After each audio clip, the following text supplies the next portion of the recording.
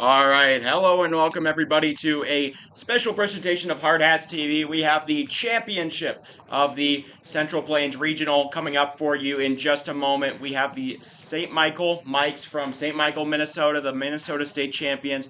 They will be challenging against the undefeated Lincoln East Carpetland Spartans in a in game one of what could be two, could just be one for the day. The St. Michael Mikes have an uphill battle here because they lost in the semifinal round, where they lost in the quarterfinal round to Carpetland in this double elimination tournament. Carpetland has gone undefeated, so they will have to, St. Mike's has to beat Carpetland this morning and then follow it up at 1:30 later today. All Carpetland has to do is win one of those two, and they will punch their ticket not only to their first World Series, but also to, just overall to the first Lincoln World Series appearance in many, many years, I believe, as Omaha has been pretty dominant in the Nebraska area, and Minnesota has traditionally been one of the better teams in this Central Plains Regional, winning four national titles since about since the 80s. So there you go. St. Michael, they're looking for their first Legion World Series appearance as well. Both of these would be a first for their teams. St. Michael, back-to-back champs of the Minnesota Legion State title. They beat Eden Prairie. We could go over the Pats here in just a moment to the championship game. So let me do that real quick. Here is what the bracket has looked like for this Central Plains Regional overall. As you can see, Carpetland, they ended up starting off with a 10-5 win over the Williston Keybirds of Williston, North Dakota. That was their second, that was the runner-up in North Dakota. Then they did pull out a very tight game in the first matchup between these two teams, winning 3-2 in the second round. That was a game where nobody scored. There were only 2 total hits, with Zachary Helinski and Chase Nelson on the mound for St. Michael and Carpetland, respectively. That was a great pitcher's duel. St. Michael ended up squeaking out a few runs in the top of the 5th. They went up 2-0. Didn't matter. 2-out home run. AJ Avasco, the Kansas State commit, he broke it open, and that ended up being all they needed for the rest of this, or for that, for the win. He ended up closing that out with Nelson. And so there you go. That's what happened in the first round for them. Then they beat Fargo. Both these teams have beat Fargo on their way. That was the North Dakota State champion, handily winning 7-1.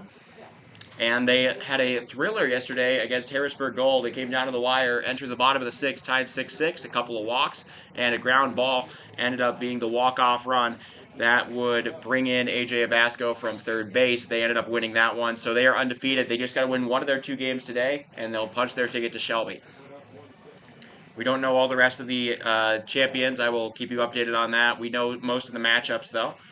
So then for St. Michael, they started out 4-0 win over Harrisburg. Both these teams beat Harrisburg, but that is a more impressive win over Harrisburg than the Carpetland win yesterday. Something to keep an eye on. And then that narrow loss to Carpetland, thanks to that AJ Avasco home run. They went down to the losers bracket, ended up defending their state title pretty much by beating Eden Prairie for a second state time in a week after beating them in the Minnesota State Championship. They won 7-5. Then they put up an incredible offensive clinic, 20 hits, scoring 17 runs. Evan Saunders, the cleanup man, went 5 for 5 with 5 extra base hits, 4 doubles, and a 3-run homer. Ended up finishing the game with 7 RBIs to his name in that game, also scoring 4 runs. So overall, Evan Saunders, the guy to watch here, he is the cleanup man for the Mikes today. He is going to be playing third base. So remember, St. Michael, they got to win this game in order to stay alive. They're a team of completely seniors, so every single one of the St. Michael's Mikes are going to, this will be the end of their high school time. They will go off to college and not play another organized high school sport of any kind after this if they're unable to win these games. They're playing for, one more day of high school, one more day in the sun, some more baseball with their buddies, that kind of thing. Carpetland just trying to make it. They ended up squeaking that out, but they are 4-0 undefeated in the tournament. So there you go. That is what that looks like. I'm going to give you some lineups now here for both of these teams. Leading off for the St. Michael Mikes, they are going to be the away team as they lost a coin toss to decide who was home and away. They are away. So they come into this game 27-5-1. They need to win twice. And they are leading off with a shortstop, Ryan Luster. Of course, the St. Michael Mikes team, plenty of hits, all in all, 20 of them, and 17 runs yesterday against Fargo. Ryan Luster, the leadoff man, followed by the center fielder, Matthew Mollick. He's filling in at center. Sam Huber, who started the first 2 games, is available, but was injured in a collision in right. That ended up hurting Curtis Lacatz. He's currently in a cast with a broken bone. So then Dylan Glass at the 3-hole. He is going to be the catcher today. The aforementioned cleanup man who went 5 for 5 yesterday, that is Evan Saunders, the third baseman.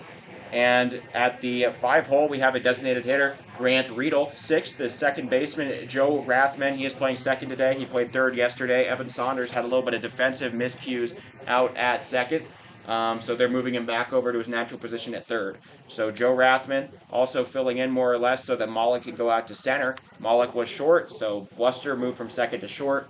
And then Rathman entered the lineup also they could fill in for Lakitz and Huber out in the outfield. So that 6-hole, the 6th batter is second baseman Joe Rathman, followed by the first baseman, Sioux Falls commit, 6'6", 225-pound first baseman Caleb Klinkhammer. He pitched yesterday in that 17-6 win. Won't be available to pitch today, but he did a good job, got that. Then at the 8-hole, for the first time in the lineup, also filling in for all the outfielders, left fielder Reed Bernard. He started the first game of this tournament for the Mikes. Or no, he started the third game of the tournament, that win over Eden Prairie for the Mikes. That 7-5 win. He was gone by the time that most of those runs scored in the 7th, so he went 6 innings, only allowed 1 run. Then Ashton Groves, he had a great opening game against Harrisburg, pitched that shutout, had a absolute clinic. 6 innings pitched, 10 strikeouts, and 0 earned runs in that game. He is playing right field. He is a little bit better. He tweaked his knee the other day, but seems to be all right as they put him back in the lineup. Evan Dombeck going to be the Mike's pitcher. They used all 4 of their starters, Ashton Graves, Zachary Helinski, Reed Bernard, and Caleb Klinkhammer already in this tournament, so they're on their 5th starter, running a little bit thin, but Evan Dombeck going to be called on to bring him home here and keep the season alive. Now, Carpetland, Lincoln East Spartans, their lineup, leading off for them is going to be the left fielder, Owen Lasik, followed by the Kansas State commit, AJ Avasco, all-state selection, or all-Nebraska, I believe they just call it.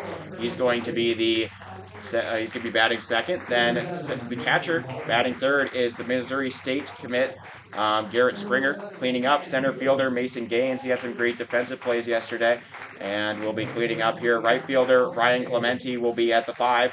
Third baseman Tanner Peterson will be 6th. He's also available to pitch today if needed. Then the second baseman Kai Berkey will be 7th, also available to pitch.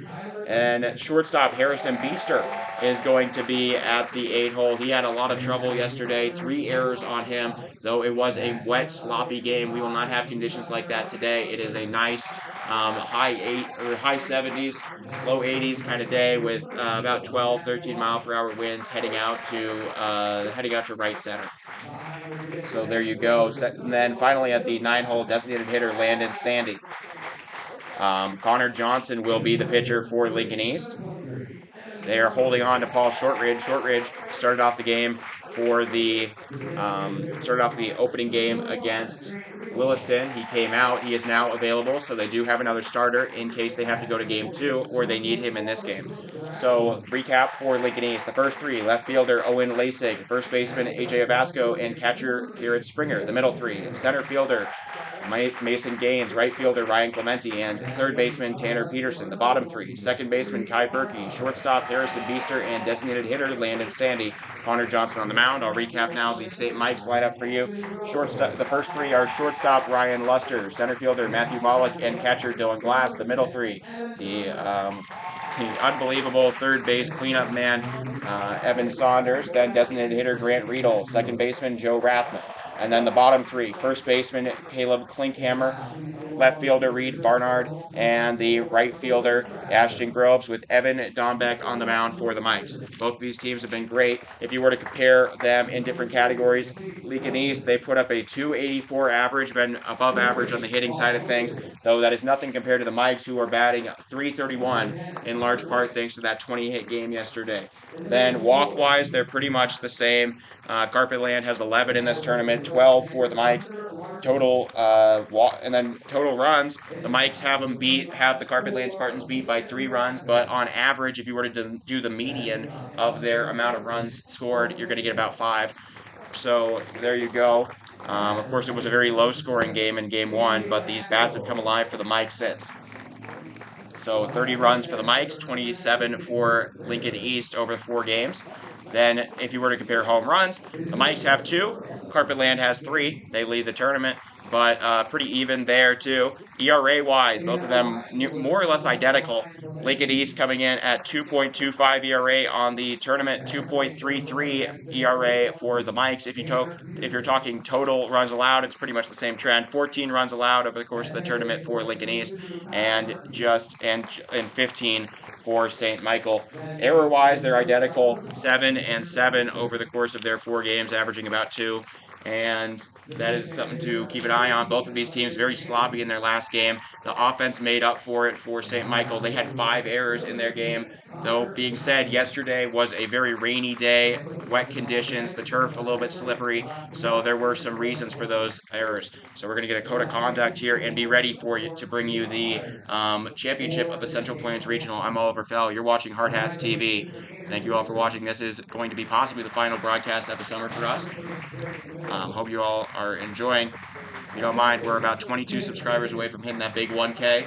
That would be a good note to end the season on. So if you don't mind, go ahead, do that. Also, make sure that you are subscribed so that you can see that game later come up in your feed. Don't have to research for it if that game ends up happening.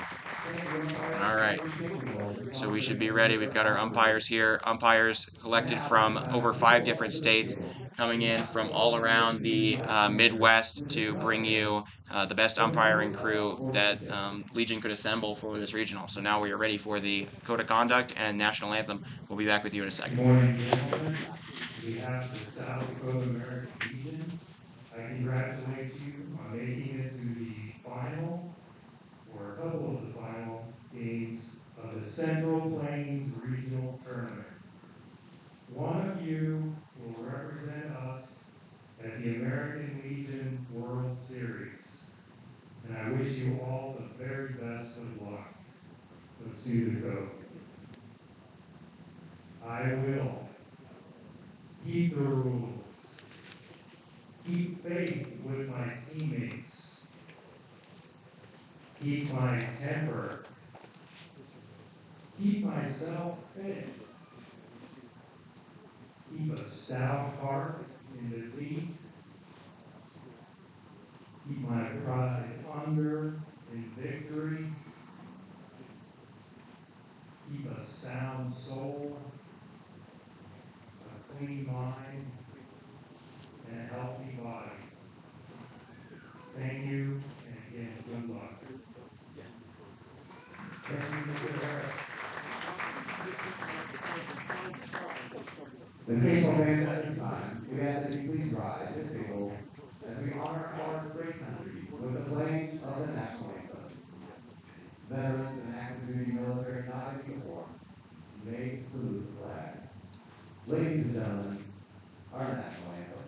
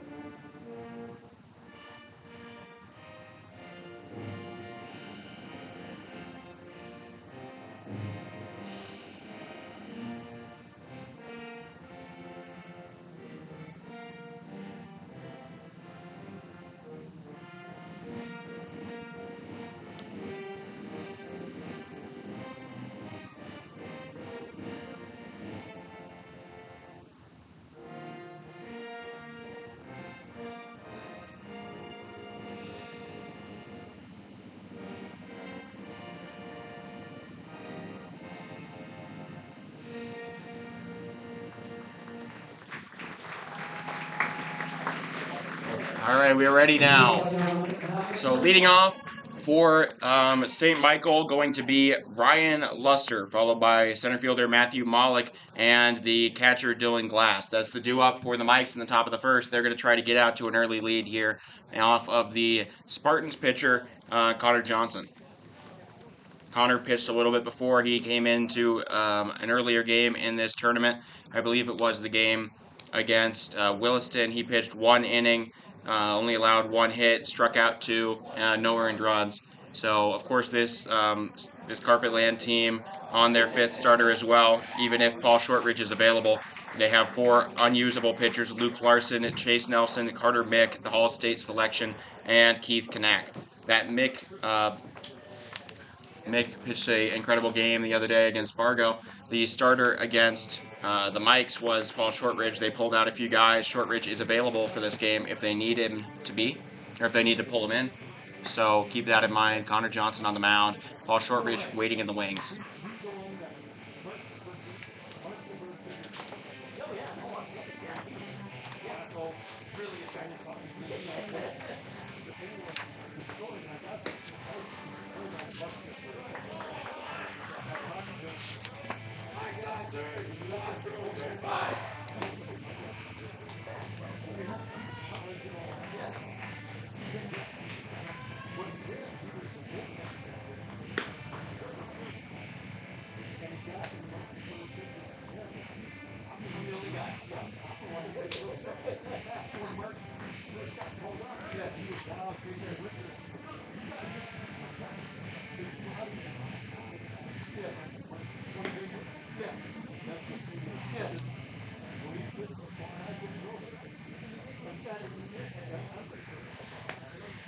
All right. Here we go. I'm just updating a few things. Good call, good call. I keep that pregame so that you can tell when the action really starts.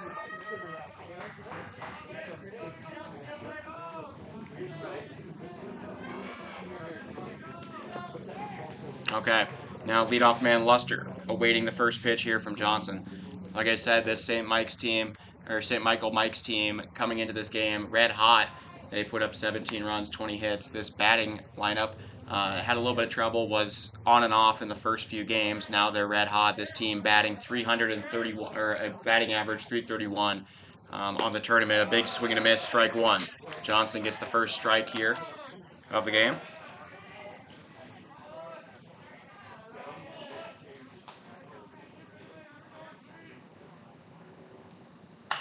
Grounded over to second. It'll get through. And seemingly fieldable ball gets through. Second baseman for Carpetland, Kai Berkey, seemed to be a little slow on a first step, and that'll be a leadoff single. So the Mikes picking up where they left off last game. Of course, there was very little hitting in Game 1 of this matchup, where there were only 2 hits total through the first 4 innings of the game. In the end, Zachary Helinski pitched a great game, and Carpetland only managed to get 4 hits. Didn't matter. 3 of those were in 1 inning, and they turned into 3 runs that ended up being the lead and the win. So first pitch strike there from Johnson, bringing up Mollick. Mollick, the Minnesota State Tournament MVP, batting .500 in the tourney. Also has 3 hit by pitches outside, so he's taking a little bit of damage. Does have 7 runs, best on the Mikes, and 4 RBIs. Only one of his hits was extra base. It was a double back in game 1. Throw back, not in time. No real play to be made there. Just trying to send a message over to Luster. Luster does not have any steals in this tourney, though as a shortstop / second baseman, you would assume he has the speed to do so. He'd be running up against the Missouri State commit, Garrett Springer, just a little bit outside, sitting off on it. Yep, no worries, Sammy. We're all good. So here in the top of the first now.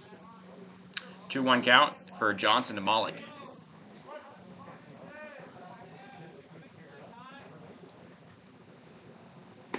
Sat off on a curveball that finds its way in the zone.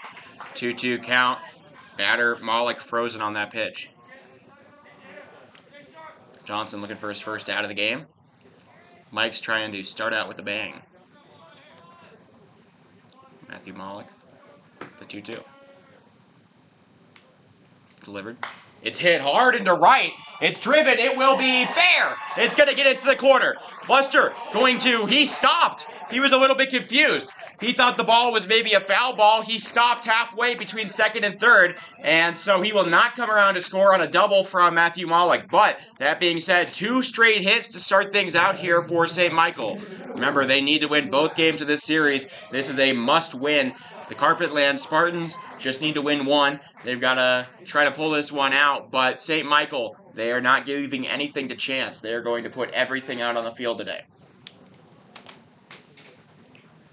Now up to bat, Dylan Glass. Glass batting 5 for 14 in the tourney, a little bit over 300.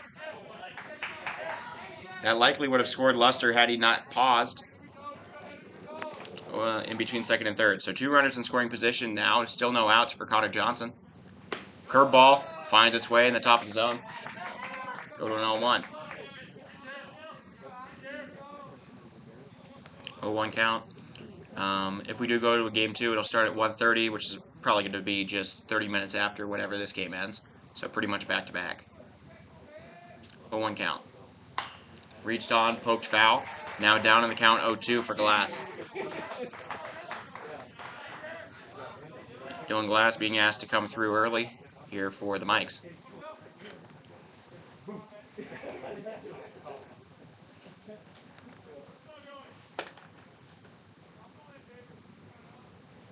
Johnson trying to get his first out. He throws back to third.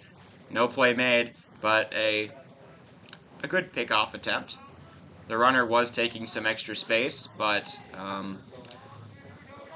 Tanner Peterson not especially close to the play in order to make a tag. 0-2 count to Glass. On deck is the dynamite cleanup man Saunders. Poked over to short. Handled cleanly. Beaster's going to throw home. The throw is going to be caught. It's going to bounce. Coming in. Charging. It's picked up and the tag is in time. So a little bit of greedy base running will get 1 out. But St. Michael able to get on the board with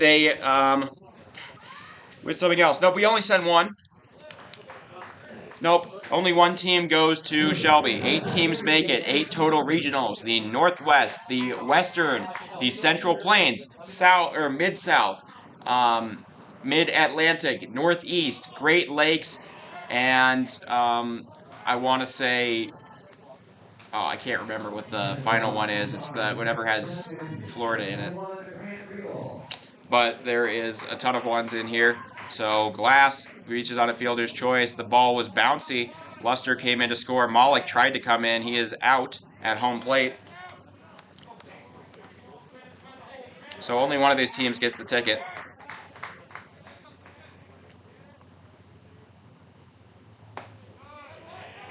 And Glass is over on first. Oh, wait. Saunders intentionally walked, I believe.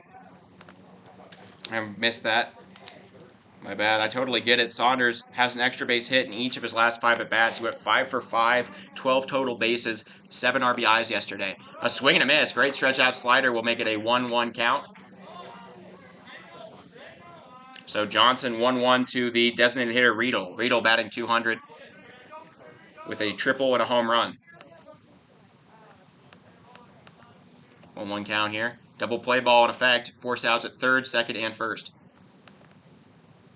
Swing and a miss.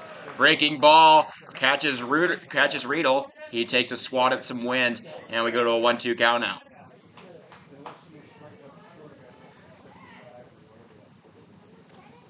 One-two to Riedel. Johnson has it out. Not because of him, though. It was due to Malik charging home. Springer ended up tagging him out. Not a balk. Just started the motion and then stepped off. Started the motion and then tried to throw back or check on the runner.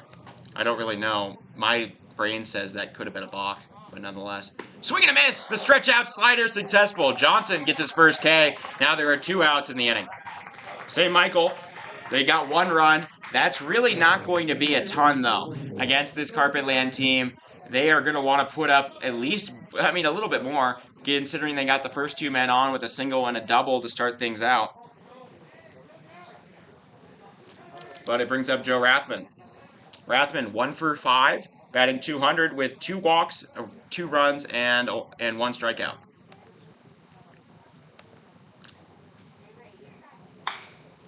Fouled just a little bit.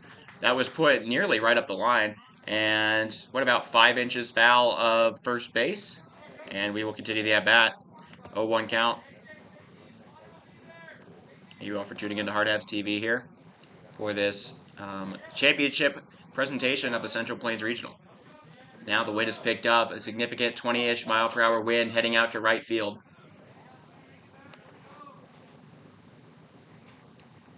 0-1. Nope, called strike on the inside. The breaking ball did catch it. I thought that one was going to be just inside. Called, it catches the edge of the plate. And now it's an 0-2 count. Rathman being asked to extend this inning. A single might bring in Glass from second. Extra base hit would bring in both. Rathman has one of those with a double. 0-1. Johnson trying to get out the inning. Checks back on Glass at second. Probably a wise decision to not let Saunders take a hit here. I wonder if that's going to be all day, if they'll intentionally walk him all day long. 0-2. Swing and a miss, strike 3. Johnson gets out of trouble. 1 run scores, but it could have been a lot worse for the Spartans. St. Michael does take the lead here in the first inning on a pair of hits. So to recap that inning for St. Michael, they get 2 hits. They score 1 run. That run is earned to the pitcher Johnson. There are no errors, and 2 men are left on base. It is 1-0. That charge home from Malik looking especially important right now. Good decision from Carpetland's manager to bring in or to intentionally walk the runner, or the batter Saunders.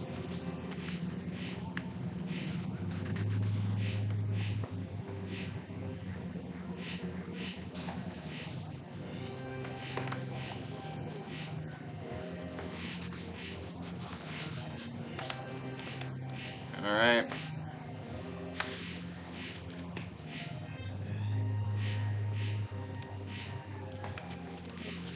So leading off now for Carpetland in the bottom of the first, going to be the left fielder Owen Lasig, followed by All-State selection and Kansas State commit AJ Avasco, the hero of Game 1 between these two teams, and that 3-2 victory back on Thursday. And Garrett Springer, the Missouri State commit, with a home run to his name, he is going to be third.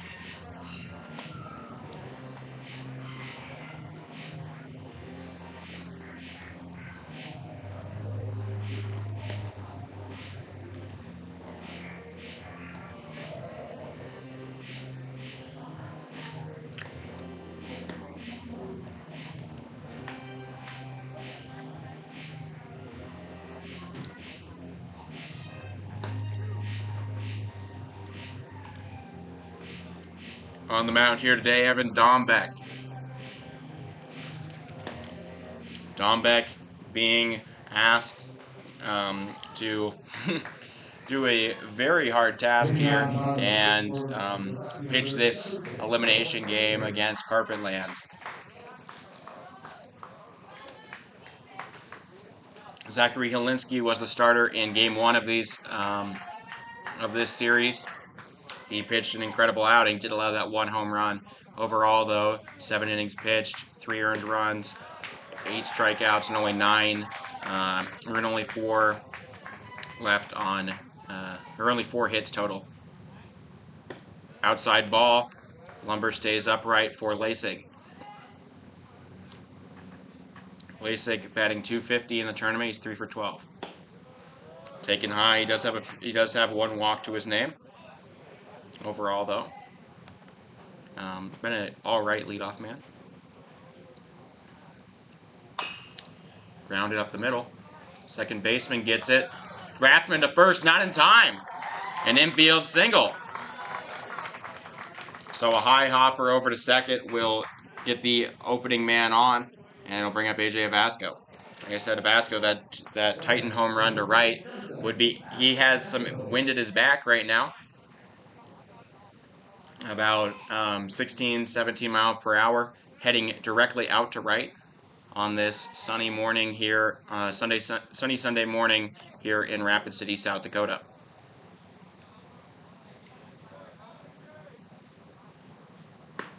Strike. Make it 0-1.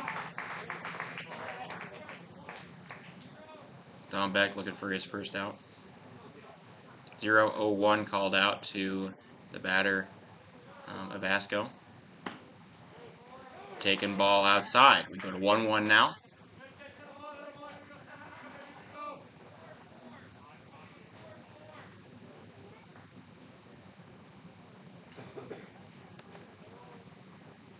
Vasco, up and away. He's the only player playing today that was a member of the All-Nebraska team in high school this year. There were 3 selections for this place in, or for Lincoln East. Carter Mick, of course, a pitcher for Lincoln East. Jeter Worthley, the catcher, who is committed to Michigan. He's playing in the area code games. So yes, this Carpetland team could be even better. They have 2 players, one going to Michigan, one going to Nebraska, who are not even here. That's smoked up the center, driven into left center. It will get over. No, swatted down by the center fielder by Malik, and that'll be thrown in. So a double. Vasco comes through. The same opening, identical start between these two teams. A single followed by a double. St. Michael was only able to muster 1. Spartans on the verge of tying and maybe even taking the lead as Garrett Springer comes to the plate.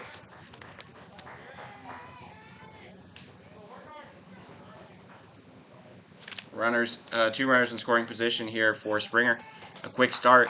Of course, as you would expect, a little more scoring in this game as the pitchers are a little bit deeper in the rotation than the ones who threw in Game 2 of the tournament back on Thursday evening between these 2 teams. Don Beck looking for his first out.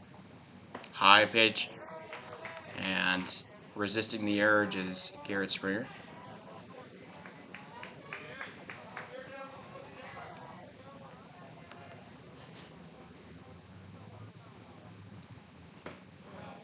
Ball sat on high. Don Beck throws a pair of balls.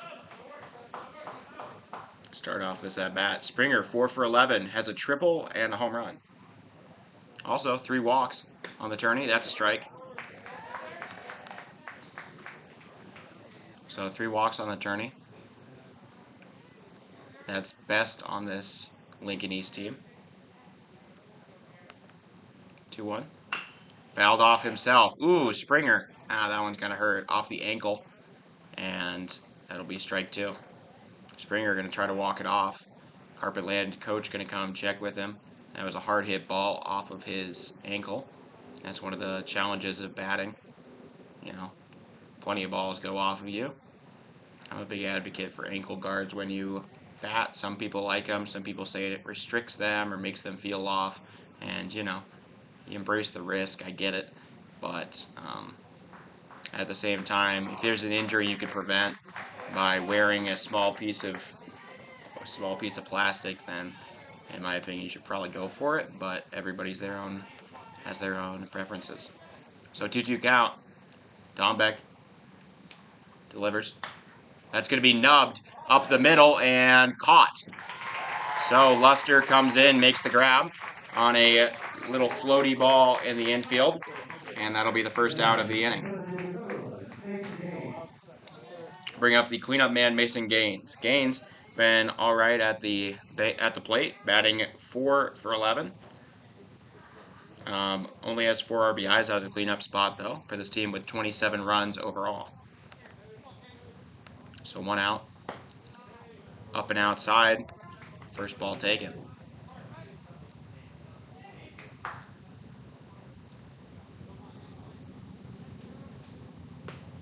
Outside ball again for Don Beck. Now down 2-0. Ryan Clemente on deck. He's gotten on base a lot of ways, none of them being hits. That's a strike, locating on the outside of the plate. So the curveball finds its way in, and we go to a 2-1. Gaines fouls one off into the Rapid City Hard Hats Hall of Fame over there on the concourse here at Fitzgerald Stadium. Fitzgerald Stadium, state of the art. Opened this new one in 2020. 2 for 2. That's going to be driven into right. It's going to get back there. Avasco is going to score. 2 runs will score. It gets past the right fielder. Groves misses it. Now rounding for third. He's going to be told to come all the way around. The throw is, nope, he's told to go back. The third base coach changes his mind. That is a triple. And so the Spartans take the lead on a triple from the cleanup man Mason Gaines here. And they switch up the game. Not only do they tie it, they take the lead on just one hit. So they've had a single, a double, and now a triple in this inning. They need a homer to bat for the cycle. That actually happened yesterday with St. Michael. They had a single, a home run, a double, followed by a triple in consecutive order. Also had a single at the front of that. That was the 7th inning against Fargo. So Ryan Clemente now up. Still 1 out in this inning, man on third. Chance to extend this lead even further.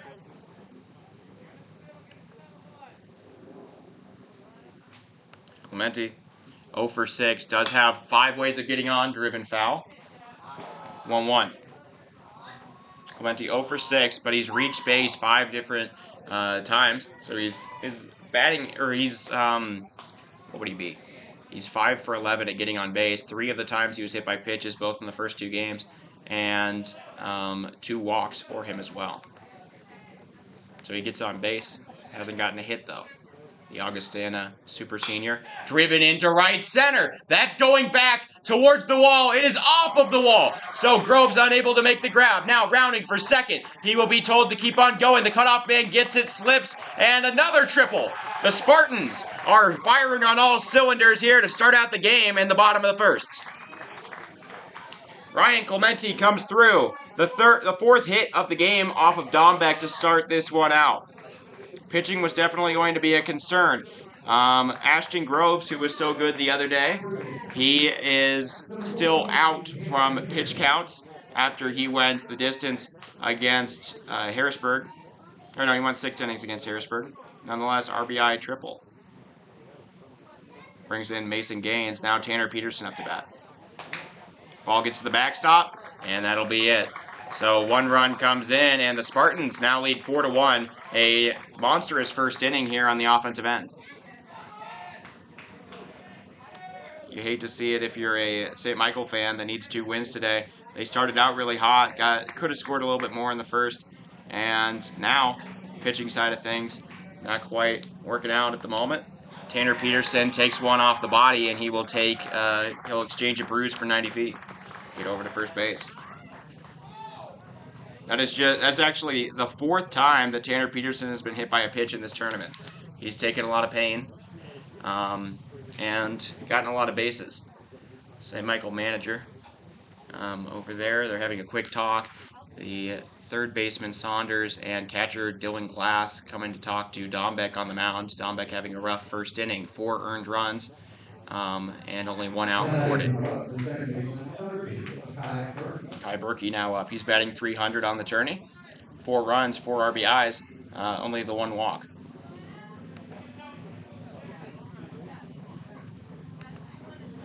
Berkey also a pitcher available in this game. First pitch hits him off the arm, and back-to-back hit by pitches. 2 more men are on, and still 1 out in this inning. Carpetland already leads by 3. They're trying to extend that lead even further.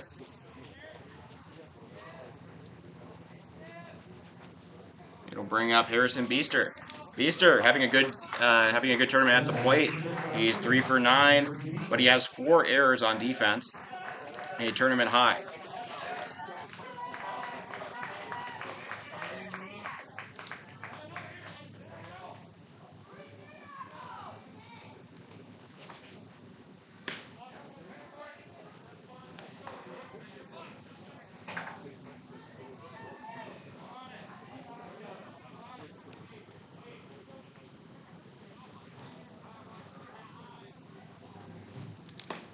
Ball up and outside. In that other batter's box, that was what was hurting him so much. 2 men on with 1 out here to Beaster. Spartans almost guaranteed to batter on the order. There is a double play ball. Everything but home in effect. Strike. No. Ball just a little outside. And now down 3-0. Chance to walk a man and bring up the designated hitter, Landon Sandy. The Lincoln East Spartans starting out really hot on the offensive side. And it's outside, so bases are loaded now. Here at the bottom of the first, it'll bring up the designated hitter, Landon Sandy. Sandy had a 2-run homer in game 3 of their play, that one against Fargo. He hit it to left center. It was a no-doubter. They're going to come check on Dombeck. That might be the end of his day, but it would be really early with such a thin pitching staff here for the Mikes. I think they're just going to come talk to him. Like I said, the Mikes, 4 starting pitchers, all unavailable, that have already pitched. 4-pitch walk, but Dombeck, you're digging a hole for yourself for St. Mike's in this must-win game that you can't quite afford to do. You might have to pull him. The Hard Hats pulled their starter, Palmer Jacobs, against Fargo Post 2 in the first inning of their game after he allowed 1 run and loaded the bases. They then went on to put in Lee Negebauer. Negebauer pitched 6 innings of just 1-run ball. Immediately after that, it was crucial in keeping that a 2-1 game. They ended up losing, but only narrowly. So pulling the guy at the start has worked out just fine. With that being said, Hard Hats were taking out their number 2 starter for their number 3 starter, not taking out their number 5 starter for their number 6 reliever.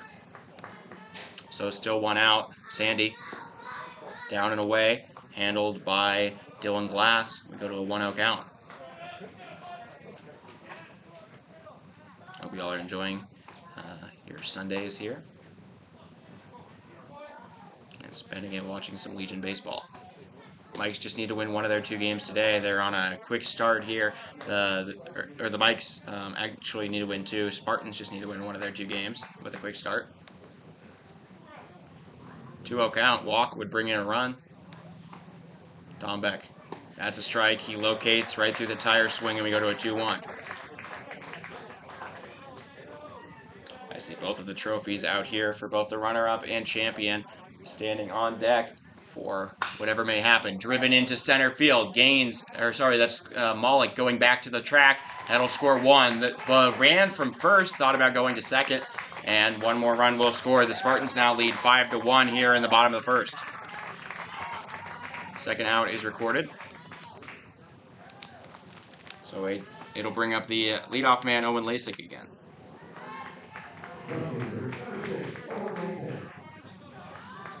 So they batted around. Lasik getting his second at-bat of the inning.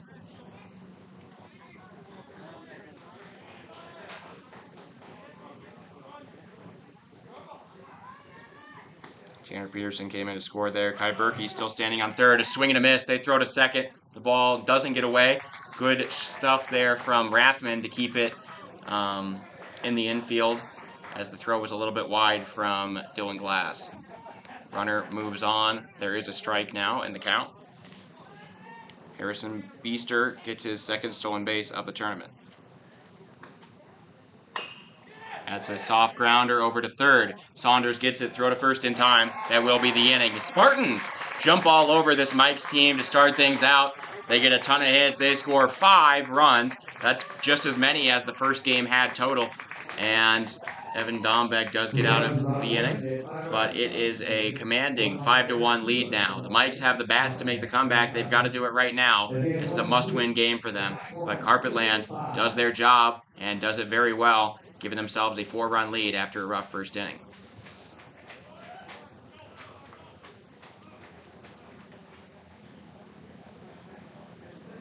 So to recap that inning for Carpetland Spartans, 4 hits, score 5 runs.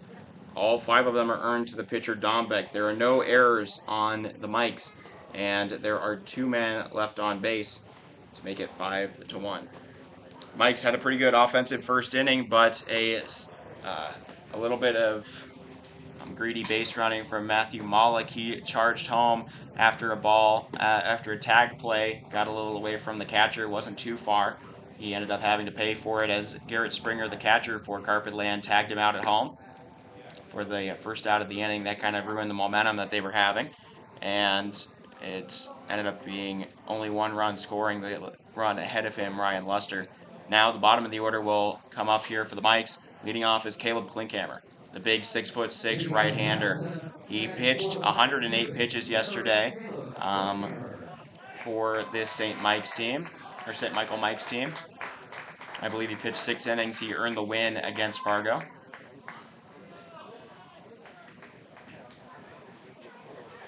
Klinkhammer headed to Sioux Falls, University of Sioux Falls, a Division II school here in Sioux Falls, South Dakota. First pitch strike to Klinkhammer. Johnson. That's grounded right back up the middle. Klinkhammer spins it right back to where it came, and that'll be a leadoff single. The kind of hitting the Mikes need here. They are batting .331 on the tourney. It'll bring up Reed Bernard. Bernard going to take his first at bat of the tournament here for the Mikes.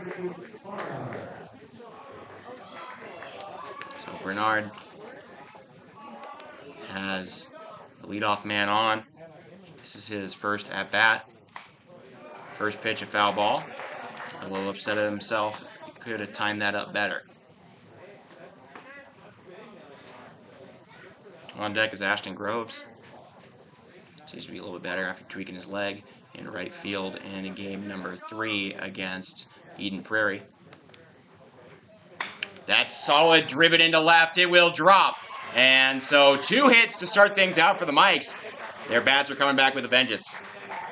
After regionals, you will go and be in the final 8 teams. There is a Stars division and a Stripes division out there in Shelby. You will play, I believe, some pool play, and then finally it will be you will enter a bracket. I believe the top 2 teams from each pool will enter the bracket. I think it's 2 teams from one. I believe it's single elimination all the way throughout the rest for the final 4. You'll place the top team from the other side, or the second team from the other side. You get what I'm saying? Ooh, just a little outside. They call that one a ball. So a pair of singles to start this one out.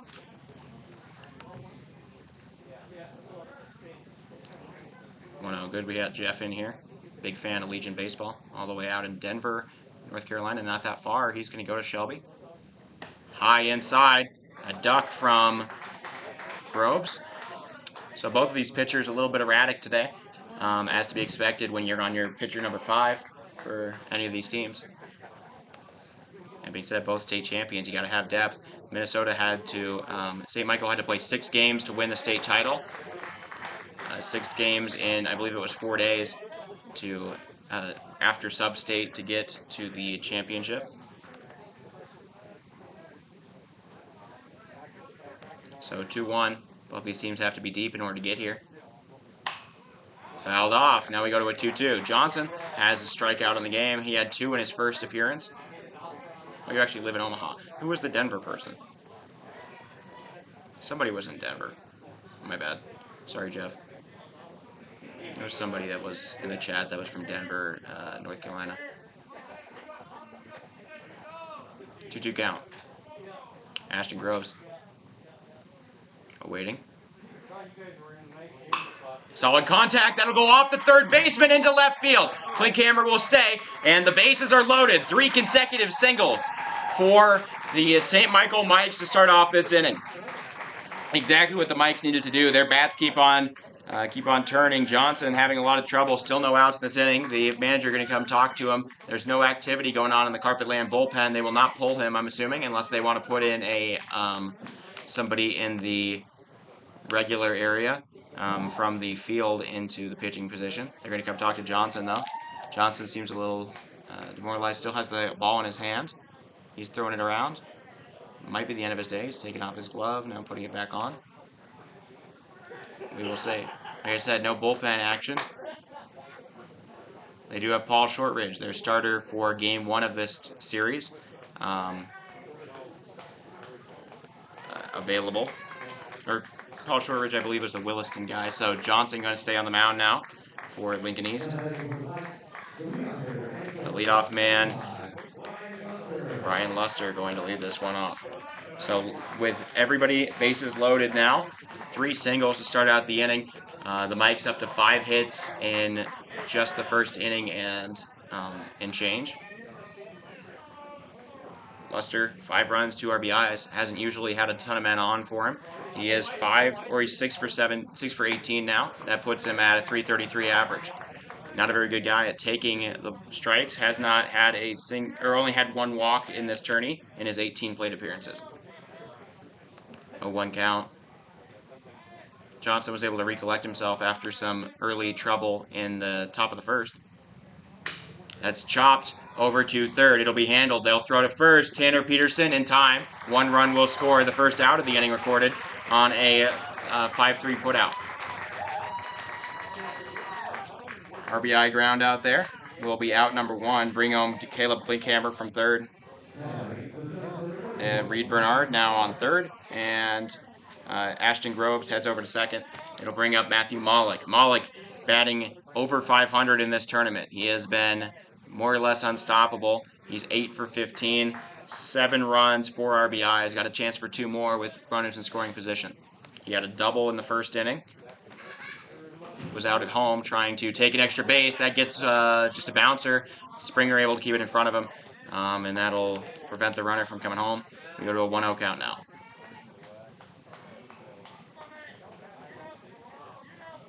1-0 to Mollick. Mollick, an all-state selection at the high school level for Minnesota, I believe, right?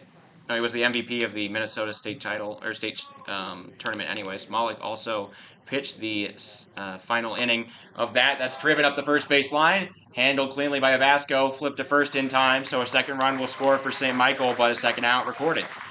Spartans losing ground on the scoreboard, but they are gaining ground in the outs department. A second RBI ground out, but bases loaded with nobody out. Mike's making some serious progress here. If they can get a hit without getting that second out, or getting that third out, then they can really turn things around. Ashton Grove sitting over there on third, and now up to bat is the catcher, Dylan Glass. Glass grounded to a fielder's choice that threw home, didn't get the out, and then Mollick came in for the first out. That's hit high into foul territory. It'll go out of play. We go to an 0-1 now. On deck, the cleanup man, Evan Saunders. He's been unstoppable, so much so that they intentionally walked him in the first inning. So an 0-1 count. Dylan Glass, 5 for 14 in the tournament. Johnson, curveball finds the zone. Well located there.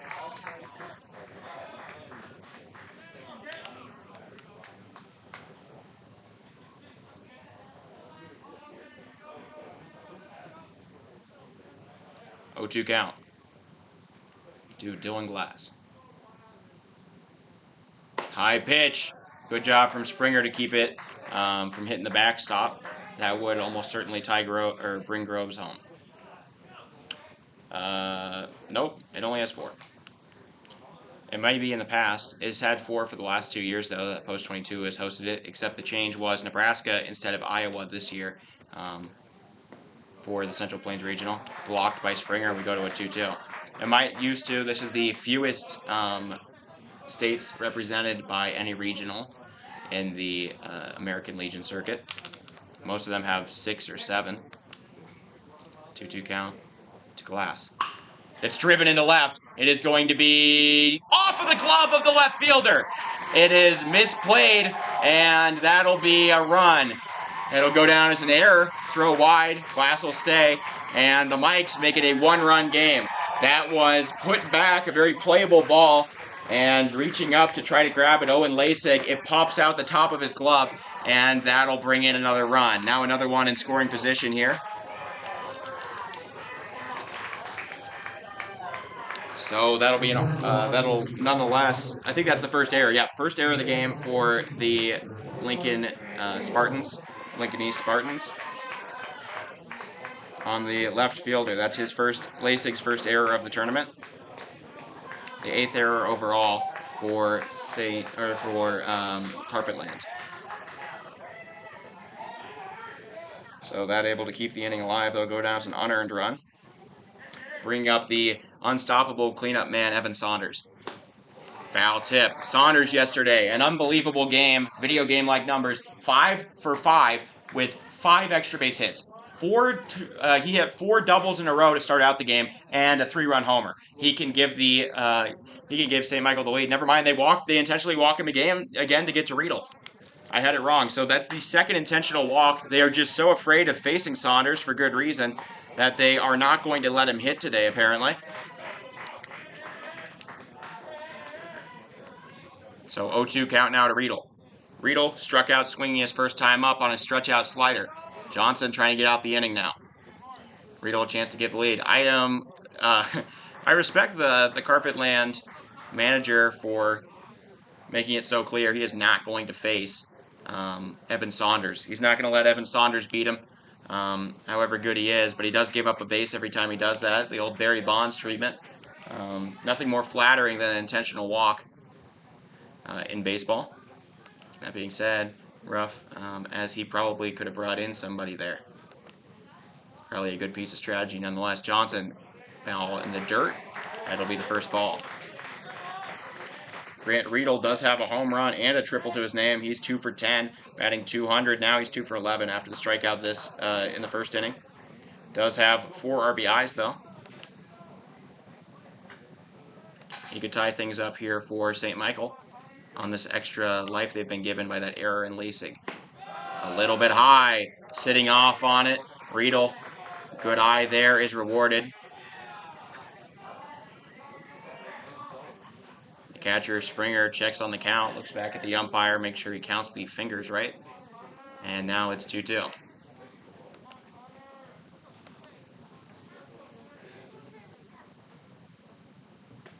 Did he go? Safe. Just barely able to hold up on the check swing. Grant Riedel draws a full count. That was a close call. The first base umpire says that he didn't. I have to agree that it was very close, and if he saw no, then I totally on board. So full count now here for Johnson to Riedel. A walk would bring up Joe Rathman with the bases loaded. St. Michael trying to tie or take the lead. Riedel sits on one. That's ball 4. So the check swing becomes very influential. Riedel takes his first walk of the tournament. Bases are loaded here for St. Michael in the top of the second. They were down by 4 to enter the inning. Now a single could give them the lead. They're chanting Joseph Rathman coming to the plate. He struck out swinging to end the first inning. He had two men on when that happened. They're going to come talk to Johnson from the infield. No official pitching check. They can't do 2 of those in a single inning. Per rules from the Legion, from American Legion Baseball. Every game here is 7 innings, if you're wondering, unless it goes to extras. Very good offensive game, the kind of game I was expecting coming into this one. Carpetland, the only team now to have 50 wins to reach this tournament, so they're at 50-9. St. Michael Mikes with an impressive record of 27-5. Winning percentage slightly better for Carpetland. Driven into center, that's soft, it's going to be caught! A big catch out there by the center fielder Mason Gaines will end the inning.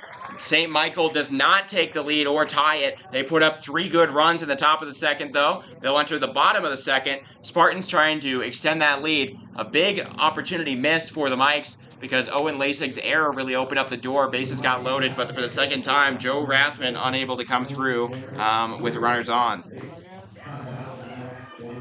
Good work out there from Gaines. He's been a great defensive center fielder all day.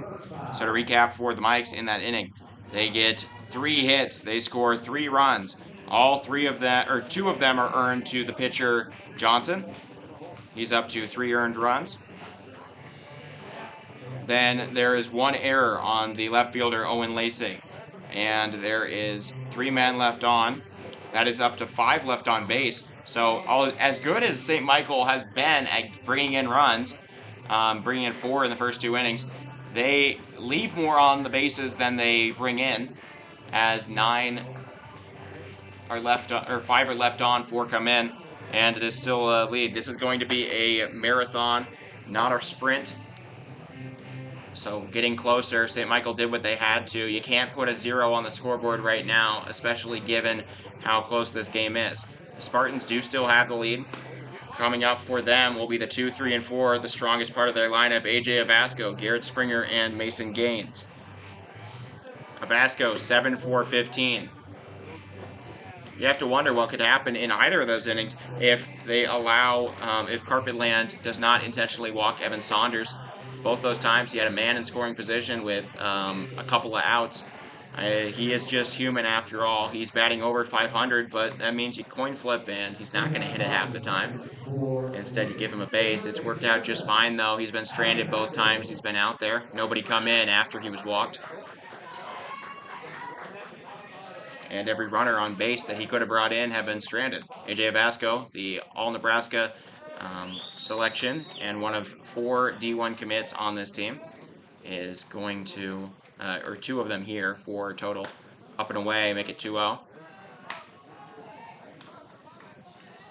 Avasco, the hero in game 1.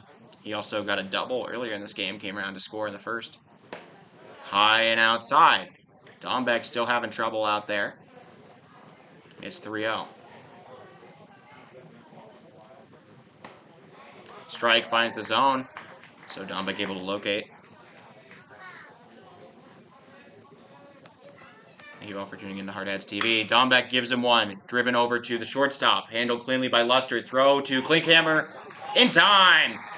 That's a play only a 6'6" first baseman can make. That throw from Luster a little bit off, but stretching out with, I'm assuming, at least 9 feet of body there, with the leg all the way. The manager for Carpetland going to come talk to the first base coach about that play. But the thing about Klinkhammer, he 6'6", and what I would assume to be about a 6'6" wingspan, maybe even a little bit bigger, just based off of human proportions. You would be expecting that he could reach at least 9 feet off the bag, and he did so right there, used every inch of his body to stretch out and get the first out of the inning. That's the second time I've seen him make that kind of play. He's been a tremendous defensive first baseman, no errors in this error-filled Deaton. So the first out of the inning recorded. EJ Avasco goes down. It'll bring up Garrett Springer. Springer batting .333. He's 4 for 12 in the tournament. Does have 3 walks and a 3-run double or 3-run homer in Game 1 against Williston. High pitch taken by Springer. Dombeck now down 1-0 in the count. Springer had a floating ball in the infield that was caught by Luster last time up. That's driven into center. That's got some serious kick to it, but it is caught. Malik catches it about just a little bit of, just a few feet away from the warning track out there in center. Springer, a good hit, but the outfield was playing deep, and Malik able to make the out. He is playing center field in relief for the injured center fielder, Sam Huber. He's all right. He's actually able to play, but they're not playing him out of a caution, I believe. But Evan Dombeck doing the job he was asked to do. First 2 outs of the inning recorded in order.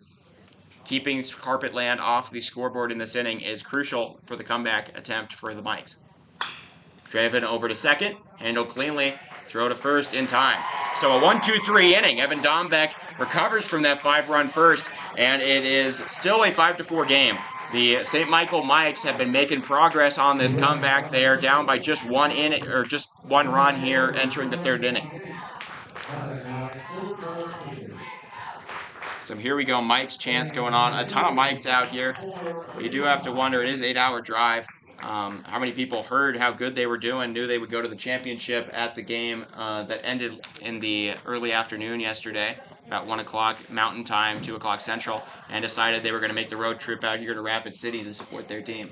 It is a weekend, and you know that no matter what, the end of the game today can only go probably as late as 4 o'clock Mountain, meaning that you'll get home in time to go to work and whatnot on Monday. And why not? You know, your team is the first time the Mikes have ever been in a championship game with a chance to go to the Nationals. Same deal for the Spartans, though. So the top of the third now coming up. The due up the same as the last inning. It's the bottom three for the Mikes. That is Klinkhammer, Bernard, and Groves. And recap that inning for Lincoln East. They have no hits, no runs, no earned runs. There were no errors on the Mikes, and nobody left on base. It is still 5-4. So the Mikes bats have been crazy so far. They put up 5 runs in 2 innings. Or they put up 4 runs, 5 hits. Or 6 hits, actually. 6 hits and 4 runs in the first 2 innings. Remember, they need to win 2 games today. They got to keep this batting up. They are batting at .331 as a team entering the game. They have definitely kept that pace, probably improved it a little. So, yet again, leading off this inning, the large first baseman, Caleb Klinkhammer. Sioux Falls Cougar to beat.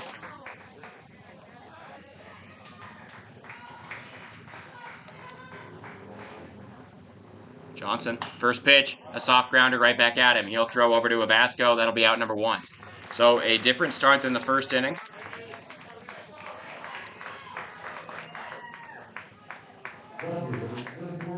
So that'll be a 1-3 put out to start out the inning. It's a different start than the 3 consecutive hits the Mikes put together to start out the inning last time. They're down by 1 run. Coming up now, Reed Barnard.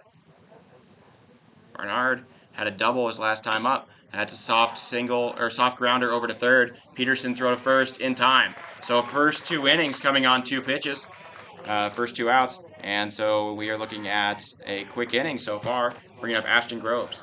Groves 1 for 1 in the game, 2 for 7 in the tournament. Regular number 9, Ashton Groves.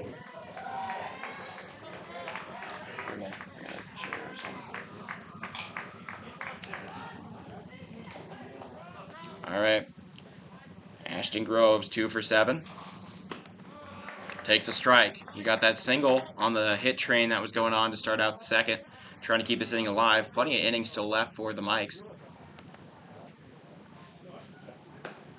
Ball taken at the shoulders, and we go to a 1-1 count. Johnson recovering, similarly to a shaken Dombeck in the bottom of the second. 1-1. Check swing, not going to be held up. That'll be strike 2.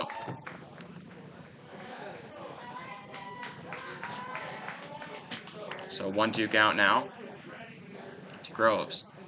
Swing and a miss, strike 3. Johnson gets his third strikeout of the game, and so a 1-2-3 inning keeps the Mikes off the scoreboard. It is still a 1-run lead for Carpetland. That's a big thing for them. They're able to end the inning, not allowing a tie or any runs to score. They will have to face the top of the lineup though in the next inning, but that is significant progress on the 1 run and 3 runs they were allowing in the first 2. So to recap that inning, no hits, no runs, no earned runs, no errors on the Spartans, and nobody left on base. It is still 5-4. And coming up now, the 5, 6, and 7 for Lincoln East. That is Ryan Clementi, Tanner Peterson, and Kai Berkey. Yeah, something to note while we're waiting here. The Northwest region, interesting thing, the Post-22 Hard Hats played multiple games, or played a game against each of the final teams remaining in the Northwest region. Apparently, Wyoming has never come out of the regional stage and reached nationals. Of course, the least inhabited state in the nation. Or in the union, I guess you could say. But Cheyenne Post 6 beat us 5-2, or beat us 5 out of the 7 times we played them this year. They're a legit team with 2 Power 5 pitchers, Bradley Feeser and Landon McAnally, or Coulter McAnally, sorry, on that team. So a ton of great talent on that. Gillette, the Cinderella story, they were 4th in the Wyoming State Championships. They're the host team. They got in via doing that. And they actually went 3-0 to start things out. They lost yesterday to Cheyenne Post 6, 7-5. And they are going to play the winner of Rocky Mountain Lobos, the Colorado champions from Fort Collins, Colorado, against the Cheyenne Post 6 Sixers. In the beginning of the day, the winner of that will play against Gillette. If Cheyenne can win, Wyoming would clinch themselves a championship. Perfect bunt put down, no throw needing to be made, and that'll be a great start to the inning here for the Spartans. Ryan Clementi now 2 for 2. That was such a good bunt, nobody even started running at it. It'll bring up Tanner Peterson. Peterson, hit by a pitch, came around to score his last time up in the first.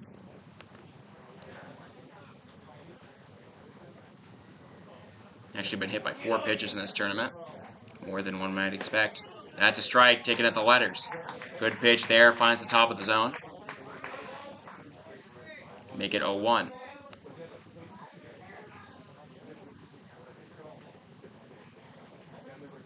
Remember, Carpetland just needs to win this game and they get a ticket to Shelby. Tate Michael needs to win both. They need to win this game and then win another game later. They need to beat Carpetland twice in this double elimination tournament, as Carpetland has not suffered any losses in this thing. 0-2.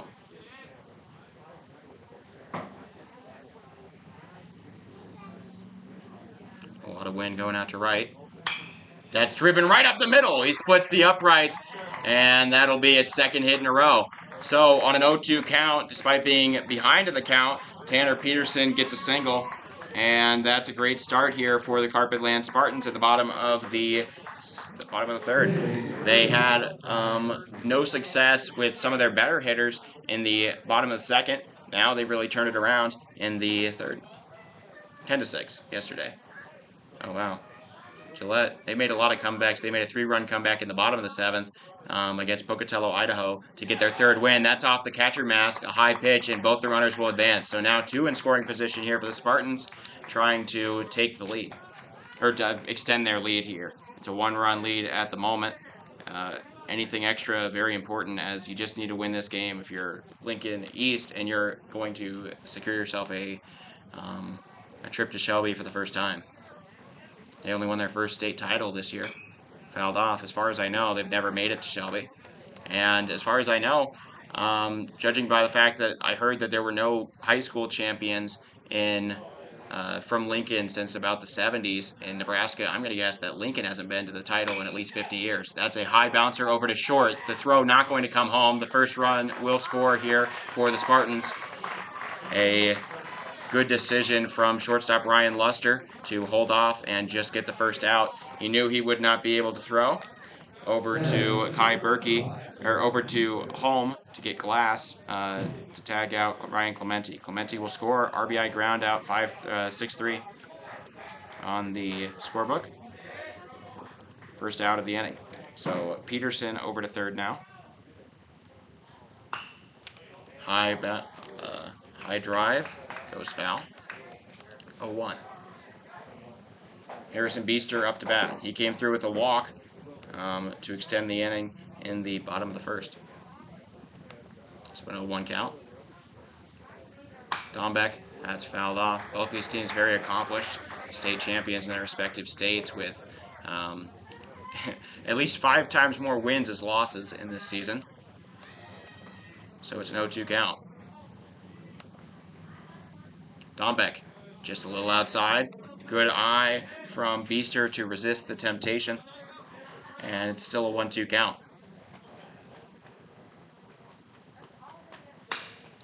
Driven right up the middle, that'll get through. And so coming in will be Peterson, another hit. That's the the third hit of the inning, third single, and the Spartans up to 2 runs in this inning. Still 1 out. RBI single from Beester. Second time reaching base, and now up Landon Sandy. Sandy was the second out of the first inning as well. If that happens to him this time, as he flew out to center to bring home a man on third. He won't be able to do a sac fly in this situation, just a man on first with 1 out here. Spartans putting up more offense off of Dombeck. Not a lot of other options here on this St. Michael team, though. They are pretty thin on pitchers. Swing and a miss. A big swing there to lead off this at bat for Landon Sandy.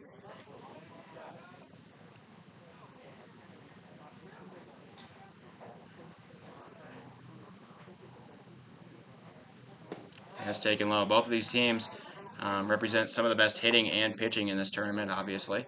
Lincoln East dominant in North Dakota, or not in North Dakota, in Nebraska. They swept the circuit this year, winning their first high school state title this season, followed up by the Legion state title. Foul ball will make it strike 2. Coming back is going to be Landon Sandy. Sorry, Harrison Beester. Sandy at bat. Sandy came through with a 3-run homer in the opening game against Williston. This is a far better team than Williston, though. Williston was a Cinderella squad that lost more games than it won, that made it all the way from the 9 seed to the championship game of North Dakota. That being said, they gave the Harrisburg Gold a heck of a scare. A 1-0 win for Harrisburg, the only run being scored on a single homer. And that Harrisburg team just about beat Carpetland yesterday in a 7-6 game that Carpetland had to walk off. So it's a 1-2 count. No strikeouts so far for Dombeck. A pitch outside. Good good move from Glass. He's able to just about keep that one from getting the backstop. He throws out to first. Shakes his head a little. Smiles, says something to the umpire, and is going to put his mask back on. So Sandy, 2-2 count now. The man on first, Beester, threatening to steal at every moment. He does take off. It'll be inside. Glass throws to second. It is a good throw. Did they get him? They did. A good throw. Dylan Glass able to catch Beester running, and that'll be the second out of the inning. The kind of guy you want to throw behind. Glass had been, there was 5 stolen bases off of him in the games prior, including one from Beester earlier today. He wouldn't allow him to get 2. You can't double dip here at this buffet. And so caught stealing. A 2-4 put out for out number 2. So bases are empty now. And full count, payoff pitch, just a little bit low. So the inning will continue. Landon Sandy gets aboard, and it'll bring up the leadoff man, Owen Lasik. Lasik had 2 at-bats in the first inning. He ended the first inning with a ground out. So Beester would have gotten over to second anyways if he just waited one more pitch. Instead, he tries to take off. Dylan Glass able to get him. Inside pitch. Glass loses his balance. Falls over a little there.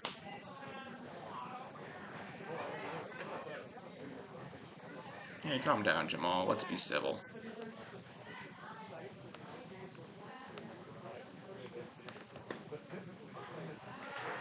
I'm just putting you in a little timeout. It's all right, Jamal. Just want to make sure that everybody here, we're here to support the teams and whatnot. 1-1. Grounded. I don't know how long the timeout is. I have never used that feature, but it felt like the right time. If that goes for like 5 hours, sorry, Jamal. Owen Lasik, the 1-2. No strikeouts so far for the pitcher. Dombeck throws one in the dirt, doesn't get away. Glass doing a great job putting his best foot forward here in this championship game. St. Michael Mike's season depends on the win here. 2-2. A lot of movement from Sandy on first. Just got a piece of that one. A curveball finds its way in the zone. And fighting it off is Lasig. And we go to a 2-2.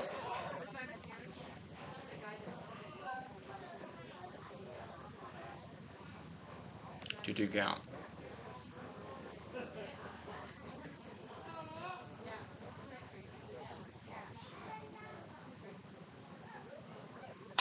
Popped up, and it should be an easy out. Third baseman Saunders backpedaling, making the play. So 2 runs come across for the Spartans in the bottom of the third. They're able to come through, and now going into the halfway inning, they are still leading, but now by 3 runs.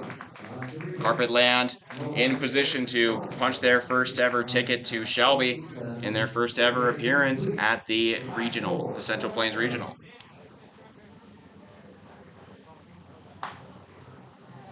So to recap that inning for Carpetland, 3 hits turn into 2 runs. Both of those are earned to the pitcher, Dombeck. He's up to 7 earned runs. There are no errors, and there is 1 man left on base.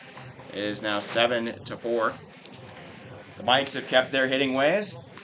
That being said, Logan Johnson, the pitcher for Carpetland, came through in a big way in the bottom of the top of the third, able to shut down this Mike's hitting team, the hitting side of the lineup, and he will have to face the top now. Top of the lineup, the leadoff man, Ryan Luster, center fielder Matthew Malik, and catcher Dylan Glass, followed by Evan Saunders. He has not had a chance to swing a bat today. After his 5-for-5 day yesterday, Carpetland decided he's better off if we just intentionally walk him every time, don't give him a chance. Probably a good decision, as both of the times that they walked him in this game, despite runners being on already, they were able to strand the runner he might have brought in. Oh, it's Connor Johnson. My bad. Connor Johnson. There we go. If I said Carter, that's on me. I think I did. So we're in the top of the fourth now. Ryan Luster, 1 for 2 in the game. He had a leadoff single on the first pitch of the game to start off this thing. St. Michael, season depending on the line. All of these players seniors, so this could be the last game of their career if they're not careful. A very accomplished career. You can't complain. Back-to-back state titles for the Mikes in Minnesota. They made it to the championship game, the first time they've ever made it this far. In their second ever regional appearance, they got to the semifinals and lost last time. That's a strike right down the middle. They went 2-2 in the last one. They're already 3-1 in this one. Worst they can do is 3-2. Best they can do is 5-1. So 2-1 count. Curveball right down the middle. Johnson challenges the batter to swing and gets a great pitch. Now it's a 2-2 count for Luster here. Johnson, 3 Ks in the game so far. Pitch, swatted foul. And Luster will require one more pitch to put him out. Johnson, all in all, pitching well. He retired the last 4 in a row. 2-2 count. Poked foul, and no play being made. It lands in the bullpen for the for the Mikes, and we will continue the at-bat 2-2. Mikes lost a coin toss. That's how they got to be the away team here. There will be a coin toss for Game 2 that'll be held on the field. If it goes to that, to see who gets to be home. A very soft grounder is going to stay fair. They're going to tag him. Oh, ball comes out. He's safe. Huh. I don't know what just happened. Vasco got it in the line on a ball that just dinked off the top of the bat. No complaint from the Carpetland fans, as that one just trying to jump around the tag. Luster ends up hitting the ball and knocking it out. The ball moves away, and I thought that would be an out by rule. You remember the whole A-Rod situation where he slapped a ball. He tried to slap a ball out of the hands of a Red Sox first baseman back in the 2000s, and that ended up being an out. They didn't let that happen. It caused a little bit of outrage, but Mike's runner, Luster, forces it out, and so he's safe, I guess. He was completely in the baseline. The tag should have held on to the ball, I guess. So that'll go down as a single, I believe. No, that'll go down as an error. An error on the first baseman. So an error, the first for Vasco in this tournament, is going to be called on him.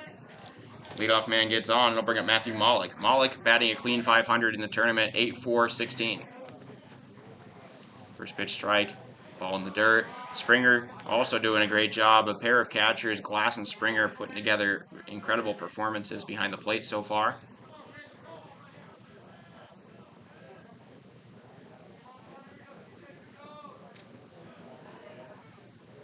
So Malik, the 1-1 now. High and outside, 2-1. Malik has not taken a walk in this tournament, but he has had 3 hit by pitches.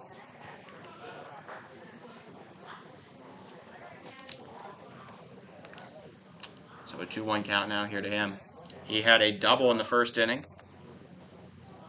and grounded out to first his last time up. That's a chopper over to short. It's backhand handled. They will throw to nobody. An infield single. The chopper goes. Luster already at second base by the time that the shortstop Harrison Beester thought he could get an out there. And so that split second of hesitation will allow Malik to reach base. It'll go down as an infield single. It'll bring up Dylan Glass. Glass reached base both times he's been up, but effectively gotten out both times. He grounded into a force out that ended up, or grounded into a fielder's choice there. And then reached on an error, brought in a run on an Owen Lasig's error out and left. St. Michael trying to do something. Oh, God! That's one off the inside of the shoulder, but the bunt was still put out. So a hard hit by pitch will just go down as a strike. That is the rule. Though I saw it enforced differently earlier in this tournament. I saw it wasn't Carpetland, it was Harrisburg Gold, had a guy put out a bunt in the game against Williston, I believe, that got over to first base, even though the bunt was still out. So a hit by pitch not going to advance the batter, thanks to the fact that he was still reaching. That's driven into deep right center. It's going to drop. So running around, Luster's coming in to score. Rounding third, coming home is going to be Malik. And a 2-run double here for the Mikes. They come through big on a double from Dylan Glass. Evan Saunders now up to bat. They will probably intentionally walk him through for a third time here. Still no outs in this inning. And I guess the fact that he held the bunt out and didn't get the base, beneficial. In the end, he brought in 2 runs he otherwise wouldn't have. So Dylan Glass brings Malik all the way home from first, and Luster all the way from second. So now, again, just 1 run away from tying this game up for St. Michael. It's do or die, and they have decided they aren't going to die here. This has been a shootout so far. Evan Saunders, the cleanup man, is indeed intentionally walked for the 3rd time today. The manager for this Lincoln East team,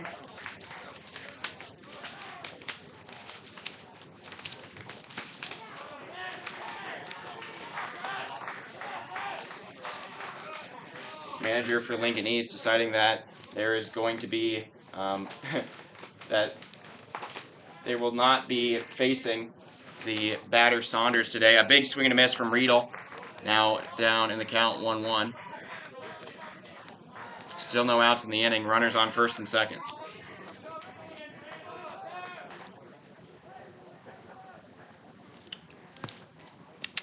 One count.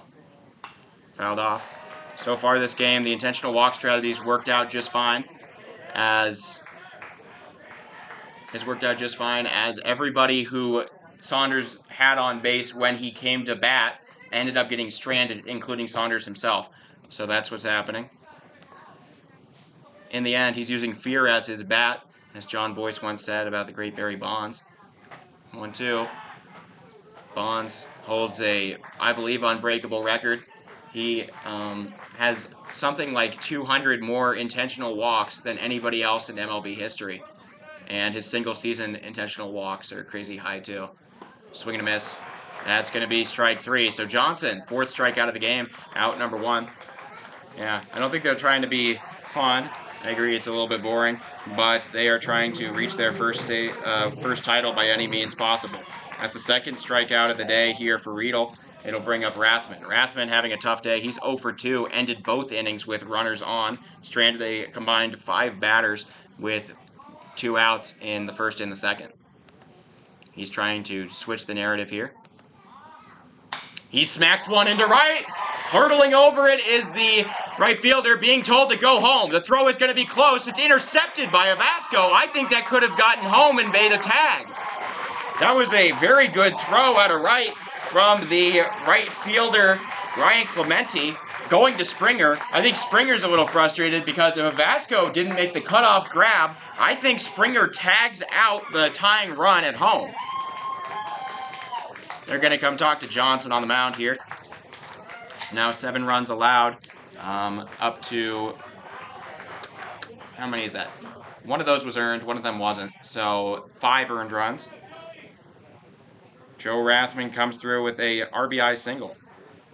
That, like I was saying, so Saunders moves over to third, but Dylan Glass comes in. I think Dylan Glass might have been out if Clementi's throw was allowed to reach its intended destination and come home.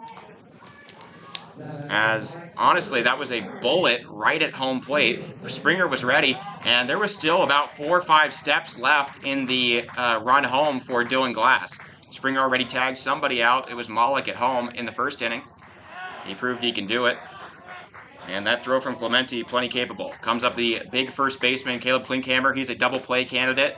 A little bit slower than most of the guys you would see. Does have long strides, though. He has come through today. He's 1 for 2. And grounded out to the pitcher his last time up. He has a man on third base, the first lead of the game since the first inning. In reach, that's going to be driven into right. It will be caught. Clementi makes a grab. Saunders going to easily score, though, and the game is now in the favor of St. Michael. They were down by 4 in the bottom of the first. They come all the way back. They're up 8-7 now. A good play out there from Clementi on a hard drive from Klinkhammer. Makes out number 2. Sacrifice fly brings in 1.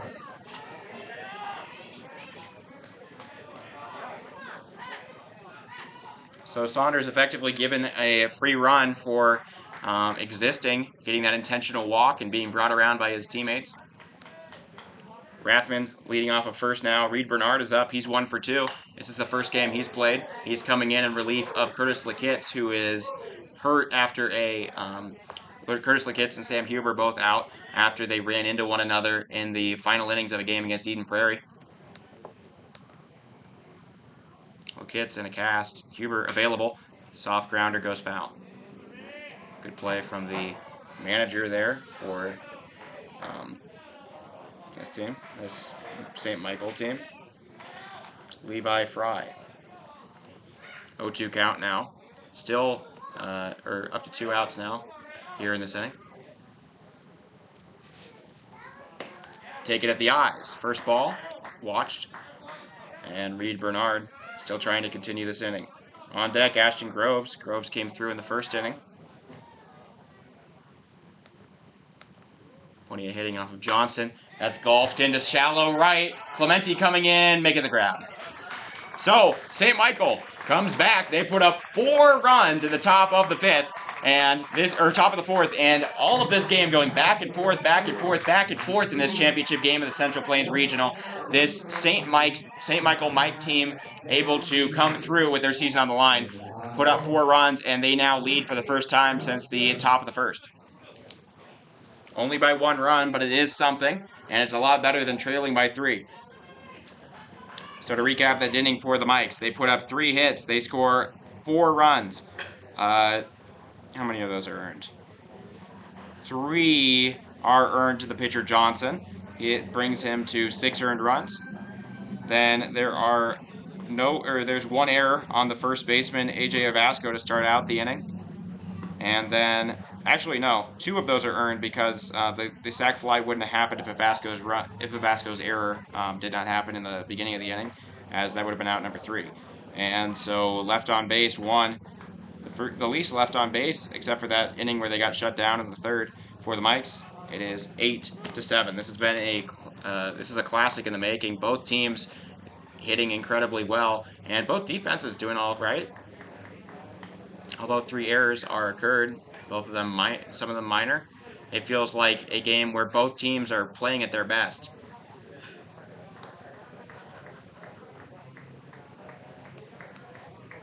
I think the only way that you get anything but an intentional walk for Michael Saunders is bases loaded, and it's just a bases loaded situation. He nearly got that just a minute ago, but thanks to a double from Malik, that's popped up into shallow center, left center, and called for. Grab made by the left fielder, Bernard. So out number 1 recorded. Good start to the inning for the pitcher Dombeck. When he's gotten the leadoff man out in these, I know it's a small sample size, only 3 innings pitched, but when he's gotten the man out, he has not allowed a single hit. After that, the leadoff man kind of determining how good the inning is going to be for the Spartans. They're trying to tie the game and retake their lead here in the bottom of the inning. Garrett Springer up to bat. AJ Avasco actually having an interesting thing. He's 1 for 3, lower than one might expect for the Kansas State commit. Can't complain though. I mean, he did a double, came around to score once. Garrett Springer having a rougher day. He's 0 for 2 with a pop up into center and a fly out to, or pop up to the shortstop and fly out to center in this game. 1-1 count.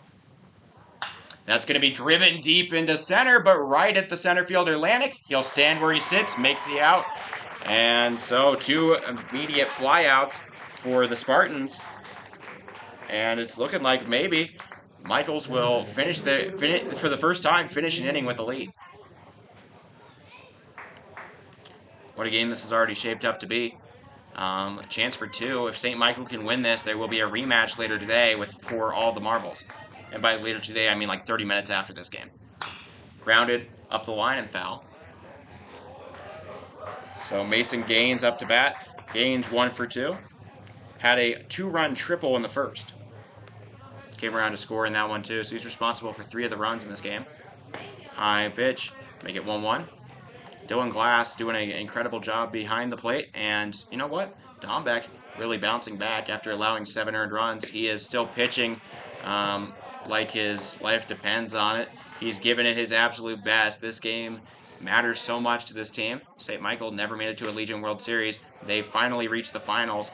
They will have to win 2 games, but they and all these seniors, they don't have to wait about anything. I know that 6 of them are going to some sort of college. Popped up. That should be an easy out. But coming in, Malik, he will jump up and make a grab. Adds a little bit of flair to it. And a 1-2-3 inning. Good inning pitch there by Evan Dombeck. His second 1-2-3 inning. All 3 of the outs recorded on flyouts. No hits, no runs, no earned runs, no St. Michael errors, and nobody left on base. It is still 8-7. So 72 pitches, they say, for Dombeck through 4. That puts him on track to pitch 6 as you hit a max of 105. I don't know the pitch count here for Connor Johnson. But that is the first time today St. Michael able to defend a lead in the bottom of the inning and maintain it going out of an inning. They need to win this game. Carpetland putting up everything they can, trying as hard as they can to just finish it out, not leave the door open, and punch their ticket to Shelby. It'll be a happy ride back to Lincoln, Nebraska for them at the end of the day if they can do that, especially if they can do it in Game 1 here. So must win for St. Michael, a auto win for Carpetland. Carpetland had a very scary game. Wait, what's going on? What's going on with our video right now? I'll be back in just a moment.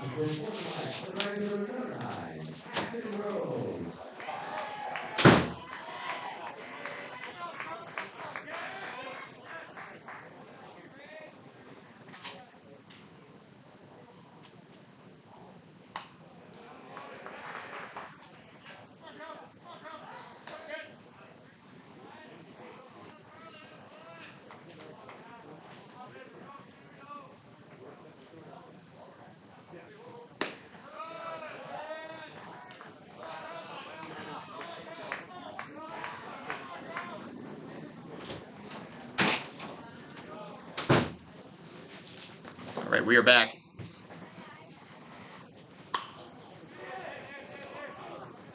That's going to be right back at first, and it's not picked up. A soft grounder to first base. Avasco does not pick it up out of the dirt before trying to make the tag. He tries to grab it. It slips out of his glove, and that'll be that. It'll go down as a leadoff single for the St. Mike's batter, Ashton Groves.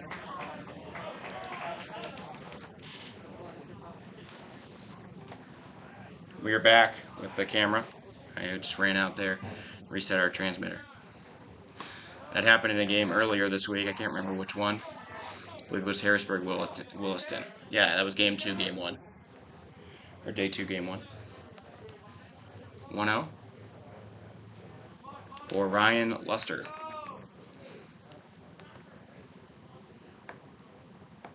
Oh, that might be, yeah, that's probably true. I know that American Legion actually personally organizes all of your travel and rooming to Shelby. They pay for it all. And then as soon as you're out, they pull away your the stuff that you're paying for. They throw back to first. Good play. Connor Johnson gets the first out of the inning. The runner does advance on a sacrifice bunt. The bunt nearly not a sacrifice, though. Here, top of the 5th, sorry. Number 2, Matthew Mullen.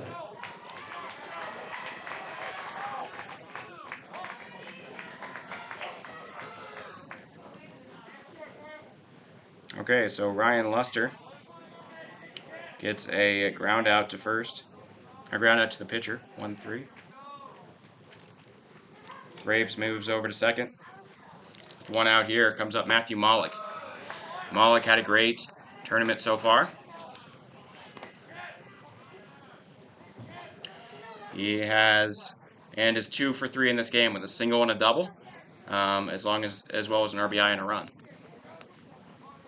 1-0 count here for Mollick. Connor Johnson gives him one that's just fouled off. Got a piece of it, sent it back, so we go to a 1-1. Substantial crowd here on hand at this game in Rapid City, South Dakota. I would argue a crowd maybe 900 strong on this Sunday morning. Well, Sunday evening now. 1-1. Just got a piece of it. Johnson keeps on giving him low balls, and Mollick just barely getting to him. 1-2. Mollick did have an infield single his last time up. There is only a forced out at first. So the double play, unlikely. Chance at a line out or something, though. So, Johnson, 1-2. Outside, and so unimpressed by the pitch. Mollick will ask for another.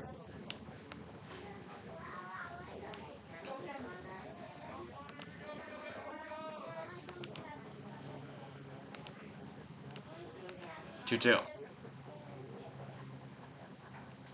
Johnson gives him one, and for the 3rd time in a row, Mollick gets underneath it to foul it off.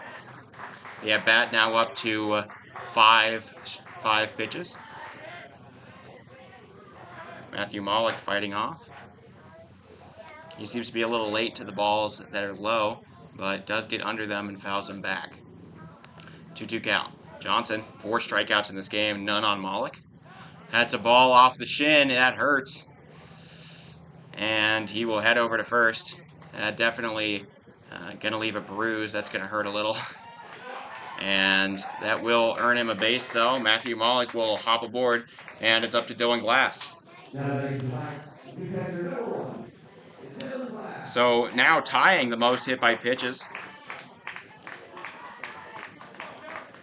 I didn't know I was being biased in any way here. If there's any sort of bias, it's just for game 2, not for either of the teams. Alright, so Dylan Glass coming into this. He is 1 for 2, had a 2-run double in the last inning.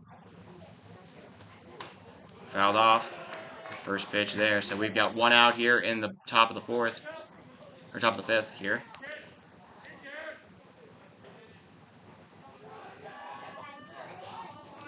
Connor Johnson trying to keep this thing close. Spartans got plenty of offense. They've come through in the past here, and it's only a matter of time until they start getting more hits. Soft grounder over to third. Handled cleanly. Peterson to first. Good throw. He gets the out. A trip there on the bag trying to reach it, and it seems like he hurt his arm a little.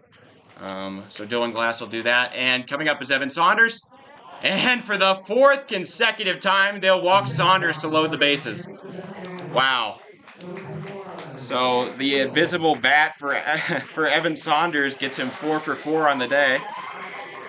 The bat of fear, that is. And for the 4th time in a row he's been intentionally walked.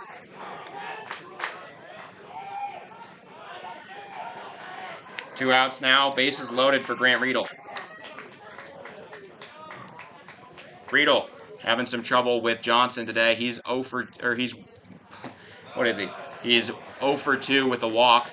A walk would bring in a run in this situation, but both of those outs coming on Ks.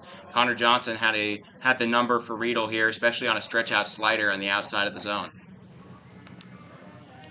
0-1 now here to Riedel. Riedel did come through with a homer in a game against Eden Prairie. Ball just a little bit outside, make it 1-1. Yeah, it's been paying off just fine. Saunders only one time has the guy who was left on when they walked him come in. So 2 out of 3 times it's been the right decision. That's hit high and deep into center, but not going to have enough to get out of here. Center fielder loses it. He lost it in the sun. It falls to the wall. 2 runs. Now 3 runs coming in. This game is completely different. A 3-run double. It was just simply lost out there by Mason Gaines. He was running back. It was just a routine out near the warning track in center, and it dropped. 3 runs come around. The man goes to third. Because of 2 outs, everybody was already running just in case, and now it's 11-7. A crucial miscue from Mason Gaines. He lost it in the sun. It drops, and like I said, because of 2 outs, all the runners were already on the move. They weren't staying at their bases, so everybody comes in on a bases clearing that'll go down as a triple. I'm excited for both teams when they come through. I don't know. All right. I don't think that goes down as an error. It won't be because it's a path to the ball kind of thing. So it will go down as a 3 RBI bases clearing triple. Yeah, that's true. 2nd time now, the intentional walk has backfired, scoring an extra run. And that being said, there's nothing to say that Evan Saunders wouldn't have brought in 2 if he had gotten a chance to hit with how hot he is. He had extra base hits in all 5 of his at-bats yesterday. So Malik, Saunders, and Groves all score there. So instead of a shutout inning, which it should have been, it turns into a 3-run inning. The Mikes now out to a commanding lead, 4 runs up, 11-7. Nothing that can't be come back from though. 4 runs in an inning already been done once this game. Done once this game by the Lincoln East Spartans. So Grant Riedel moves over. Yeah, I got no connection. I'm a broadcaster originally from Denver, Colorado, going to school in Phoenix, Arizona, up here now in Rapid City, South Dakota. We played neither of these teams this year. I broadcast every game. Anyways, so Grant Riedel now sitting over there on third. That is a big mistake. The sun is out. That is something that wouldn't have happened yesterday, but you still would have had rain and whatnot for all of this. But a big turning point that could end up being what decides this game, as a 3-run error, very rare, happens there. It should have ended the inning if Gaines could have made the out. Gaines has been fantastic all tournament on the defensive end. You saw that he made a really good falling grab to end the inning back in the 3rd. He has been a very good center fielder, but sun got the best of him. Mother Nature did not want him to make that out, and so 3-run score for coming up now is Joe Rathman. Rathman had some trouble today. He is 0 for 2. He is 1 for 2, or 1 for 3. He had a single his last time up, but he did get the final 2 outs of both the 1st and 2nd inning for the Spartans.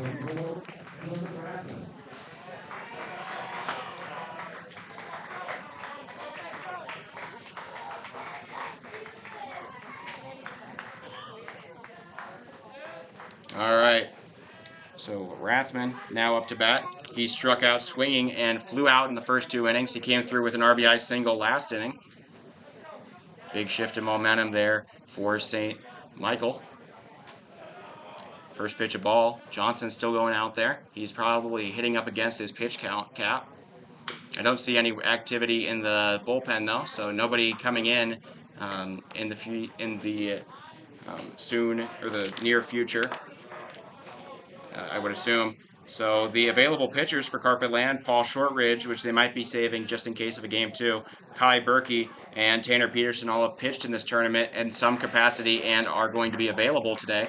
The pitchers unavailable for Carpet Land: Luke Larson, Keith Knock, Carter Mick, and Chase Nelson. So 1-2 count now. Johnson was able to strike out Rathman back in the first inning. Going to try to do so again. That is strike 3. He hits the top of the zone, and that'll be the end of the inning. So St. Michael scores 3 on a miscue in center, and they now lead 4-7, or they want to lead by 4, 11-7, going into the bottom of the 5th.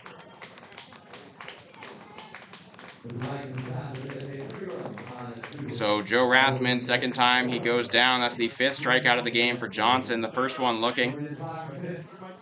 And to recap for St. Mike's in that inning, St. Michael, they put up 2 hits. They score 3 runs. All 3 of them are technically earned to Johnson. There are no errors technically because it was a ball to the path, or path to the ball error, though spiritually an error there from Gaines. And 1 man is left on base. It is 11-7. Nothing that this Carpet Land team can't come through with. They had the second best offense, only behind this St. Michael team in the tournament. They, of course, after going down in the first inning, put up 5 in the bottom of the inning and have scored in half of the innings here. They've got 3 more offensive frames, and they prove they can come through. They won the opening game of this matchup 3-2, thanks to a 5th inning 3-run homer. 3-run homer would do something helpful here for this Carpet Land Spartans team. All right, so leading off now for Carpet Land in the 5th, going to be Ryan Clemente. Clemente having a great game. He's 2 for 2. He came into the game 0 for 6. He's now 2 for 8 with a single and a double. Plenty of people watching from all around the nation trying to see what the other teams that'll make it to Shelby are. Currently, as it sits, the team from St. Michael, Minnesota on top of this, on track to force a game 2 immediately after this game. Hit it off the top of the bat. That worked for St. Michael earlier. The throw back to first, not going to allow him to get on, so the first out recorded. Like I said, that worked earlier this game for Ryan Luster back in the top of the 4th for the leadoff man, but not going to happen this time. Out number 1, that is now 5 consecutive batters retired by the pitcher Dombeck. Despite allowing, it takes a special kind of pitcher and a senior pitcher, all of these men senior here, if just to allow 7 runs in your first 3 innings and come back and continue to pitch your best stuff. Ball outside, take it, and make it a 1-up. Tanner Peterson up to bat. He's 1 for 1, also has a hit by pitch. Came around to score both times he's come into the game. That's hit right back up the middle. He splits the uprights, and that'll be a single. So the second hit of the day, Tanner Peterson now reached base in all 3 of his plate appearances. It'll bring up Kai Berkey. Berkey, 0 for 1, does have an RBI. He had an RBI ground out with 2 men on in the bottom of the 3rd, and was hit by a pitch, got stranded on third base in the 1st. I know, and we're nearly at 1,000 subscribers. We are down. We were 22 down today. We were at 978. It'd be cool to end the Hard Hats TV season on 1,000. So if you guys wouldn't mind, I guess. So 1-0. Fouled off. Statistically, that's what, like 5% of you? That sounds about right. Even less than that. Yeah, no, maybe 5%. That sounds close. Okay, so Kai Berkey going to come up to bat and be ready. It's a 1-1 count. Man on first, 1 out. Swing and a miss at 1 in the dirt. He goes golfing and misses with his wedge. Go to a 1-2 now.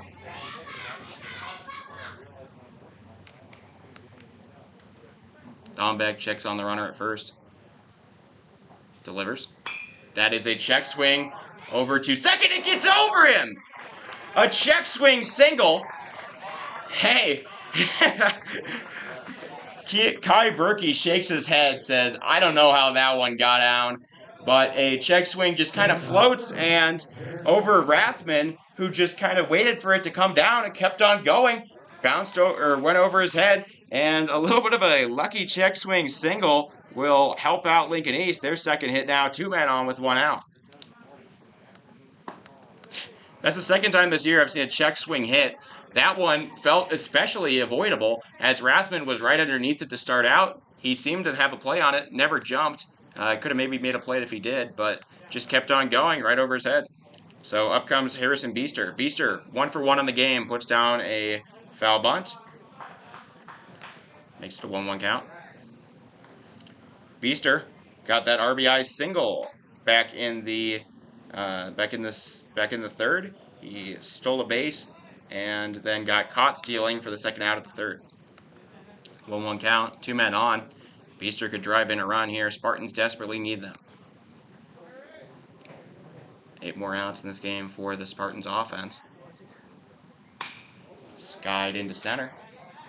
And underneath it, Malik makes the grab. So 2 outs now. The runner will stay put. Out number 2.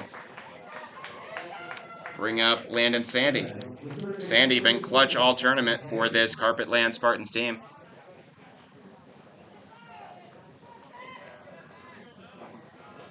He is 2 for 10 or 2 for 9. He had a walk and a sacrifice fly in this game. Can't sack fly in this situation, but he has also come through with a homer and a triple. High, make it 1-0.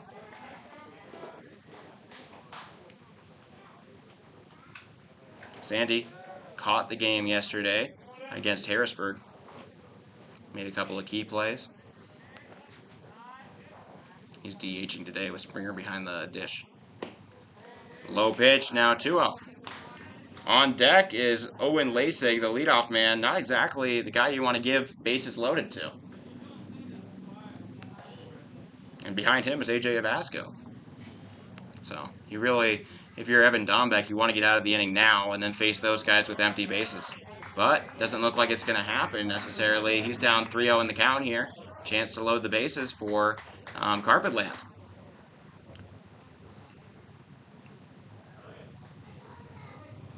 Lasig 1 for 3 on the day, but the leadoff man, plenty of good hitting moments in this tournament.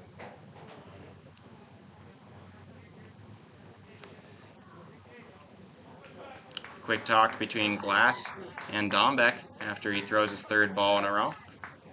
Dombeck got to be reaching up there in his pitch counts. He came into the inning with 72.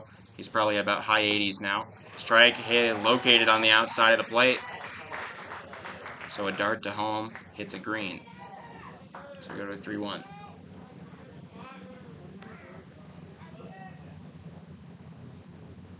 He likes the signal, checking on runners. And delivered in the inside.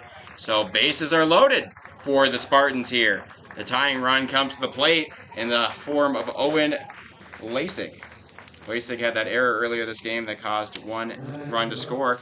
He is trying to redeem himself here and come through in a big moment.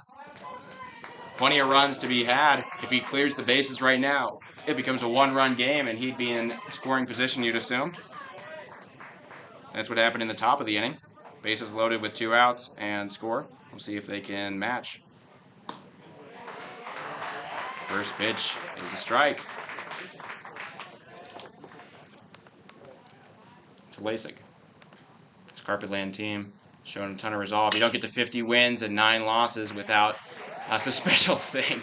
Owen Saunders runs into foul territory, throws his glove at the ball, trying to knock it down, just to save somebody from having to go get it. A little ball boy out there going to go fetch the ball for this, for everybody. So sorry, 0-2 count now. Here to Lasig. Popped up, and it should be an easy play. Rathman calls for it at second. He will make the out. So Spartans strand 3, and it remains a 4-run St. Michael lead here. We go into the top of the 6th, the final 2 frames. St. Michael clearly in the driver's seat of this one, looking to force a second game for all the marbles later today.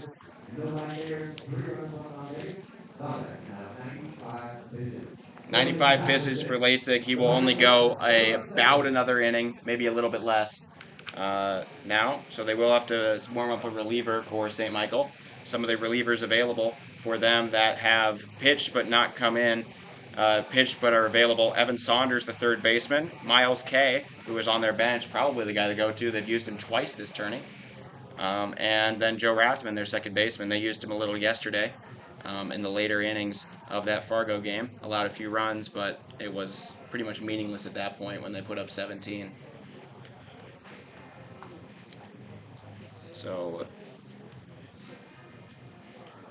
recap that inning for Lincoln East. 2 hits, no runs, no earned runs, no errors on the Spartans, or no errors on St. Michael, and 3 men left on base.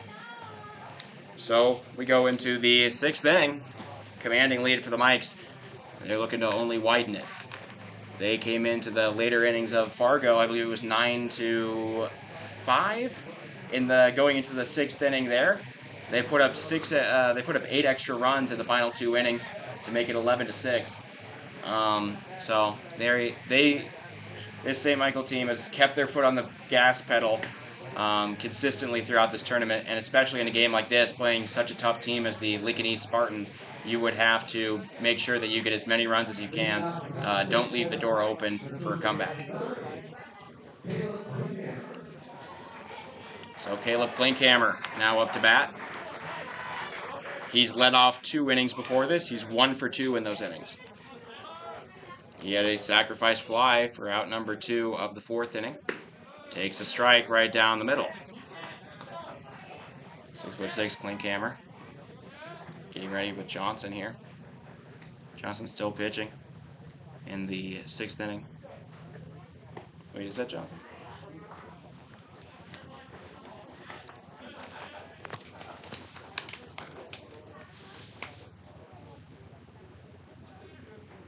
Oh, we got number 14. Tanner Peterson has come to the mound. That is going to be driven hard and deep into right. It'll drop. No, just a little bit foul. So a close call on what could have been extra bases for Clint, or for Caleb Klinkhammer. Turns into a 1-2 count. So Tanner Peterson takes over now. He pitched a little bit earlier in this tourney. Tanner Peterson moves in from third base. Somebody else moves out. Maybe Connor Johnson takes the field. I didn't catch it. Klinkhammer, liner, right at the first baseman. Abasco jumps up and makes the out. Out number 1, recorded on a line out to first. Now bring up Reed Bernard. Bernard 1 for 3 in this game and the tournament period. This was his first start in the field. He pitched a game against Eden Prairie a little bit ago. That's golfed into center. It will drop. So a single. Bernard gets a second of the day. Oh, Tanner hit in the last inning. Thank you. So Reed Bernard gets the single. St. Michael gets their first hit of the inning, and it'll bring up Ashton Groves.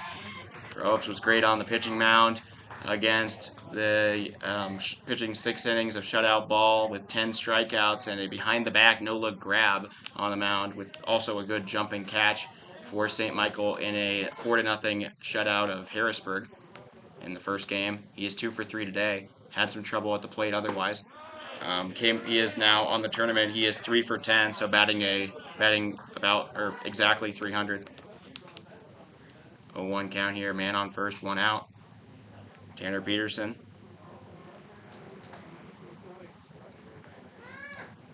Getting ready. 0-1. Inside pitch, gets away, but not going to be enough. Springer lets that one dribble out of his glove, and Reed Bernard stays put at first. So it's a 1-1 count now.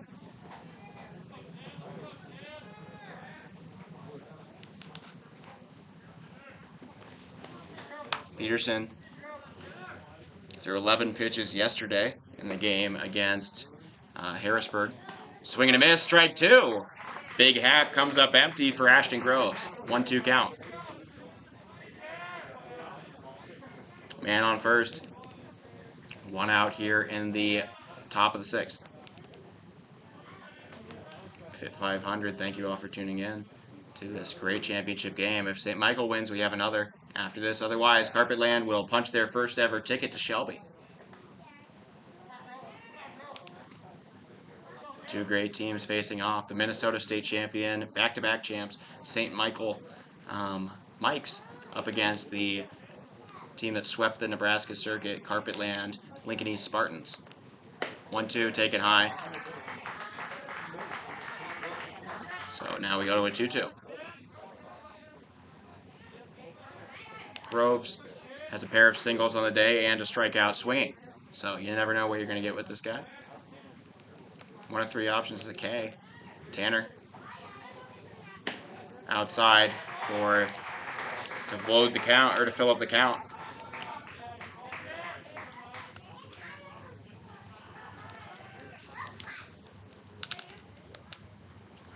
Alright, full count, 1 out here. Man on first. Payoff pitch. That's hit high into left. It's going back to the track. It is caught. So that one comes up a little bit short of the wall. And good grab out there. Owen Lasig tracks it down on the track for out number 2. That one just a little bit too much pop in the upwards direction. Didn't quite have the velocity to get out. That was the story of the day yesterday for Harrisburg. It was Mason Gaines making consistent grabs on the track out in center after Palmer Boyd and some other Harrisburg Gold just kept on hitting him nearly out of the park. So Ryan Luster now up. Luster 1 for 3 in this game with an RBI and 2 runs. He reached on an error from AJ Avasco at first in the 4th. So 0-1 count. 1 man on, 2 outs. Spartans trying to throw their first shutout inning since the 3rd. Fouled off, make it 0-2.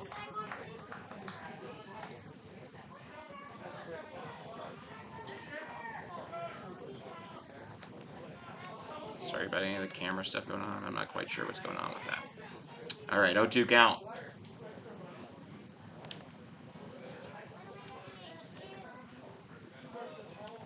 Ryan Luster on the verge. Peterson does not have a strikeout yet. That one just a little bit high. Curveball doesn't quite get down enough. So a 1-2 count now to Ryan Luster.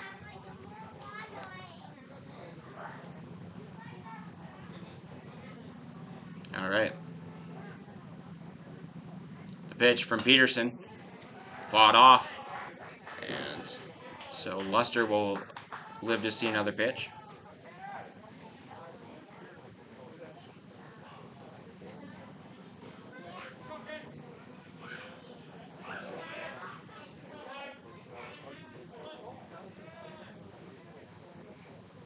One-two count.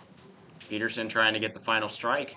That's reached on, poked over to short. He will go to the bag himself. The tag, or the slide there from Reed Bernard, about 12 feet short. He slides nowhere near the bag, just knowing his fate, and that'll be the end of the inning. So a shutout inning tossed by Tanner Peterson, only allows 1 hit. That's a change of pace here for the Carpetland, and the Spartans going to get a chance here yet again to make their comeback. And after a great inning, the momentum kind of shifted in their direction. A win here means an automatic ticket to Shelby and an undefeated Central Plains Regional for them. They are 4-0.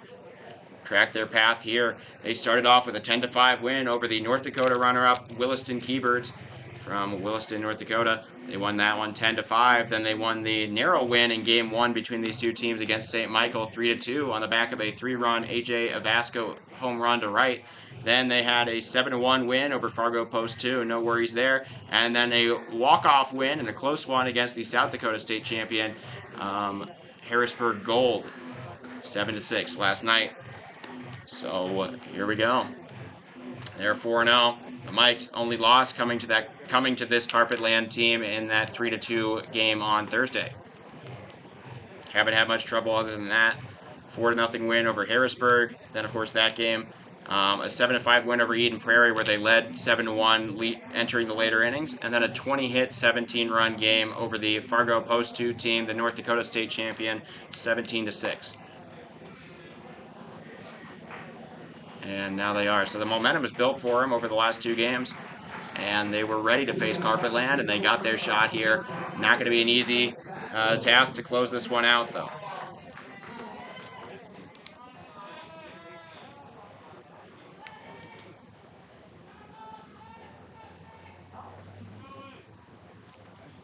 Now that the score is stalled, bottom of the 6th here, AJ Avasco comes to the plate.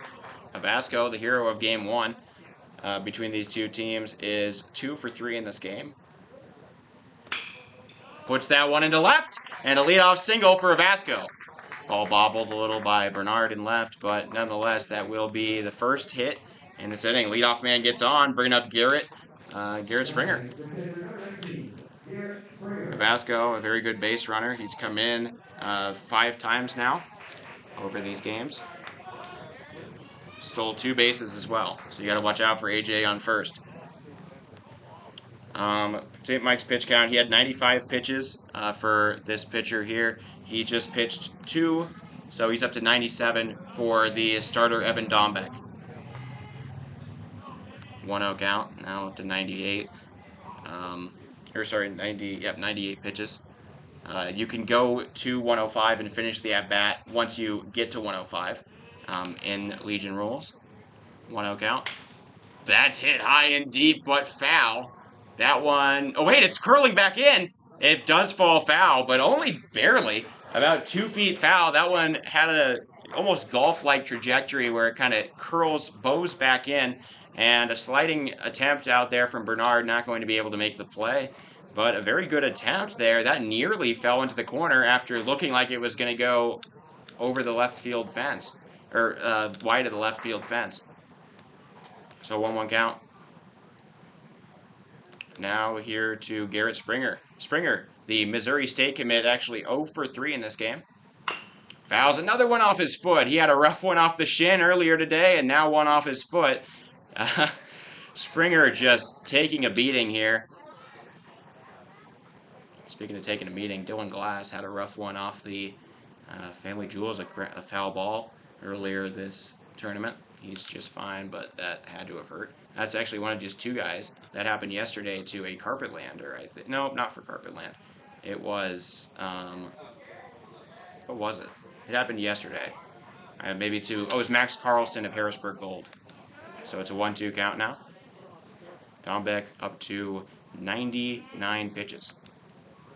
He pitched to 105 and finished the at-bat. So a little bit of sun comes down, and a very hard hit ball. That one with crazy exit velo. It will not come fair. And that one at least 320 and goes foul. So we remain 1-2. Garrett Springer hitting balls well. They're all just coming in. He's going a little bit early and pulling them foul. 1-2 count. Only 1 strikeout in the game for the pitcher Dombeck. Second ball. Go to a 2-2. Now on 102 pitches for Evan Dombeck of St. Michael. 2-2 count. Avasco leading off at first. Springer hits one high into shallow right. Coming in, charging for it, and in and out of the glove. It'll drop. So after playing extremely deep, it'll end up costing St. Michael the same thing that kept Springer off of the base paths in the second inning where he hit a really deep one to center. He ends up helping him here as that one comes in, and on a dead sprint, Ashton Groves tries to make the grab. It bounces in his glove. He twirls around and it pops out. And so now 2 hits here, up to 103 pitches for Dombeck. He is getting a pitching visit. I think he's allowed to pitch the final at bat. He will have one more batter here if they so choose to keep him in. That being said, the first 2 men get aboard on hits for this Lincoln East team. You might just want to pull him on the basis of run prevention. Somebody warming up in both of the bullpens. They will throw it over. And so switching gloves, the pitcher's glove, and Evan Dombeck will finish up. He was in right field the other day. He might go back there. Coming to the mound for St. Michael is Matthew Malik. Malik was the man who got the save in the state championship game of the Minnesota State Tournament. He's in a championship game right now, and he will come in to relieve Evan Dombeck. Dombeck heading out to center field. It looks like Malik used to be in center, so that's what's going to happen. So Evan Dombeck moves into center. That means that the designated hitter Grant Riedel is forfeited. So the 5-hole now inhabited by Dombeck. Evan Dombeck moving to center field, and moving from center to the pitcher's mound is going to be Matthew Malik. Like I said, we haven't seen him pitch in this game, but he did pitch and save the state championship game in Minnesota against Eden Prairie when they made a comeback in the top of the 7th, made it 5-4, and he finished it off in the bottom of the 7th to secure St. Michael their second straight Minnesota Legion state title.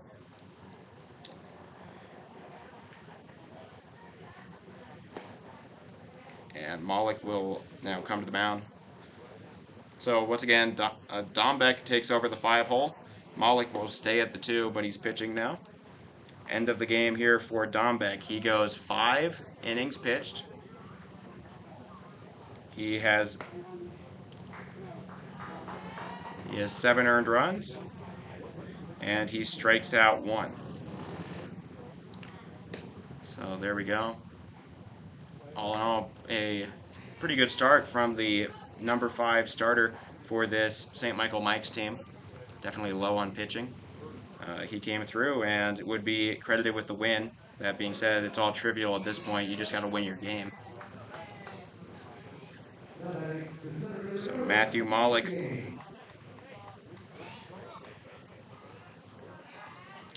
waiting here. So Malik now going to pitch to the cleanup man, Mason Gaines. Back-to-back singles to open up the inning. Carpetland starting a little bit of a rally here as they trail by 4 with 2 outs to go, or with 6 outs to go. 2 men on, first pitch, a ball. Mason Gaines 1 for 3 in the game. He did have a triple that scored 2 in the first. If he has a triple here, it would also score 2. He also scored himself, so responsible for 3 runs in this game.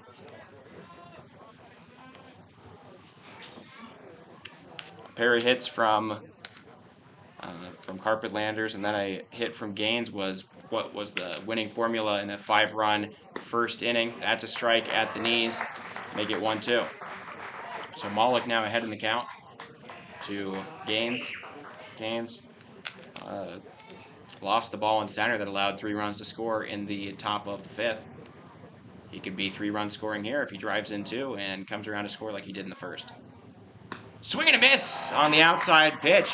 So Matthew Malik strikes out the first batter he faces, and the first out of the 6th inning, or the bottom of the 6th, is recorded. It'll bring up Ryan Clemente. Clemente having a fantastic day, a triple, a single, and a ground out to first. He's 2 for 3 with an RBI and 2 runs. One of the guys you want up right here, a super senior at Augustana University in South Dakota. He's a Viking, I believe they are. First pitch, strike. So location on point for Matthew Malik. Malik clearly accustomed to the big stage.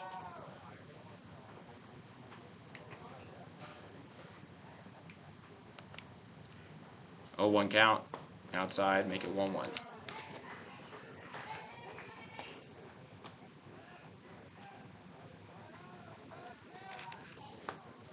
One count to Clemente. Clemente coming through big today. Hits that one into left. It's scorched towards the left field wall. It is going to get to the wall. So, coming around is a Vasco. Springer going to third. He will be told to hold up on a double from Ryan Clemente. And the Spartans make it 1 run closer here with 2 runners in scoring position with 1 out here in the bottom of the 6th. The tying run will come to the plate in the form of Tanner Peterson.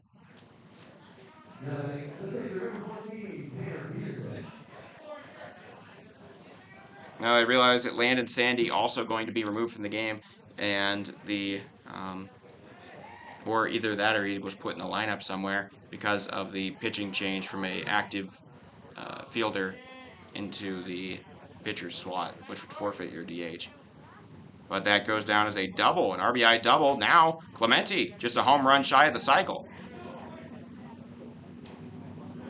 So 2 runs in scoring position with 1 out here. No force outs other than first for Peterson. That's a strike right down central, and we go to an 0-1.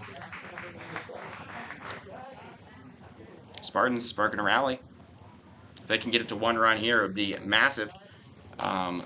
If they win this game, they head off to Shelby outright. St. Michael trying to hold on to this and force a second game here for a winner-take-all in the afternoon. Strike at the knees. Malik back-to-back pitches through the tire swing, and we go to an 0-2.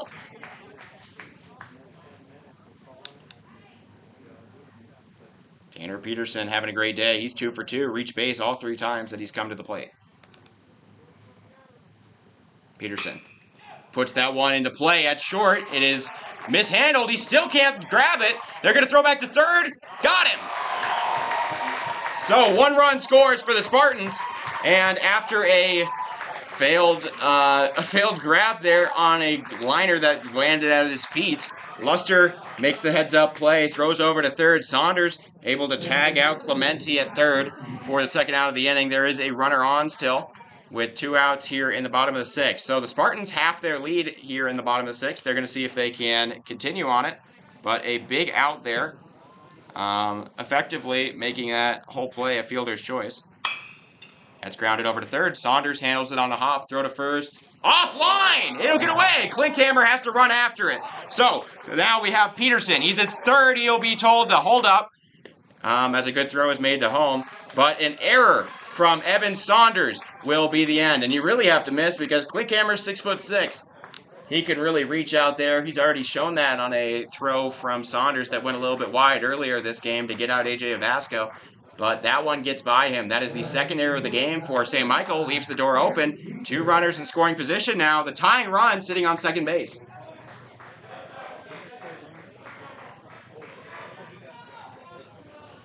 Second error both on both coming on, both of the errors on the third baseman Saunders. 2 men on, first pitch a strike to Harrison Beester. Beester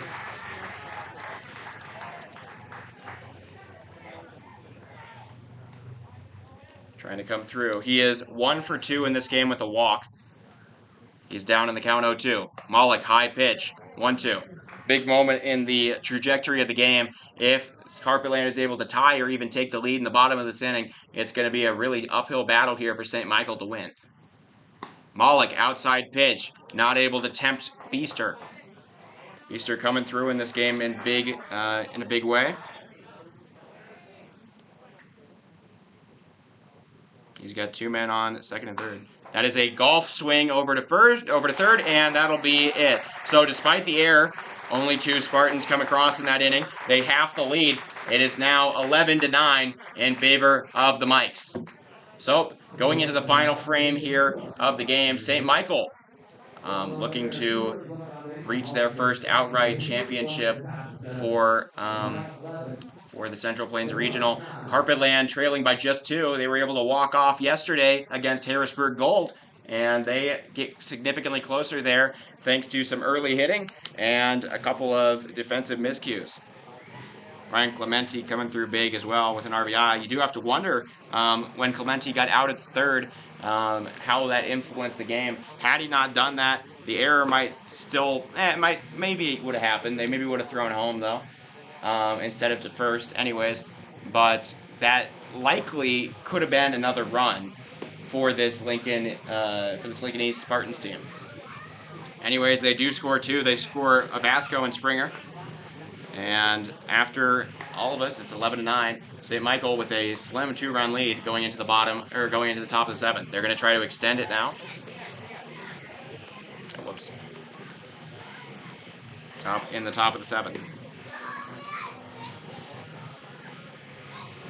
Recap that inning for the Spartans. 3 hits turn into 2 runs. Both of them earned to the previous pitcher, Dom Beck. He finishes with 9, but it doesn't really matter.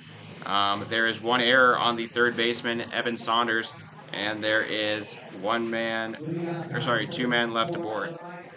The pitcher number 2, Matthew Pollock. Malik still came through in the bottom of the inning, stranding 2 runners that could have tied the game for Carpetland with a strikeout forcing a fly out to the third baseman. It'll bring up Malik now. Malik is 2 for 3 in this game with an RBI ground out and a hit by pitch as well. That is crushed into right. It is going and knocked down by the right fielder. Malik will stay at 1. Throw off line, goes over to third. Malik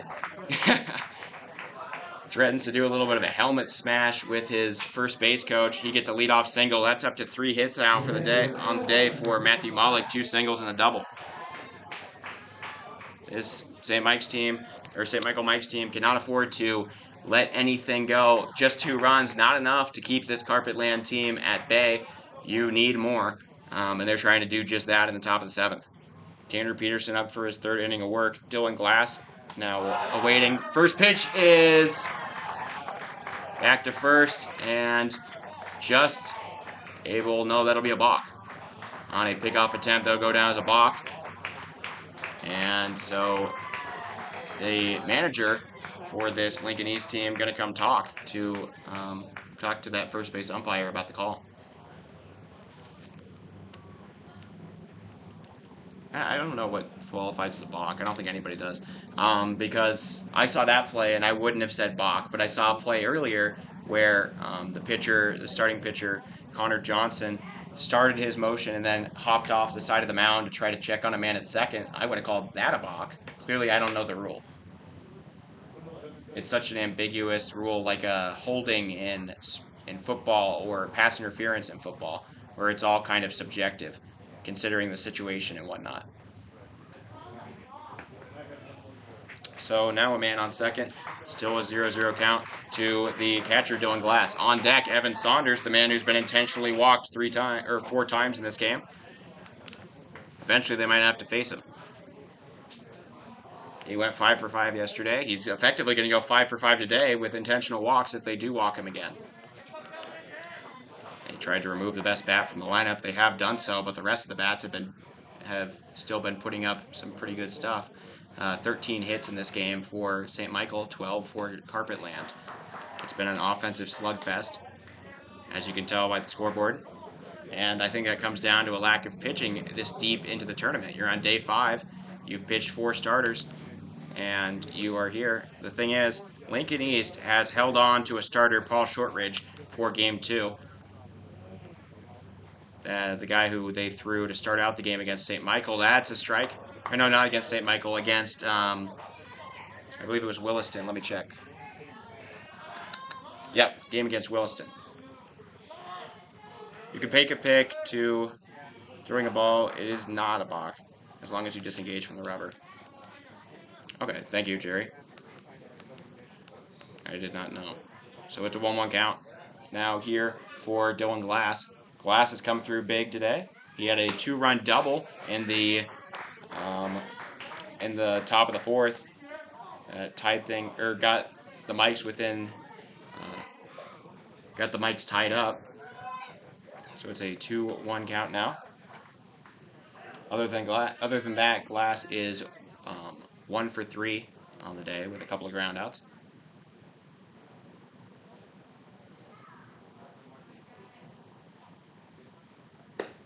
Outside pitch, now 3-1. Tanner Peterson wants a different ball. You'll get it. In between games, we'll take a look at some of the rest of it. Before we get into Game 2, this might just be both of them. This might be a doubleheader broadcast, as I understand it. The schedule said 1:30 for Game 2 if necessary, and that is pretty much AKA 30 minutes after whatever this one ends. If we do go to a Game 2, which currently on track for 3-1 count. That's popped into center over the shortstop's head, and coming in will be the runner Malik, and it is now 12-9. Malik scores his third run of the game. Dylan Glass drives in his third with his second hit. And coming up to bat, the man they've been afraid to pitch to all day, Evan Saunders. Still no outs in this inning. St. Michael extends their lead. They're doing their job, not leaving anything up to chance, and giving the pitcher Malik gives himself a little bit more room by coming in to score. The RBI single from Dylan Glass goes over the shortstop Harrison Beester into center, and scores there. So Tanner Peterson's still on the mound. This is his third inning of work after pitching to the final two batters in the fifth inning. Are they going to pitch to Saunders? They are.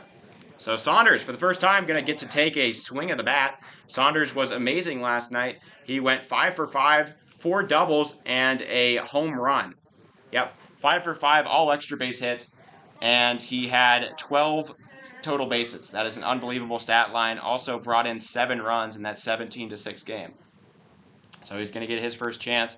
He hits that one. Hard hit, foul. Make it 0-1.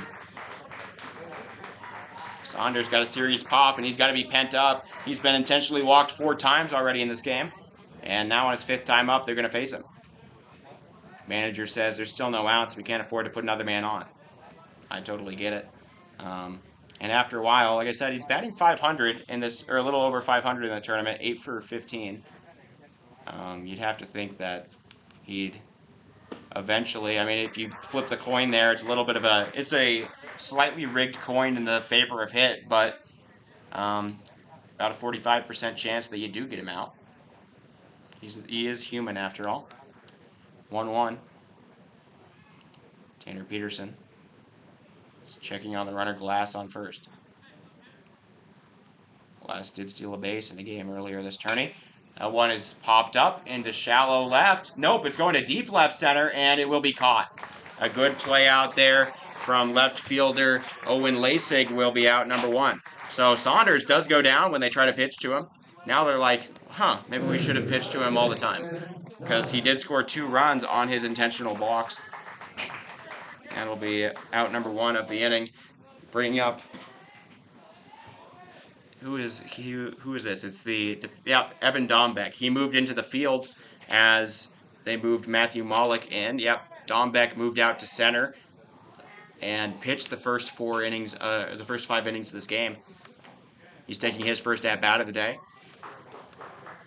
I'm not totally sure. I think he's at the most a human, and he's like a demigod, some sort of hybrid situation. All right, so 1-0 count to Dombeck. A check swing, pop up to the second baseman, and caught. He needs to know there's only 1 out. And a double play. Dylan Glass forgot how many outs there were, and that's going to be a double play. He takes off for second. He face palms out there, realizing that it wasn't 2 outs. He shouldn't have ran, and so a pop-up will lead into a tag, a out at first, a double play. Tanner Peterson only allows 1. Spartans trail by just 3 runs with a chance to walk it off and send themselves to Shelby in the bottom of the 7th. That's if the Mikes end up losing this one, I'm sure that Dylan Glass going to have nightmares at that moment. That's a tough mistake that ends a crucial inning. They did score 1. He got an RBI single. Glass can hang his hat on the RBI single he got to bring in Matthew Malik to add 1 more run to the scoreboard. It's 12-9. 2 hits, scored 1 run. Run was earned to the pitcher Peterson. There were no errors on the Mikes, or no errors on the Carpetland Spartans, and nobody's left on. It is 12-9. So we enter the final frame here.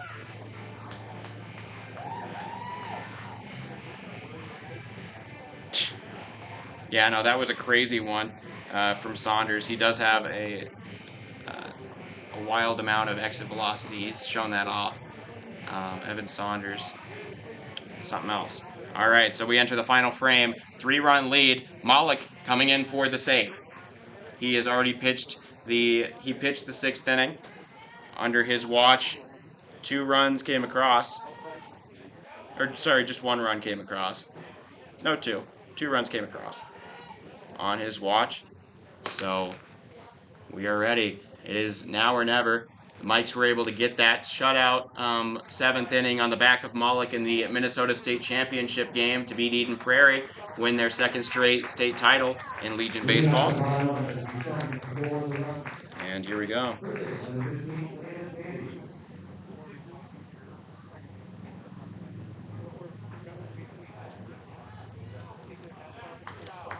All right, so Landon Sandy is going to come up to bat. He must be playing the field somewhere because he's DHing. And since they moved Peterson into the mound, so Sandy probably playing first base. That's what they did last game with him.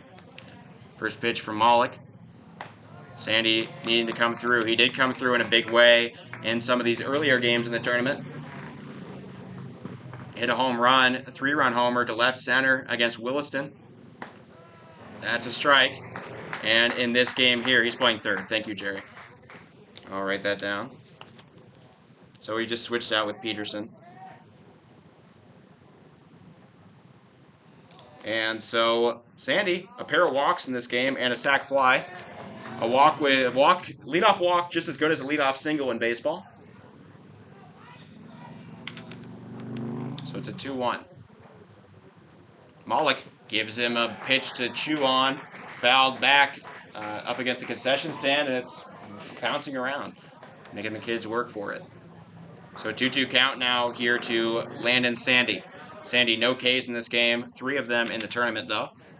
2 walks, and he takes a ball. He's looking for his 3rd consecutive walk. That would be crucial for the Spartans team, who needs some base runners to make this comeback.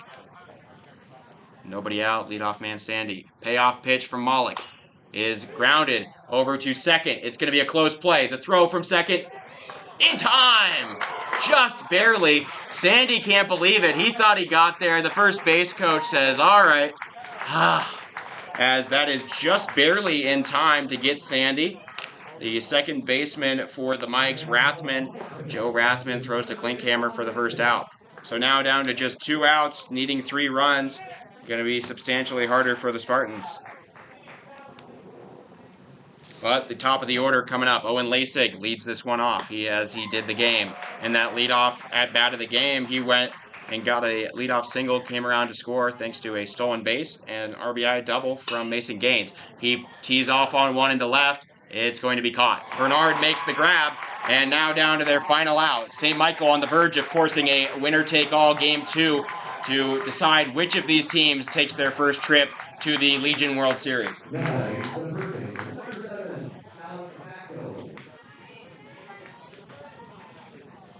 But the man they have to get through is AJ Avasco, the Kansas State commit who burned them in Game 1 of this tournament, the Game 1 of these 2 teams, with a 3-run homer that ended up being all the runs that St. Michael or that the Carpetland Spartans needed to get that win. He's 2 for 3 on the day with a double, a single, and then also a ground out and a fly out. Takes the ball low, 1-1.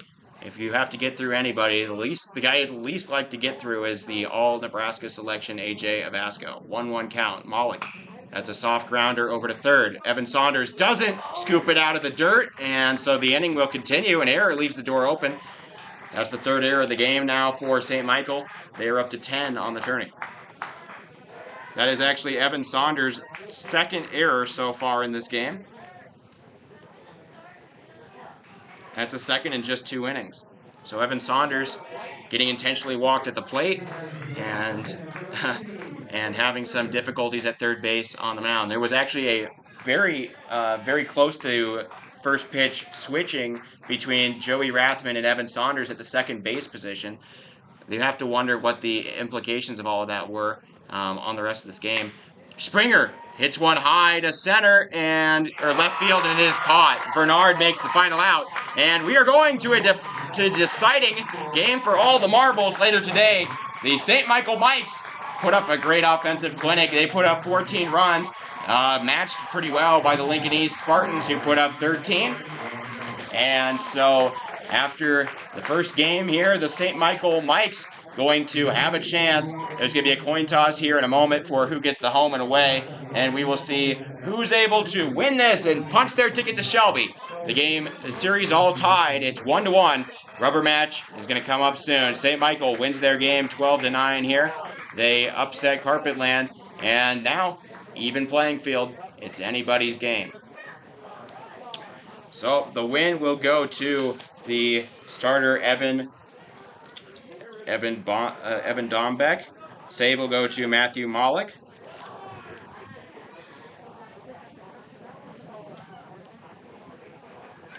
And the loss will be tagged to Connor Johnson. Though none of this really matters. You're just kind of playing to survive.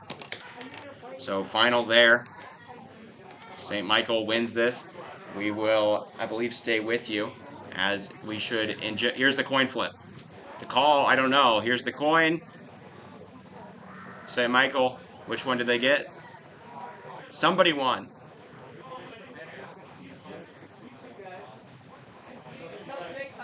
Okay. Home team is going to be the Lincoln East Spartans again. The coin flip called incorrectly by the visiting manager for St. Michael, Levi Fry. And so we will get ready for that next game. About 30 minutes to the first pitch. I'll get the lineups. I'll bring it all to you. We will stay here for game 2. The one that will decide everything. All the marbles, both teams even. The rest of their games this season, the 61 games, or now the clean 60 games being played by this Carpetland team, all gone. Same for the Mikes and their 38 games. It is all done. None of it matters anymore. You are going to, it's a brand new season. All of it comes down to this game. You lose, you go home. You win, first ever trip to Shelby. About to get a lineup, I believe. 2 o'clock first pitch, Lincoln's a home team. Yep. All right, thank you. So I heard that right. 2 o'clock is going to be your first pitch. 2 o'clock first pitch on this game. So if you need to leave, come back, set yourself a timer. And so there we are. It's crazy. Both of these teams in that slugfest putting up over 13 hits. 14 for St. Michael. Everybody but Saunders got a hit, and the reason for that, the fact that he got intentionally walked 4 times. Only got 1 true at bat. He's the only man without a hit on the team there. And everybody but Landon Sandy got a hit for Lincoln, for the Lincoln East team. Sandy did get a pair of walks, though, and brought in a run on a sac fly, so you can't really complain. So there you go. Evan Dombeck putting up a pretty good 5-inning performance. He did allow 9 runs, all of them earned, but you'd see that as a bad start on the regular season. You see that right now, and you're like, you know what? He came through in a big moment, pitched 2 shutout of those innings, and kept this Carpetland team with its very hot bats at least somewhat at bay. And Matthew Mullick did it.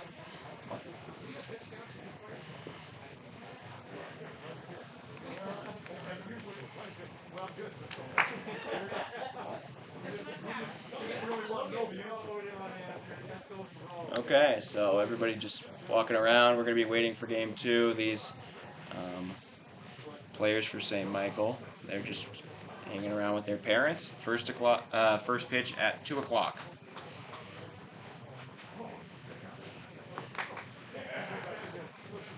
We're going to stay live here. So if you need to come back, it's 2 o'clock. It is 2 o'clock 2 o'clock Mountain, 3 o'clock Central, first pitch. We have the stuff from some of these other tournaments out here in the regionals to see who made it to all of them. We go to the regional tournament hub on AmericanLegion.sportsengine.com. So the first and most eastern region, the Northeast region, going to come down to a game between the Nashau team from New Hampshire, who barely won against a Greece, New York team. They'll play against the team from Ellsworth, Maine. So Maine versus New Hampshire for the first game to decide who makes it out of that region. I don't believe anybody's clinched a bid yet. In the Mid-Atlantic, Brooklawn, New Jersey, currently on top big against a Paxton, Pennsylvania team. It looks like Brooklawn, New Jersey going to earn their record. I don't remember which number it is. I think it's the 22nd or 23rd trip to the Legion World Series. Brooklawn, New Jersey, a very storied history of making it here, and or very storied history of Legion baseball success. Then at the 3, we have in the Southeast Tournament, the third region on the website. The host, Randolph City, got lost, but there is going to be a game this morning. We will check in and see how that is doing between the Kauai Varina, North Carolina team and a Florence, South Carolina team. Also, if you'd like to get a tournament shirt, the Catch 22 store will be Once we closed get our starting lineups and whatnot, I'll bring that all to you.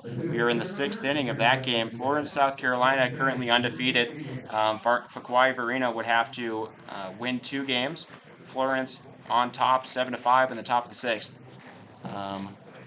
Their half of the 6th.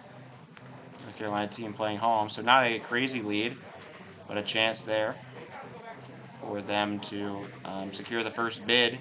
The Mid-South, not over. Troy, Alabama, looking to repeat as the Legion World Series champions, going to play against Paragould, Arkansas. I believe this Troy team undefeated. Yes. So they will have to be beat twice by Paragould in order to get eliminated. Otherwise, you will see Troy, Alabama reaching the World Series again. They'll have to be the team to beat. You just have to say that when they won the title just last year. In the Great Lakes Tournament, Cedar Rapids from Iowa going undefeated into the championship Sunday. So Midland, Michigan, a team that is the host here. I don't know how they did in the regular season, but they are the host. They play against Cedar Rapids, and through 4 innings, Midland on top, 1-0 in a pitcher's duel. Cedar Rapids would have to be beaten twice by Midland in order to get knocked out. Cedar Rapids, Iowa. Interesting thing, Iowa was one of the teams that participated in the Central Plains Regional last year in place of Nebraska. It was Iowa, Minnesota, North Dakota, South Dakota, instead of South Dakota, North Dakota, Minnesota, and Nebraska. So just a little something there. So at the Great Lakes region, Midland, Michigan, going to play against that Cedar Rapids team. Of course, the champion, will be decided in the upcoming game, winner take all. We're actually like the first of the opening games to finish, weirdly enough. But then, an interesting thing, that Northwest region has 3 teams that the Post 22 Hard Hats, the host team here, and the team that I cover, that we played this year. Cheyenne Post 6 from Cheyenne, Wyoming, looking to lock up the first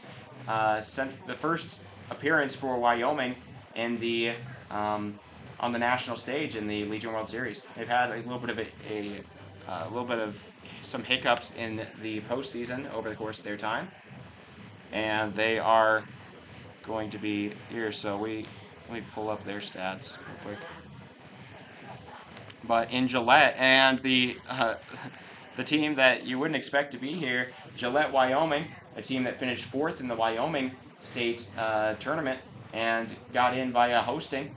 They went 3-0. They lost a game yesterday, 10-6, to their in-state opponent Cheyenne. And if Cheyenne can beat Rocky Mountain High School, the Colorado State champion right now, we beat both those teams. But Cheyenne beat Post 22 5 out of the 7 times we played. We went 2-5 against them. And then Post 22, when they played Rocky Mountain in the tournament we hosted, the Firecracker tournament, Rocky Mountain finished 3rd and was able to, and it was a 7-5 victory for the Hard Hats at home here. And then finally Gillette, Hard Hats played 1 home, 1 away, and swept them, including a 16-0 mercy ruling on the road. That's why I'm so surprised to see this, but good for Gillette. They're going to have a chance to play the winner of Rocky Mountain Lobos versus Cheyenne Post 6 Sixers later tonight or later this afternoon for a trip to Shelby. It would be interesting if it would be so cool if they were the first team to ever to make the Legion World Series out of Wyoming as a Cinderella team on their home turf. That would be awesome. Then the Western Tournament with a ton of intimidating places: Texas, Arizona, Nevada, Utah, New Mexico, California, Hawaii, and then another California team. That'll come down to there are 3 teams left on day 5 for them. Tucson, Arizona, a very storied program in their own right, going to play against Las Vegas, Nevada. So 2 very big cities playing against one another. And the winner will play against League City, Texas. Nevada, the Las Vegas, Nevada team, able to upset League City yesterday and hand them their first loss. So we'll see if Tucson or Nevada gets their shot at League City. The winner will move on. So we got Maine versus New Hampshire in the Northeast region. New Jersey almost certainly going to win it for the Mid-Atlantic over a Pennsylvania team. Then in the Southeast, we have South Carolina versus North Carolina right now, currently pretty tight. South Carolina team would only have to win once. Then in the Mid-South region, we're looking at Arkansas trying to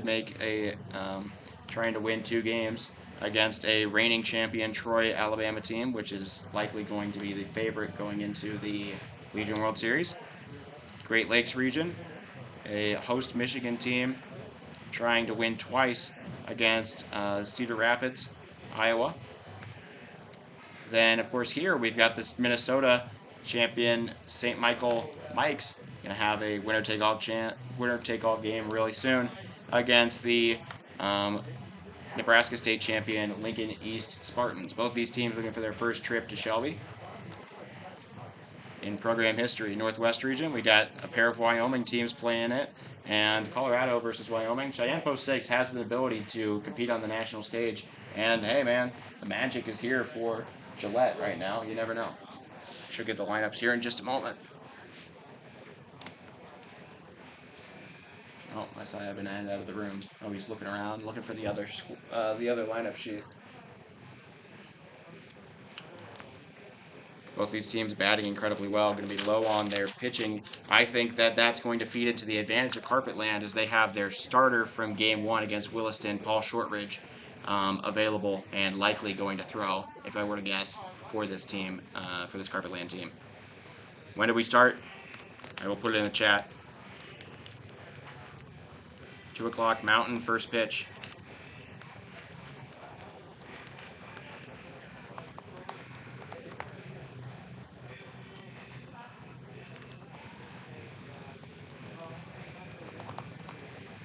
All right, put it in the chat.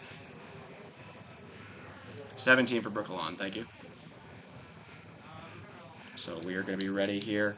Both of these teams incredibly tight, as you can tell by the 3-2 win earlier. They could beat each other in a multitude of different games. St. Michael out hitting this team just barely in a slugfest, and then in a game that was dominated by pitching, a rare pitch, a hanging pitch was punished by this Carpetland team for a victory.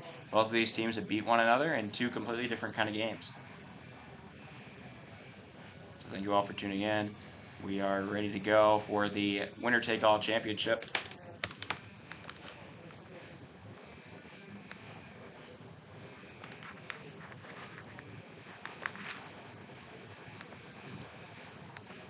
Game for all the marbles.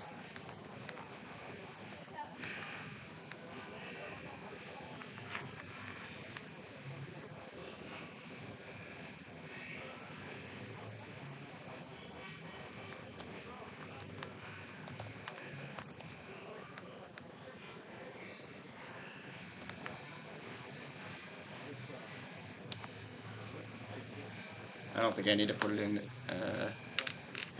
little things there, so the championship final. I'll maybe even go, I got some extra space. There we go. For all of this. We know that a big advantage there, that coin toss won by Lincoln East. They will be home in this game.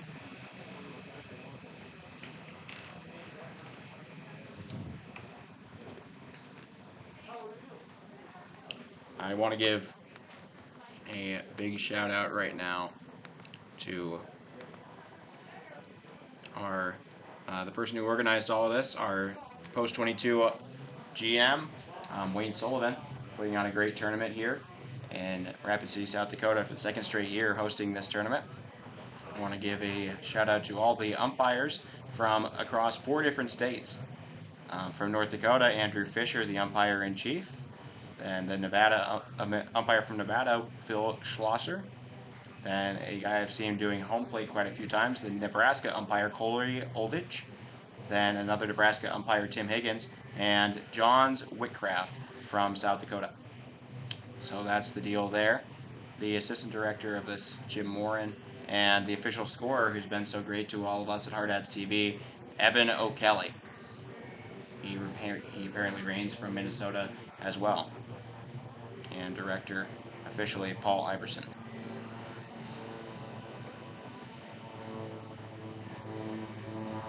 Evan's been great to us all week. I do have a lot of paper that I gotta do something with now. I'll probably just keep the big packet.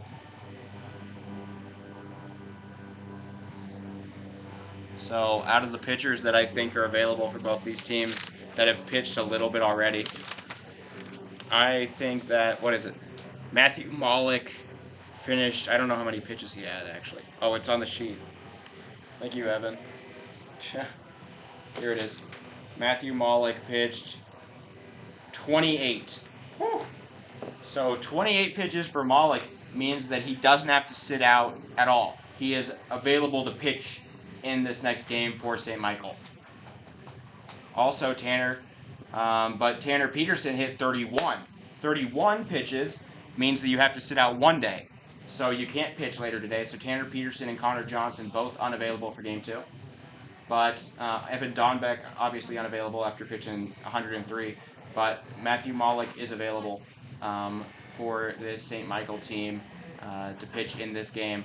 Other people available that have already pitched a little bit in this St. Michael Evan Saunders, Miles Kay, Joseph Rathman. Those are the guys who have pitched already, show that they could pitch, and are available today. Then for Lincoln East, then they've got that left-handed pitcher, Paul Shortridge, who started off the Williston game for them. Obviously, they were short-staffed on that one, too, they were only 2 days removed from the state championship in state championship in Nebraska. So they were on short staff, but they got Paul Shortridge. He is available here today.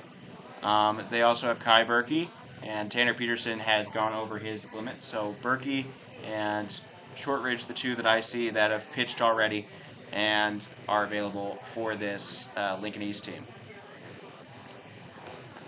I'm still waiting on a lineup.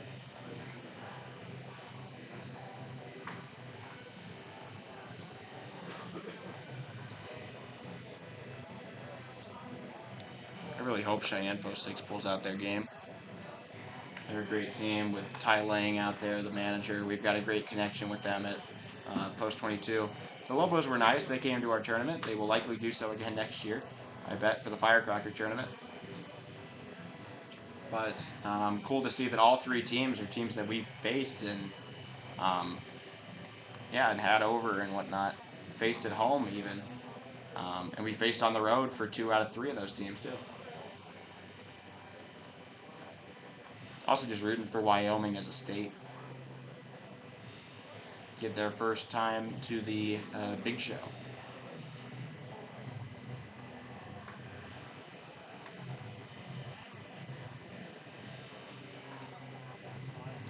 Cheyenne Post 6, the team that had Brandon Nimmo, the number 3 overall pick in the class of 2017. Brandon Nimmo he played Cheyenne Post 6, possibly the most hyped Legion baseball player in the last 20 years, as that was all he played. He didn't do any high school because it's not sanctioned over there. It's not sanctioned in South Dakota either, but they play unsanctioned, and since they sanctioned softball a few years ago and it worked pretty well, it looks like that's going to happen soon, and maybe we'll get a few less games of hard hat stuff at all levels and have to wait till the end of the high school season to do it. But it seems to work just fine. Everybody still loves Legion baseball and all these other places. Cheyenne won! Woo! Let's go! Good for Cheyenne. So Wyoming now going to have their first championship no matter what. Cheyenne Post 6, a team that can really compete at the national level, and the Cinderella story, Gillette, Wyoming, going to face each other out in Gillette probably during our game, but a little bit later than our start. I'm still waiting on that lineup. No worries. But, oh, there it is. He's got the lineup. Oh, he ran inside. Is the printer inside? I thought it was in the booth. The printer is the real MVP. Evan and that printer, a dynamic duo on par with, you know, Jordan and Pippen. Thank you.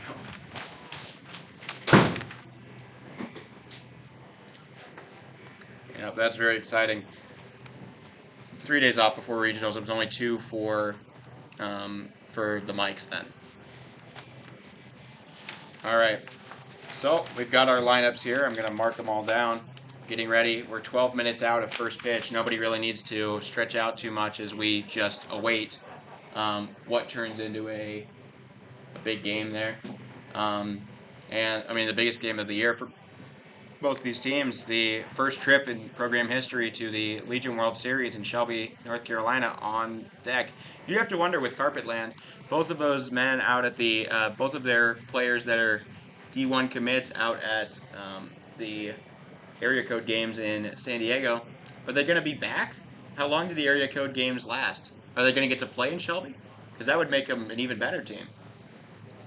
They can get that those all-state and D1 commits guys. These are through a gem. That makes sense.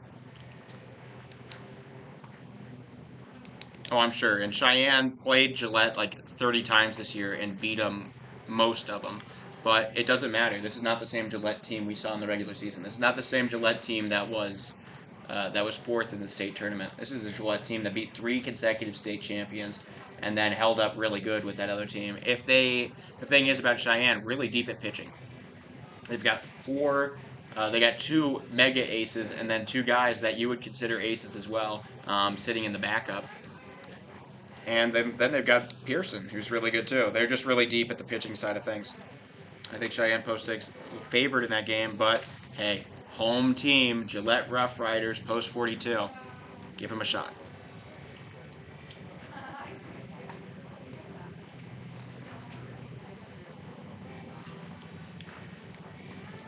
St. Michael Mike's now 28, 5, and 1. Leading off for them, yet again, pretty much a similar lineup as you would expect. Ryan Luster going to lead things off, play short. Matthew Malik at the 2, playing center. So he's not going to start this game.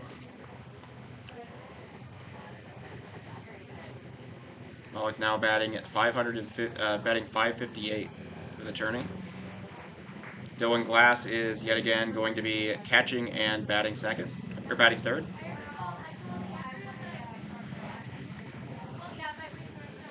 And cleaning up, obviously, is still Evan Saunders.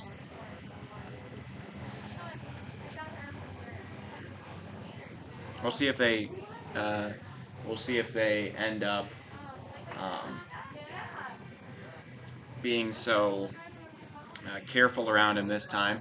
When, you know, it's the end of the thing here. They intentionally walked him 4 times, then they brought him up. He really took one very far, but to the warning track and got out. You have to wonder if they're going to think that that's giving up too much space to this St. Michael team with a free runner every time he comes to bat. You have to wonder. Grant Riedel is back at the DH slot, batting 5th. Grant had a middling game, I'd say, by his standards. He was pretty good, but everybody hit a lot of hits, and he got it out to end a few innings there. Then Reed Bernard is playing left field yet again.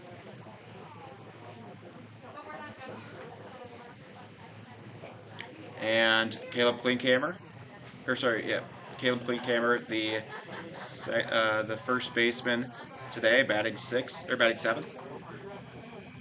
I'll make sure to run back through the lineup for you guys.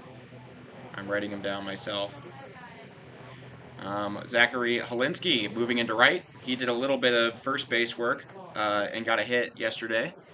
Of course, they're all making a lot of changes because of the injuries out in center field and right field with Curtis Lickitz and Sam Huber.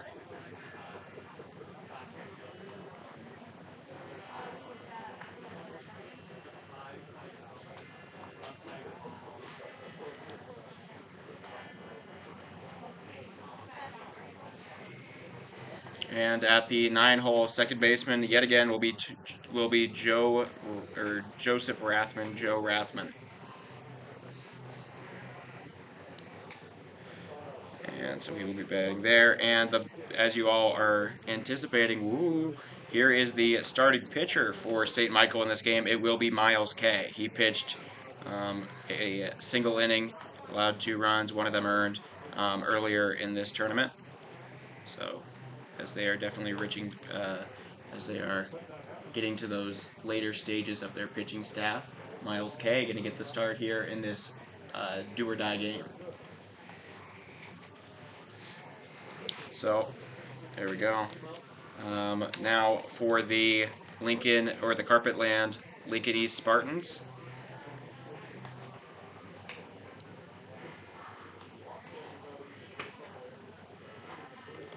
You have to say that the momentum still very much in favor of the St. Michael Mikes after their opening win here. But this Carpetland team more than capable of winning game 2. And they've shown that. It was a very close game. They won game 1 against this team. And they've got the hitting. And they do have Paul Shortridge on the mound, so there's an advantage there pitching a bona fide starter against Miles Kay. At least how I've seen it in this, at least how I've seen Kay used in this tournament as a reliever versus Shortridge, who got the start. So Owen Lasig going to lead off again from the left field position. AJ Avasco back at the 2-hole, followed by Garrett Springer. So pretty much the same lineup, at least at the top. He will be catching. Mason Gaines going to be yet again cleaning up and playing center. And then Ryan Clemente batting the 5th and playing right. He played a pretty good right field and got a lot of good hits at that 5-hole in this most recent game. Then Tanner Peterson back at third base.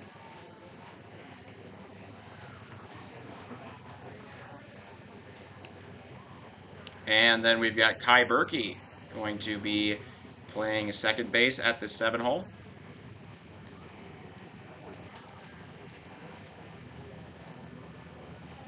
And at the 8, we've got shortstop Harrison Beester. So they switch around Berkey. Berkey now 7 and Beester now 8 in the lineup. After Beester had a pretty good game, I'd say. But nonetheless, they want to do that.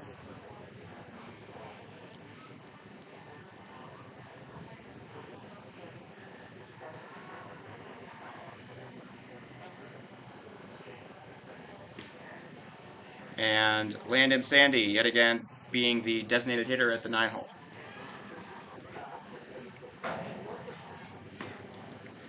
On the mound is the left-handed junior, Paul Shortridge.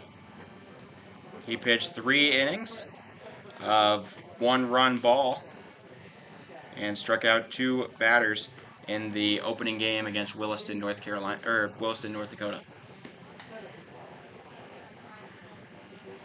So let me give you and then I'm going to mark down some stats. Actually, I'll do that first, and then I'll give you a recap as we get closer to first pitch here, coming up in about 5 minutes.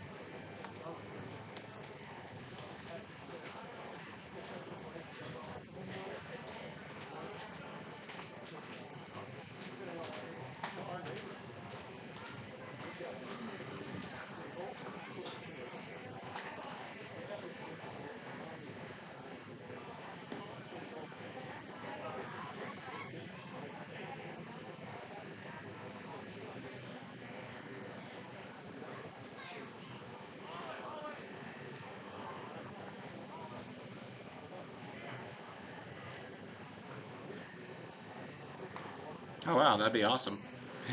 They tried to start all the games pretty much the same time as everything, which is interesting because they could have made ours games a little bit later because it's between two Central Time teams.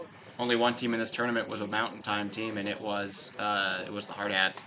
Maybe Williston. I don't know. Maybe actually, I just don't know where Williston is too well. I know it's in northern North Dakota near the back in oil fields, but I don't think I could put that on a map of North Dakota.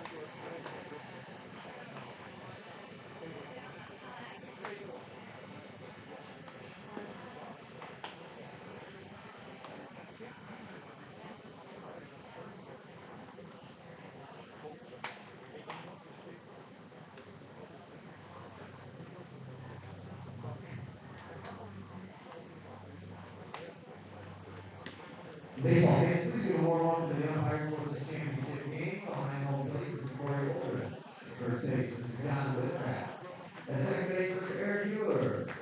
At third base, Mr. Andrew Fisher. In the left field line, Mr. Craig Mills. And in the right field line, Mr. Tim Higgins. Umpires, thank you for all you've done for the Central Plains Regional Tournament. We appreciate you.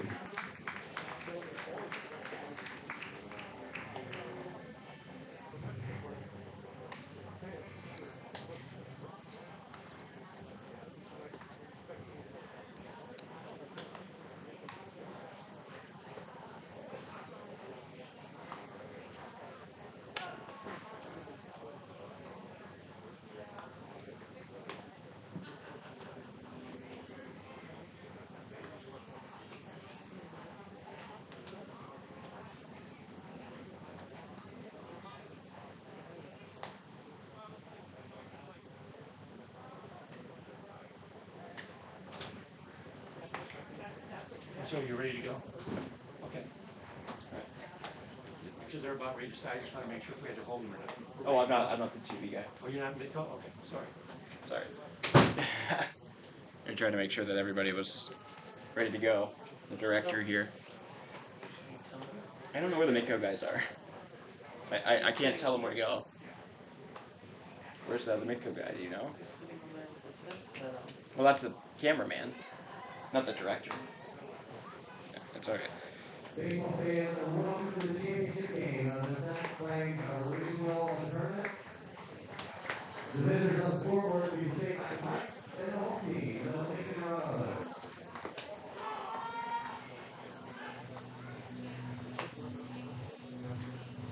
Setting up the runs defensively. At first base, Alex Vasco.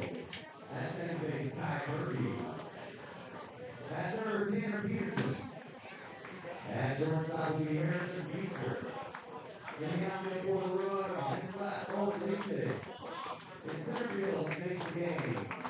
All right, I've got the lineup down for both of these teams. Let me give you the St. Michael lineup. They will be leading off this inning with the on the hitting side of things.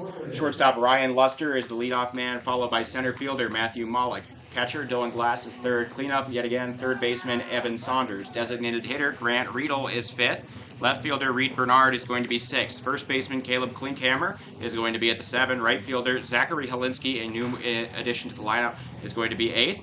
And second baseman Joe Rathman will be 9. Miles Kay going to be on the mound. So to recap, St. Michael, the first 3. Shortstop Ryan Luster, center fielder Matthew Mollick, and catcher Dylan Glass. The middle 3. Third baseman Evan Saunders, designated hitter Grant Riedel, and left fielder Reed Bernard. And the bottom 3. First baseman Caleb Klinkhammer, right fielder Zachary Helinski, and second baseman Joe Rathman. Miles Kay on the mound. Now for the Lincoln East Spartans, the Carpetland Lincoln East Spartans. Leading off for them, left fielder Owen Lasik, followed by first baseman AJ Avasco. Catcher Garrett Springer will be third. Cleanup is center fielder Mason Gaines.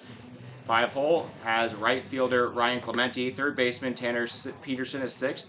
Second baseman Kai Berkey at the 7. Shortstop Harrison Beaster is 8th. And designated hitter Landon Sandy is 9th. On the mound for them is going to be Paul Shortridge, the starter in Game 1 against the Williston Keybirds of this tournament. So the first 3 for Carpetland: left fielder Owen Lasik, first baseman AJ Avasco, and catcher Garrett Springer. The middle 3 for Carpetland, that'll be center fielder Mason Gaines, right fielder Ryan Clemente, and third baseman Tanner Peterson. The bottom three, second baseman Kai Berkey, shortstop Harrison Beester, and designated hitter Landon Sandy with Paul Shortridge on the mound. So there you go. The Mikes are going to lead off with Ryan Luster. Luster is 6 for 21 in the tournament. And we are ready to go. Top of the first. Right here, we are ready. Paul Shortridge on the mound. He pitched 3 innings of 1-run ball and is a bona fide starting pitcher. He was the man for the in the win against the Keybirds in Game 1. Strike 1 delivered from Shortridge, 1-1.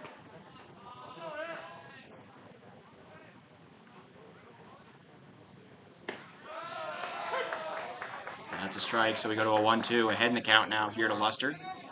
Luster, 7 runs in this tourney, 3 RBIs. In the dirt, 2-1. Or sorry, 2-2. 2-2 count for the leadoff man Luster. Anything but lackluster. That's a strike 3. Shortridge drops a curveball in the top of the zone. Gets the first K of the game here for Carpetland. Definitely a pitching advantage here for Carpetland in this game. So first K goes down. Luster goes down looking for the first K and first out of the game. And it'll bring up Matthew Malik. Malik batting .556 now. He's 10 for 18 in the tourney. Came through big in that last game. Ended up getting the save. And also 2 hits. Flares 1 foul. We go 0-1 now. Matthew Malik with 10 runs. The only man in this tournament to get up to 10 out of anybody here.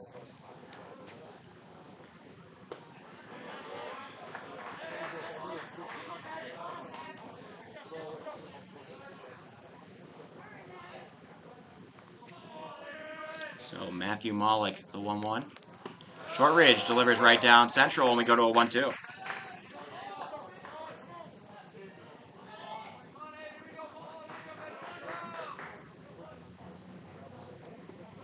Ball in the dirt, and it is going to be a 2-2 count now. So Malik being patient out there and taking a lot of pitches. Flares 1, that might land. No. He wouldn't have ran for first anyways. It flares out of play, and we go 2-2.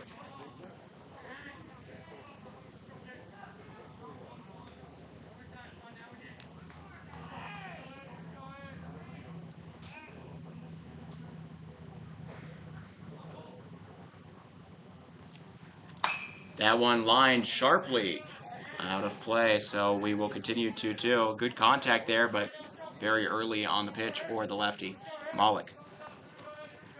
It's a lefty-on-lefty matchup. Shortridge, all in all, should have a slight disadvantage platoon-wise against a largely righty lineup here. St. Michael, that's floated into left, and that'll be out. So, first 2 men retired here in the top of the first for Carpetland. Paul Shortridge doing a great job to start things out.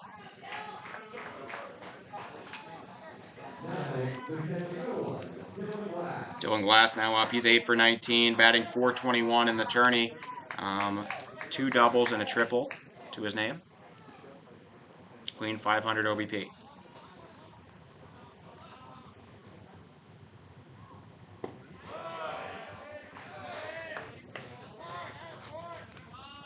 Yep, there was a game going on before this, and now this is for all the marbles. St. Michael won Game 1, 12-9.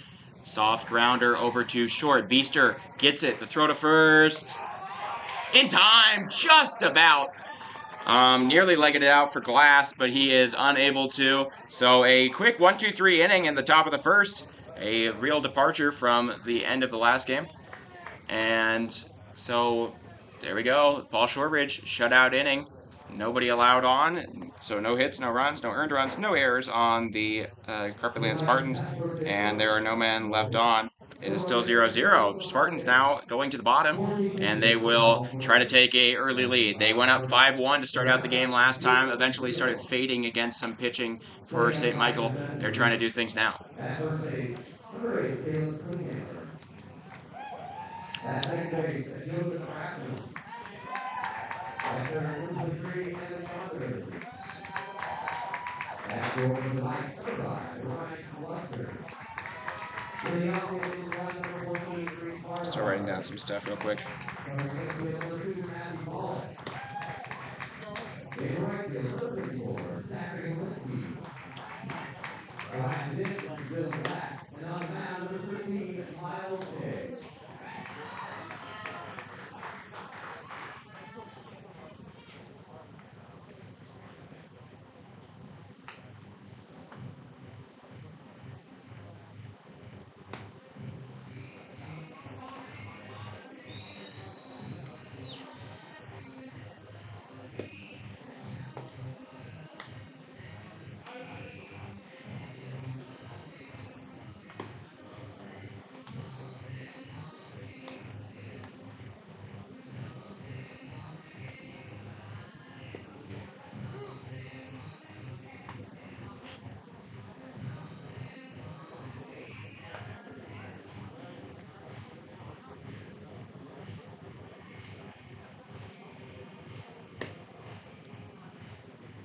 All right, I'm done. So Miles K on the mound here for the St. Michael Mavericks. He made a quick 1-inning appearance in a game earlier. Let me see which game that was. It was 2 days ago, so that was the game actually against the Spartans. So they've already seen Miles K. So he pitched 1 inning of 0 earned runs, 2 runs allowed. An error let him down apparently, and he committed 1 balk, but and had no strikeouts. But he is on the mound here in this crucial game that will decide the outcome of the season for St. Michael. No matter what, both these teams, champions of their states, that's popped up and caught. So a quick first out, a pop-up, turns right back to the catcher. Dylan Glass makes and handles it, and Owen Lasig is retired. Like I said, we've seen a tale of 2 different games, a 3-2 pitch out. Great game between the pitchers of. Let me get a reminder. Chase Nelson and Zachary Holinsky when they fought in in day 2 of the tournament. Whoo! Right into the bullpen, right to the dugout. Everybody ducks, gets out of the way. It is 1-1 count now here with 1 out in the bottom of the first. No hits, surprisingly, in this game so far. Breaking ball finds the edge of the plate. Good pitch there. Uh-oh. Video's gone. Fouled off. This thing. What happened to it? Do this on the 1 out there. Flip it off and then on again. Okay. All right, we're getting that back in just a moment here. I'll give you the audio call. It is 2-2 now for AJ Abasco. Pitch. Swing and a miss. That one in the dirt. That'll be out number 2. I know, we're trying to bring that back to you. It'll be just a moment. That'll be K number 1 of the day here for Miles K. Check, fitting and whatnot. Garrett Springer now up to bat. Springer comes in 5 for 16 with a home run, 3 walks, 4 runs, and 4 RBIs. That's a strike. That's all on the tournament. I know we're trying to bring you the camera stuff. All right. Just a moment. 1-1.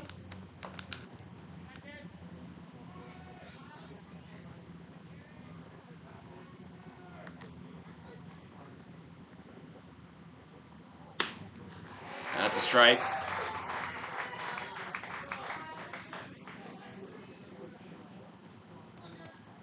Yay! Shout out to my mom, the goat here. And we are back on the camera. And that is going to be hit into left. It'll drop. So, Garrett Springer now heading for 2 on a liner that goes into the corner and left. So the first hit of the game comes along. Garrett Springer with a double. Sorry, I was a little bit distracted there trying to fix the camera issue. Now Mason Gaines up with a man in scoring position, trying to put Carpetland on the board here in the bottom of the first. That is going to be smacked into right. It'll drop. That's going to the corner as well. So touching third, coming around is going to be Springer. He will be safe, heading for second and holding up a stand-up RBI double for Mason Gaines here in the first inning of this crucial winner-take-all game here between the Spartans and the Mikes. Spartans now on the board, RBI double, yet again starting with their early start ways. That brings in Springer. All of this happening on 2 outs, a little bit of a rally here. And Ryan Clemente up. He had a great game in game 1. Pops up a ball that should be maybe playable. Nope, just out of play. Glass going to have to watch it. And it's 0-1.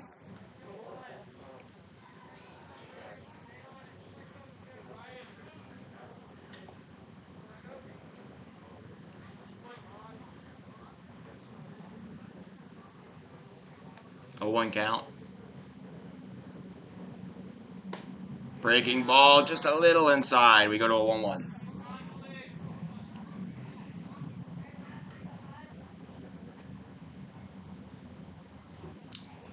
Alright, so the man leading off of second. Ball in the dirt, not going to be getting away enough for Gaines to move. It's 2-1. So Ryan Clemente trying to extend this inning here for Carpetland. They already have 1 run, trying to get more. You can't have too many against this offense.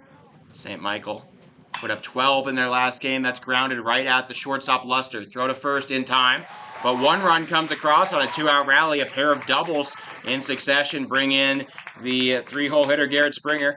And so the Spartans enter the top of the second yet again on top by 1 run. So to recap that inning, 19 pitches for the starter K. There were 2 hits. They scored 1 run. That run was earned to the pitcher K. There were no errors on the Mikes, and 1 man is left on. It is 1-0. So after a quick perfect inning, 1-2-3 for Paul Shortridge in the beginning of this crucial, do-or-die game, we are going to see the middle of the order up. That includes Evan Saunders, the man they refused to pitch to last time, maybe with bases empty and the fact that he did fly out in the last game. Maybe they will decide that it's time enough to pitch him because there's no harm of him dropping or bringing anybody. The only harm is bringing himself around or putting himself on base. You're going to do that anyways with a walk. I think they'll probably pitch to him in this situation. Saunders has been unbelievable. 5 doubles, 1 triple, and a home run in just the last 3 games.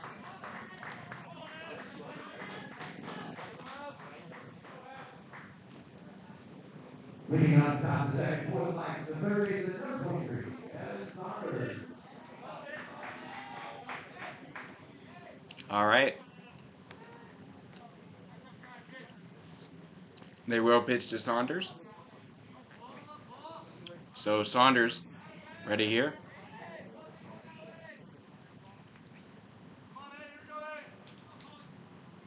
Foul ball. Saunders, a lot of weight going on that front foot when he swings. That keeps on helping him out with that power stroke that's earned him that earned him a 5-for-5 game with 4 doubles and a home run yesterday against Fargo Post 2. He brought in 7 runs in that game, including himself on a 3-run shot in the top of the 7th inning, I believe. Might have been the 6th. 1-1 count. Foul ball for Saunders. Now up to 2 strikes. Saunders has 3 strikeouts in this tournament. Hasn't struck out in 2 games though. Shortridge has 1 K. so far on the opening man, Ryan Luster. 1-2. Fouled off again. Third base coach for third base coach Levi Fry for St. Michael keeps trying to bare hand grab these ones, but they've got some serious heat on them, and they keep evading his grasp. So 1-2 count now here to Evan Saunders. He's leading off the inning. Saunders, probably the best hitter in this tournament. He yet again mashes one foul. Good little bare hand grab off the fence by one of the players out there that was retrieving another one of Saunders' foul balls. He's got to watch out because another pitch is coming and it might be right at him. 1-2 count. Saunders making Shortridge work for it. Ball down and inside. He'll wait for a better one. And we go to a 2-2. 2-2 count for Evan Saunders here. Looking for the first hit of the game for St. Michael. Grounded hard over to third. Handled cleanly by Peterson. He will throw a bullet over to first. It bounces and not going to be handled by A.J. Avasco. So that'll be an infield single. I don't believe that'll go down as an error. That should be... Nope, it is an error. So officially scored as an error by the third baseman, Tanner Peterson. He had to throw a fastball no matter what in order to get over to first in time, as that ball took a minute to get to him. Anyways, the first man is on. Still not a hit, but Evan Saunders reaches base on an error. Lincoln, third error of the day. They are up to 10 total. They're tied with this St. Michael team at 10 total errors over the course of their 5 games and change. Shortridge. There was a soft one. It's fouled off. This is Grant Riedel, the designated hitter. Riedel, an interesting thing. He has 3 hits, but you'll never guess which 3 those are. 2 triples and a home run. What a weird little combo to get 3 hits on. But he's batting the 300, or he's batting a little bit below 300. He's 3 for 13. So when he hits it, he gets a ton of bases. He's probably slugging a far better line than he is OBPing. A 1. I guess that's how every slugging percentage goes, because if you're gonna... Oh no, because if you can get walks and whatnot. So yeah, Riedel slugging 790 or 769 and batting just 231. Oh, that was a ball just a moment ago, my bad. So we're going to a 1-1 count.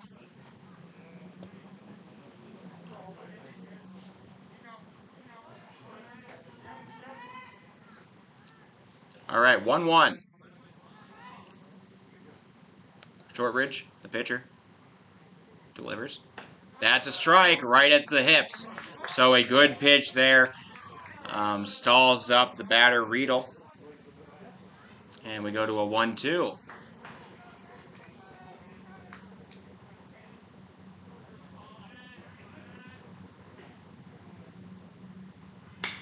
That's a line through the gap. So a hard ground ball will get through. And that's the first hit of the game for St. Michael. In the top of the second, the first 2 men get aboard. They're looking to tie or even take the lead here. The bats are starting to come to life and act like they were in the last 2 games. Over the last 2 games, this St. Michael lineup averaging 17 hits. So over 2 hits an inning. And they're also averaging, how many is that? 13 runs a game. Wait, no, because they had 12. So 15 or 14 and a half runs a game. They're going to come talk to Shortridge. Of course, they got to keep the guy out there. Shortridge, their best pitcher remaining. And had a perfect first inning. But still giving him some advice as he goes into an at-bat here with Reed Bernard. Bernard batting 500. He's 2 for 4. He made his first appearance in this tournament just last game and came through in a big way. Being asked to produce his first RBI of the tourney.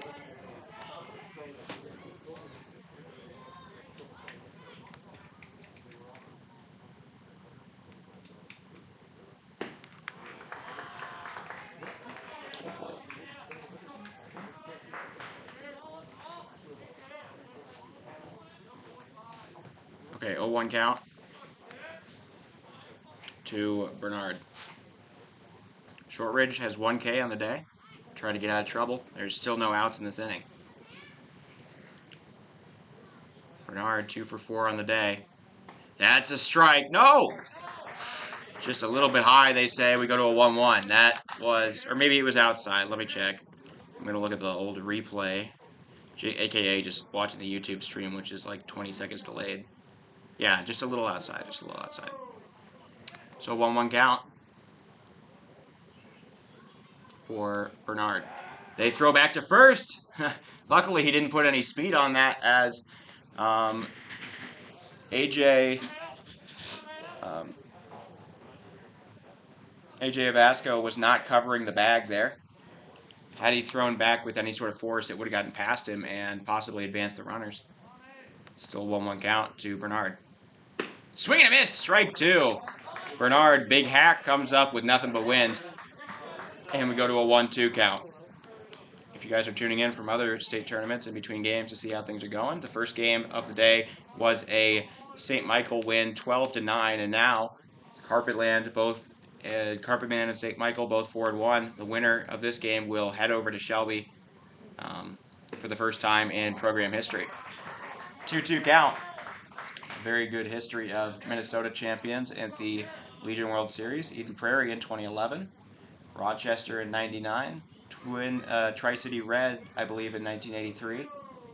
Somebody did it in 03. I can't remember who. 2-2. That is struck hard and foul. We remain 2-2. So the pitch count definitely getting worked up here for Shortridge as he has to face yet another long at-bat. The last one ended in a single by Grant Riedel. Reed Bernard has not struck out or walked in the one game that he played.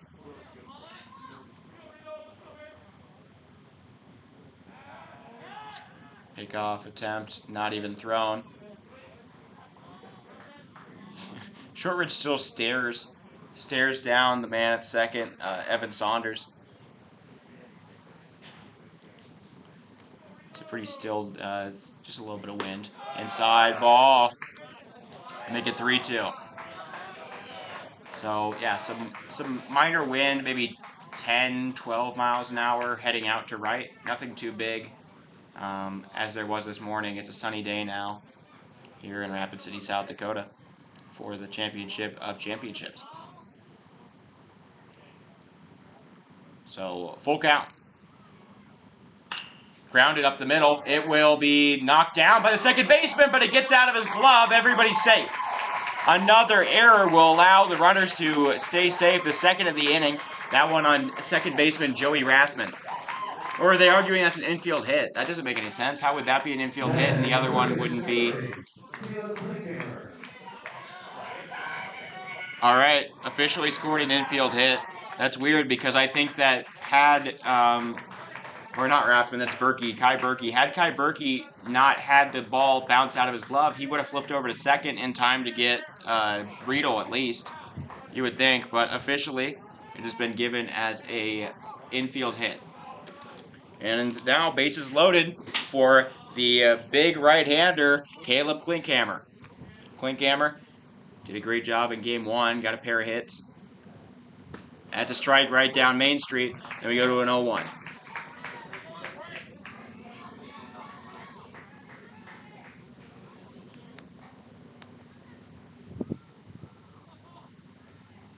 Oh, 1 count. Klinkhammer, a little bit of a waggle, the big 6'6" righty, getting ready. That's another strike. No, a little bit out. A little bit outside, my bad. I don't have the depth perception right now. I'm along the first base line, staring down the third base line in the booth. So 1-1 count now here to Caleb Klinkhammer.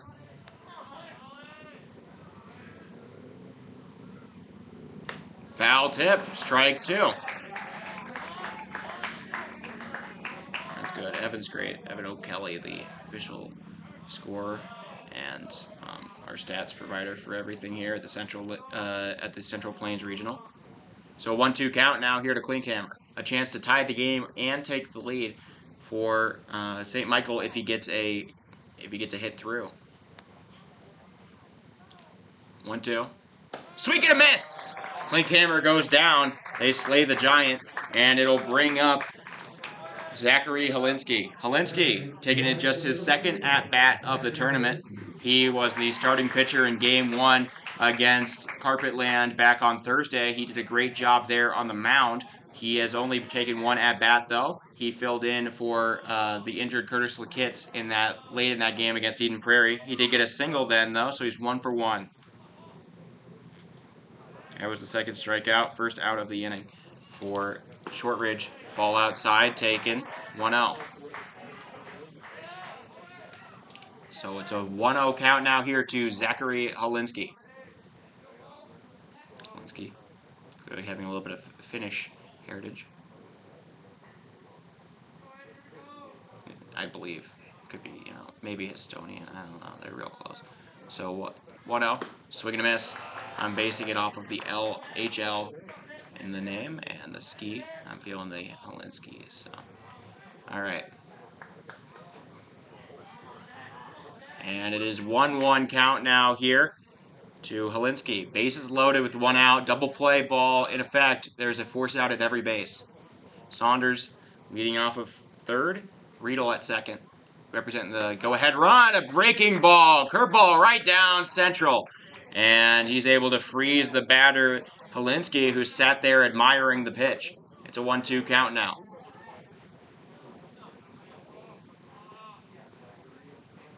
Chance to get his second strikeout in a row. If Shortridge can strand all these runners, it would be crucial for the Carpetland team in the course of this game. As they hold a 1-run lead, you'd hate to blow the lead or, surrender a run that would tie the lead or even the one that could give the lead over to St. Michael. And a single could do just that if Holinsky is able to come through. Like I said, very small sample size on Holinsky as a batter. Only 1 at bat. Popped up in the infield. The second baseman, Berkey, wants it. He will make the grab. So, 2 outs now. Good work from Shortridge. He removes 2 out. He puts 2 outs on the board without the ball leaving the infield. And that is a crucial piece of pitching. So after loading the bases with nobody out, it looks like maybe Paul Shortridge is going to get out of this thing unscathed.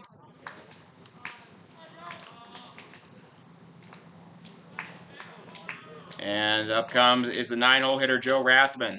Rathman 2 for 9 with a pair of walks. A walk would bring in a run as well. He has 1 RBI, 3 strikeouts. A very soft grounder. A half-hearted swing ends up making contact. 0-1 count.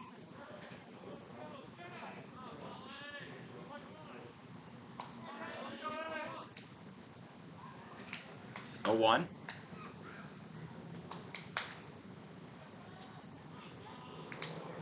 Shortridge waiting on the call. He gets it from Springer. Bases loaded. 2 outs here in the top of the second. Swing and a miss on a high pitch. Rathman climbs the ladder, and it is 0-2 now. Shortridge on the verge of getting out of a bases-loaded jam with nothing coming in. That would be crucial for this Carpetland team, and they'd have a chance to extend their lead in the bottom of the inning. So 0-2.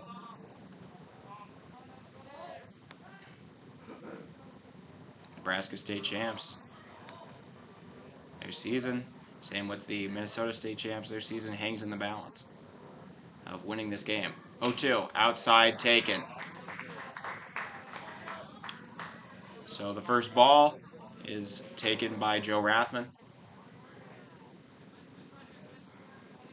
1-2 count now.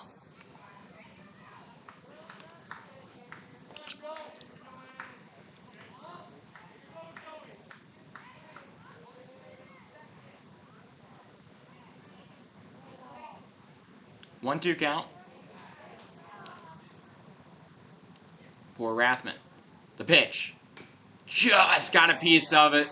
The inning will continue. Just barely on the top of the bat. Holinsky makes a little bit of contact and will defer the pitch to the next. So it's a 1-2.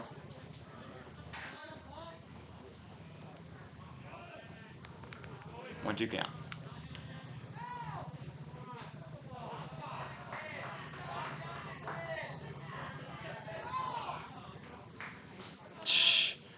Some fans commenting on the time in between pitches by Paul Shortridge, the Carpetland manager, saying to stop yelling at kids from the spectators. So it's a 1-2 now. Shortridge delivers. Swing and a miss, strike 3! He gets out of the jam. Bases are loaded to start out the inning. He gets 1, 2, 3. Paul Shortridge, the Houdini act, and nobody scores in the top of the second for St. Michael. An impressive piece of pitching will keep the lead in the court of the Spartans, and they will have a chance to further extend their lead now in the bottom of the second here, with Miles K coming out for his second inning of work.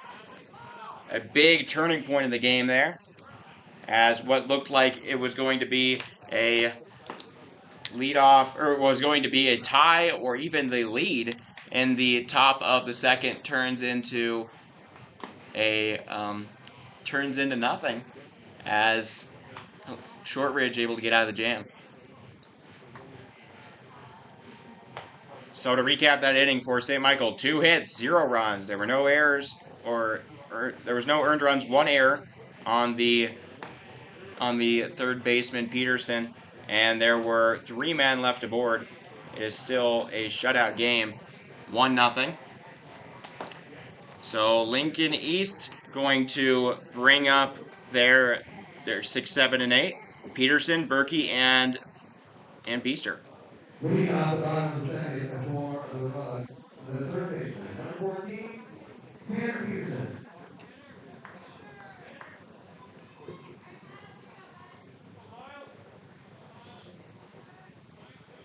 Been a heck of a summer out here doing Hard Hats TV games.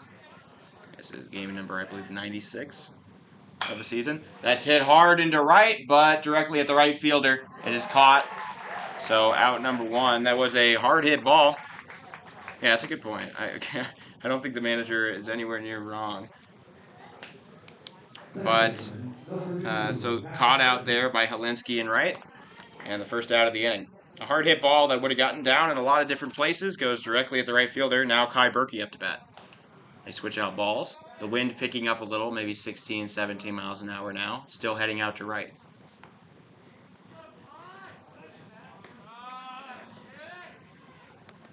As you can see by those flags in left center, you can see on your screen.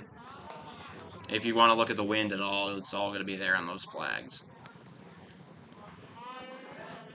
So 1-0 count. That's another pitch just off. So 2-0.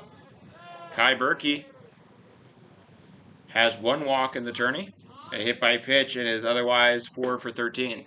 And he will take a 3rd ball in a row. Miles K has not issued a walk in this game or in the tournament. It looks like he's about to give out his first, being down 3-0 in the count. The pitch hits him. Oh, that one hurt off the arm.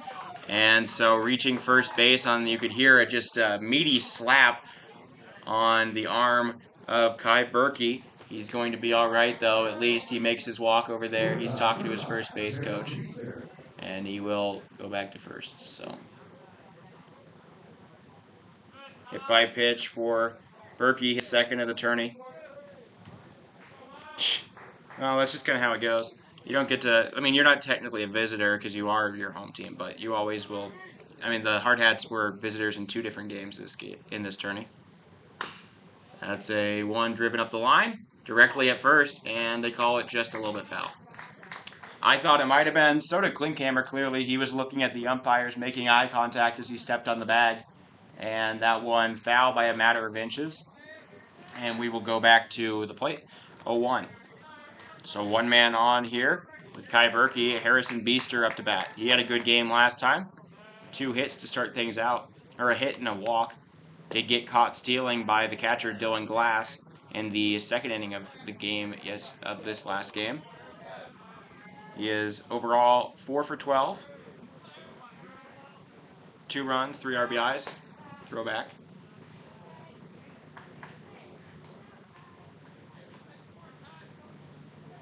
The pitching advantage from Paul Shortridge definitely going to play a big factor in this deciding game. 2-1. This this St. Michael team definitely a little bit short-staffed.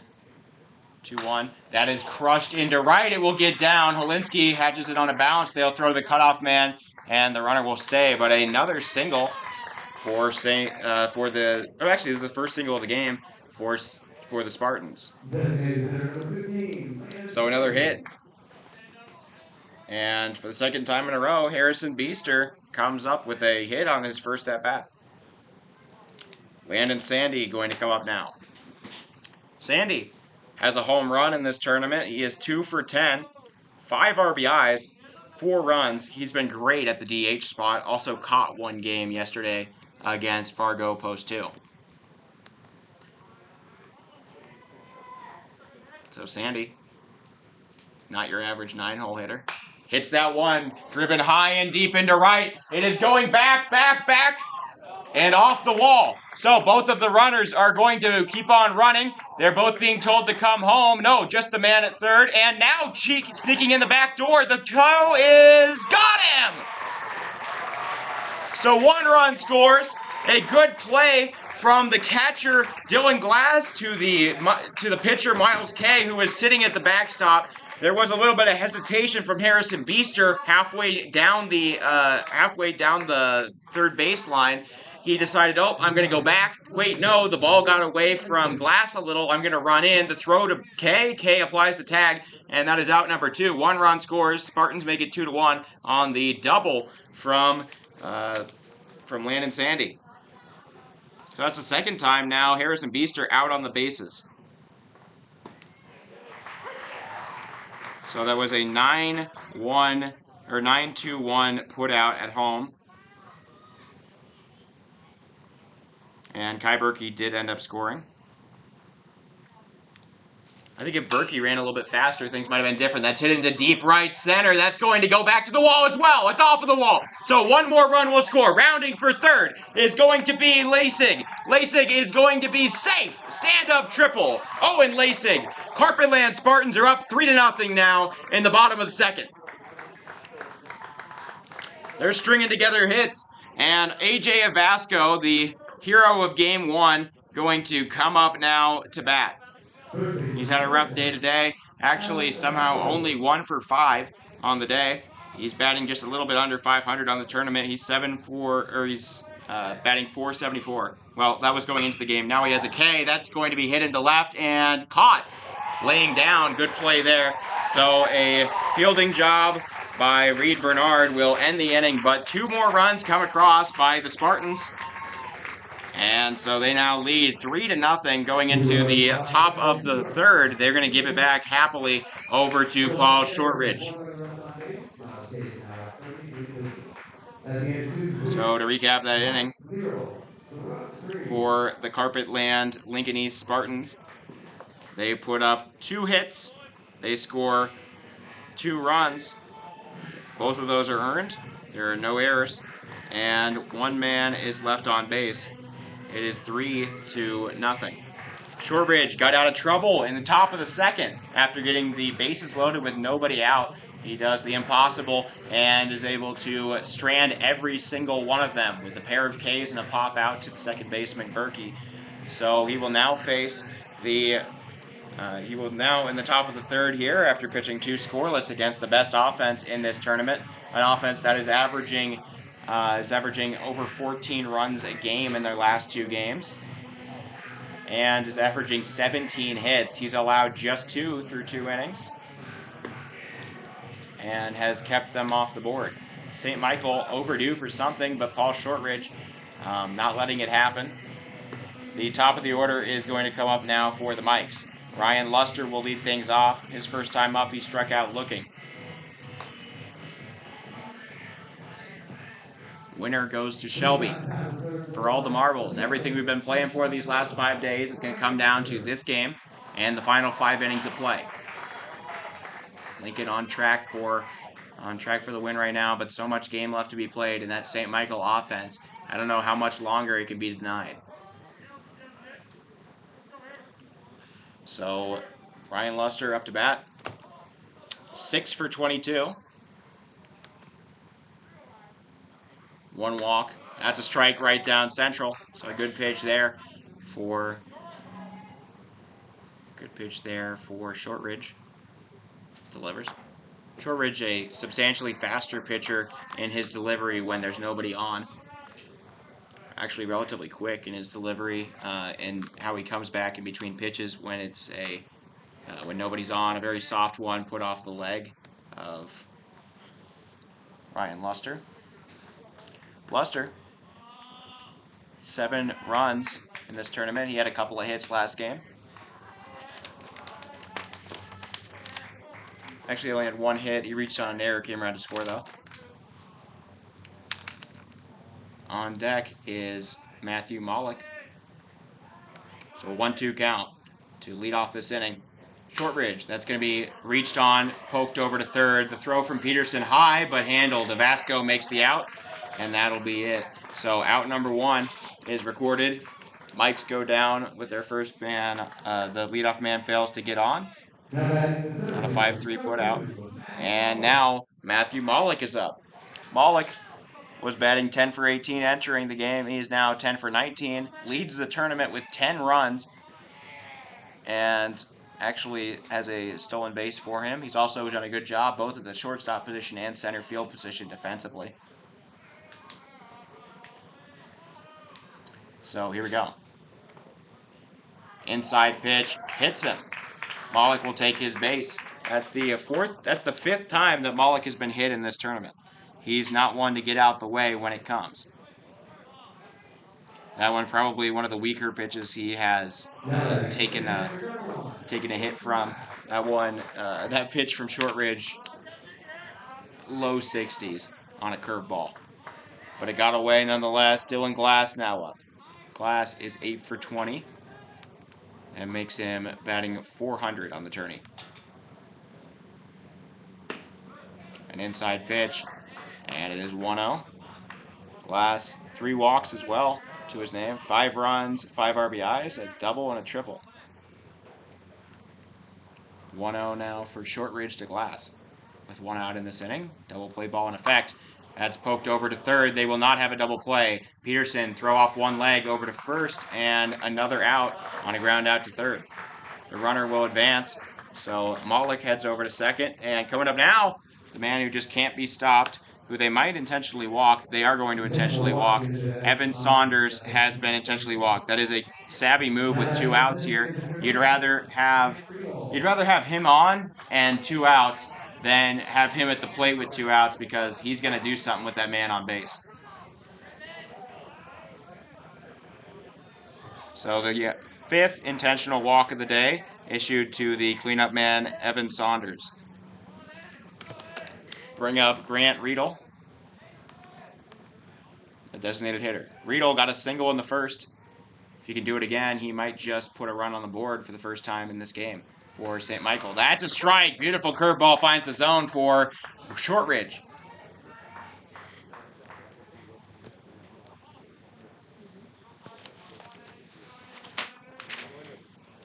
Shortridge, the left-handed junior for Lincoln East High School, the Spartans. Sponsored by Carpetland, as every single team in Nebraska has a sponsor in their name. Popped up and going into foul territory, running for it and not going to be able to make a play. That falls in the bullpen, foul territory, and we go 0-2. So Riedel now down in the count. He's not been too well when he's down. He has 5 strikeouts in this tournament so far. He's 1 for 1 in this game though. Shortridge, 3 strikeouts in the game. 0-2. Time call. And we're ready to go. So here we are. 0-2. Ball Shortridge delivers. Inside pitch taken A little bit of a limbo move there from Riedel. Like I said, 3 hits, but that's a triple, a double, and all that.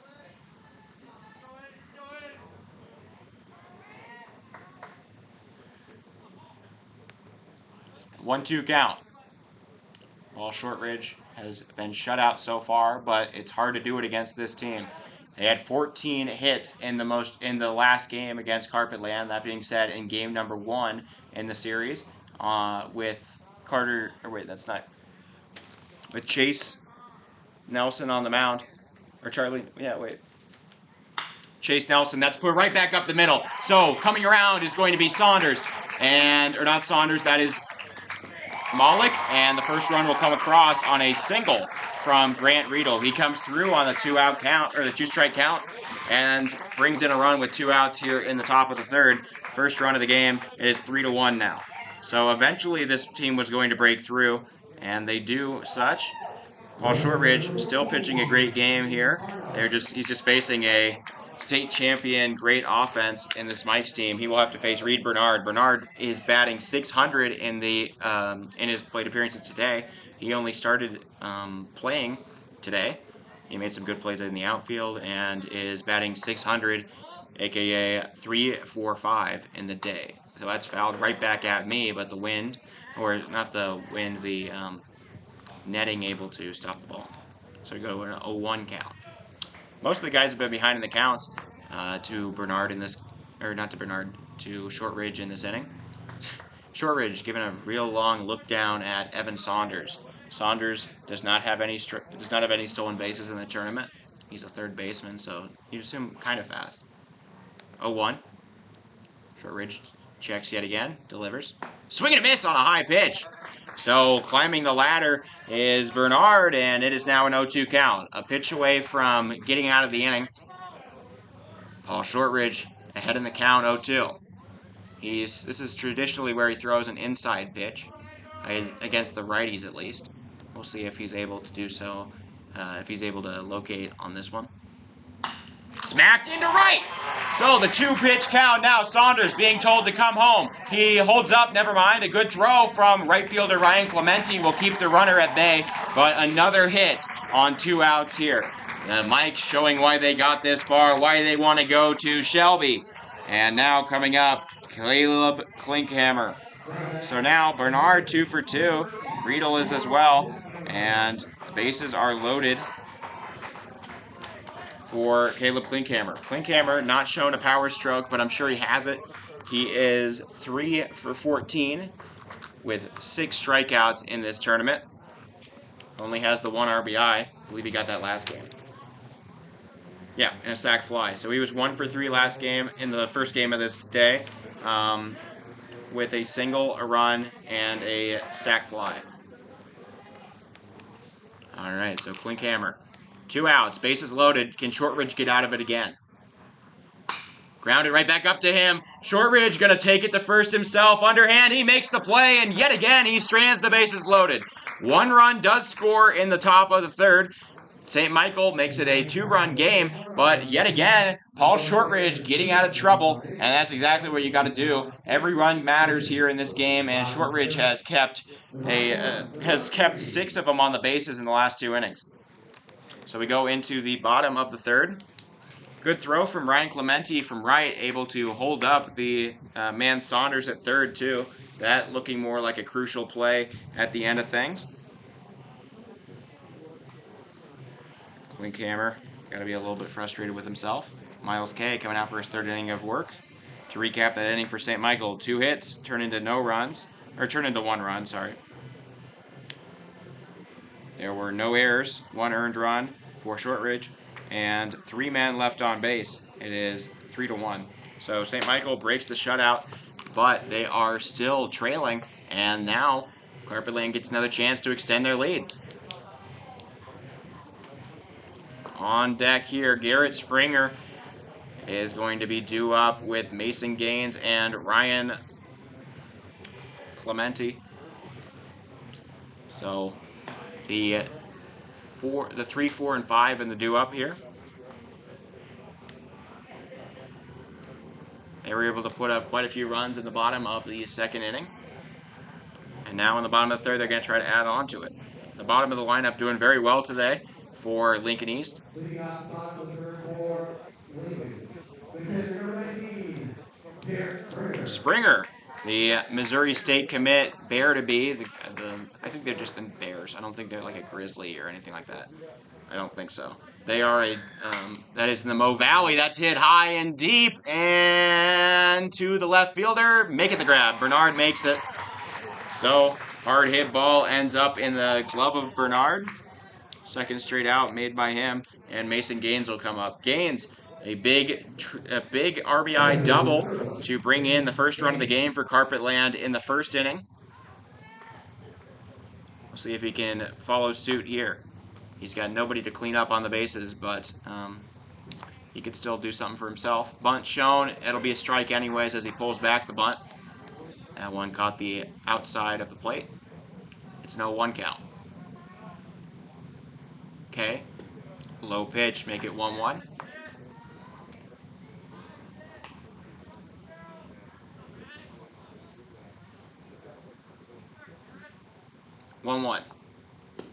Low, and we go to a 2-1.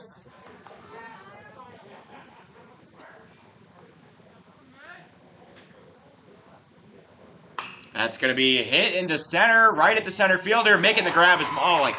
So he had to come in, but he did make the grab on the run, and that'll be out number 2. So 2 quick outs now for Miles K in this inning for St. Michael.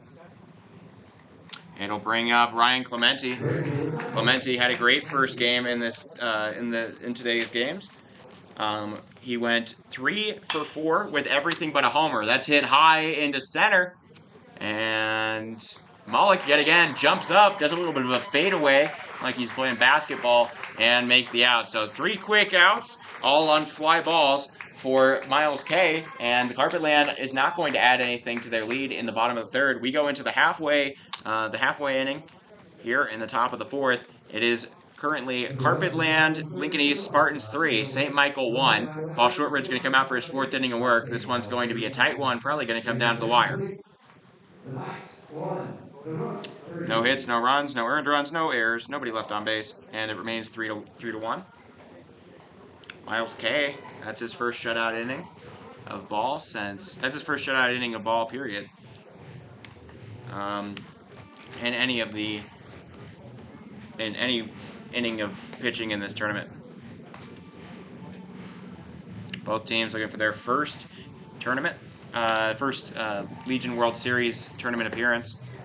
I'm sure some of you from other groups that are doing all this, they are doing that, so we will see.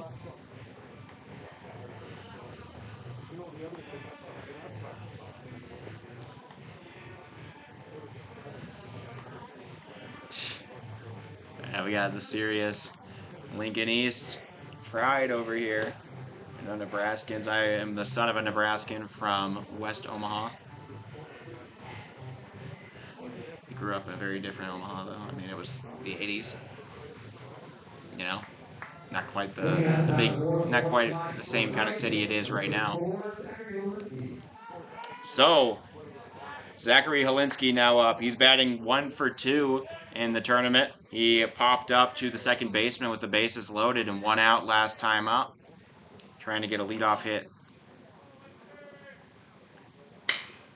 Smacked over to third. Peterson handles it on a throw, on a bounce, throw to first in time, and a 1-pitch, 1-out situation there. So Holinsky goes down on a 5-3 putout. Peterson making himself work. He's only made has 5 putouts now to just 1 error. Or not 5 assists. They're not putouts. The putouts go to the man at first, technically. So now Joe Rathman is up. He struck out swinging his last time. He's in replacement for Curtis Lakitz, who broke one of his leg bones on his left leg on a collision against Eden Prairie in the in the late innings of a game against Eden Prairie in the losers bracket on Friday. 1-1 count. Swing and a miss. Big Swing there for Rathman. The top of the lineup due up to come. Luster on deck right now. So if you can get somebody on, there's a good chance the top of the order is able to bring you back. Bring you in. That's put right down the middle. That'll get through. Rathman, a single. So Rathman gets the single there. 1 out. St. Michael gets the hit. And now we bring up Ryan Luster. Ryan Luster, the shortstop and leadoff man, is 6 for 23 in this tournament. And here we go. First pitch, low in the dirt. Gotta watch out. Rathman somewhat quick out there. He plays second. He played center field in one of these games too. Or no, he played third base in one of these games. But a somewhat quick guy. Yep. All right, 1 out. Strike there. Curveball loops its way into the zone. 1-1 count.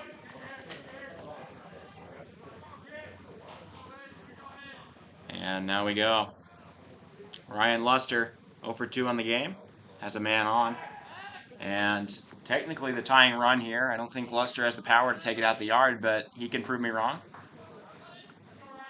in this do-or-die game. 1-1 count.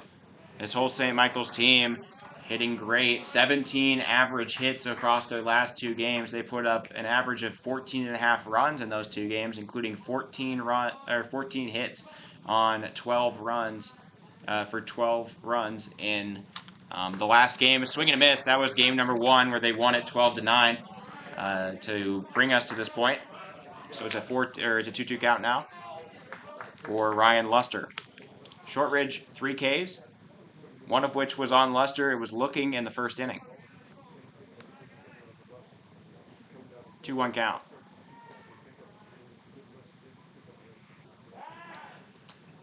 And Shortridge not going to take any chances. Throws back to first to check on Rathman. Rathman, a little bit like, wait, hey man, I'm not really leading off.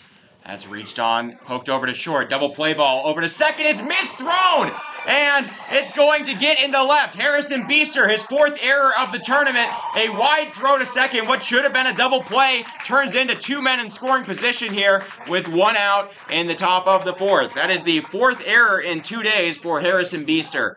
He is melting apart there at the shortstop position for this Lincoln team at just the wrong time.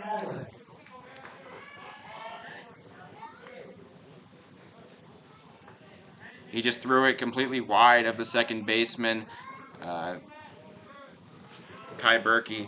And so not only did they not get the out at second, they didn't get the out at first, and both of them advanced. So 2 men in scoring position for Matthew Malik. Malik batting over 500 on the tournament. He got hit by a pitch, came in to score his last time up. Represents the only run on the scoreboard now for St. Michael. Strike. Delivered on the outside of the plate, and it is 0-1. Both of these teams a little bit sloppy on defense. Lincoln up to 11 errors on the tournament. St. Michael up to 10. 0-1 count. Shortridge checks on a man at second. Delivers, that's crunched and driven into right. It'll get down. 1 run scores. Another coming home, and he will score. The throw to second, not going to be in time to make a play. And I think the ball hit the face of the man at second. Malik got hit by the throw in off of his face there, but it did not matter. The game is tied up with a double to right from Matthew Malik. This St. Michael team, they won their game earlier. They are not ready to go. They don't want to end this summer. All of them are seniors. They are entirely seniors, so as soon as this game's over, it's off to college, off to the real world. You get 1 more day in high school here if you keep on winning, and you get to do something special with friends you've made for plenty of years, I bet, at the St. Michael Albertville High School in St. Michael, Minnesota, which is a little bit northwest of Minneapolis, in the metro area, but not within city limits for Minneapolis. So they're still checking on the man at second. Malik got hit in the face by a throw in from Clemente from third, or from the outfield. So 2-run score that are neither going to be earned, but it doesn't matter really too much, as who cares about stats at this point.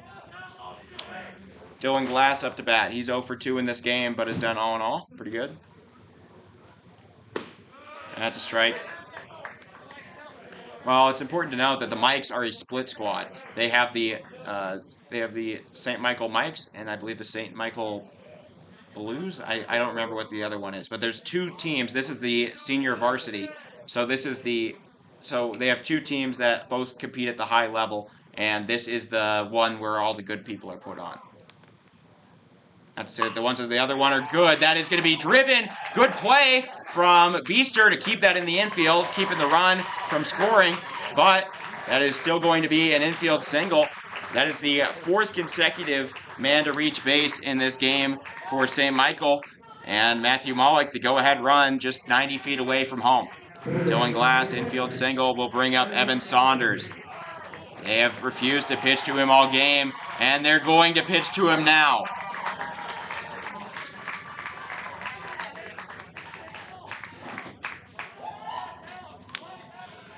St. Michael's Gold, thank you. So yeah, it's a split squad, the Mikes and the Gold. So this is going to be your senior varsity kind of thing. Leading off. Swing and a miss! Saunders, the power to bring it out the yard. Yesterday, in a game against Fargo Post 2, the North Dakota State champion, they were 45-6 coming into the game. They ended up losing, and Saunders was a big part of it. Saunders went 5 for 5 with 4 doubles and a home run. Yep, 12 total bases, 5 for 5. That's why they've been pitching around him all day. 0-1 count. That's low. It gets through the legs. Springer not going to be able to get it to the pitcher, and one more run will score. A wild pitch scores the go-ahead run. St. Michael on top, 4-3. So now the game in the hands of this St. Michael team. Shortridge still trying to get his second out of the inning. Wild pitch will advance Glass into scoring position, and there is a free base at first. I wouldn't be totally shocked if at some point here they do just walk Saunders, but they're going to continue pitching. Saunders 0 for 2 on the day, or 0 for 1. He reached on an error his last time up. Hit high and deep into left. It's going to be a little too tall and caught. So that one too high. And despite having a very hard hit ball, Saunders flies out. That's out number 2. The runner will stay at second.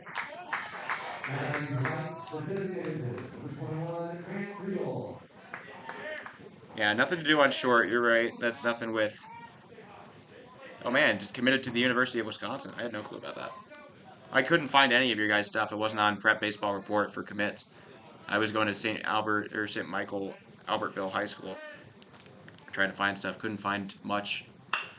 Hit high, driven into center, and Gaines coming in on it. He will make the out. So 3-run score thanks to an error on Harrison Beaster, and St. Michael turns a 2-run deficit into a 1-run lead going into the bottom of the 3rd. We're halfway through this game. It's tight. 1-run lead for the St. Michael Mikes of St. Michael, Minnesota.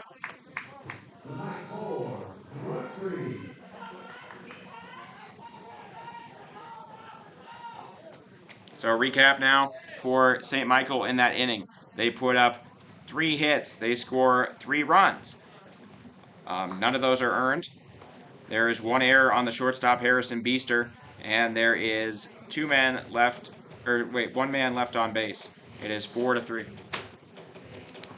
So pitching to Saunders has worked out pretty well.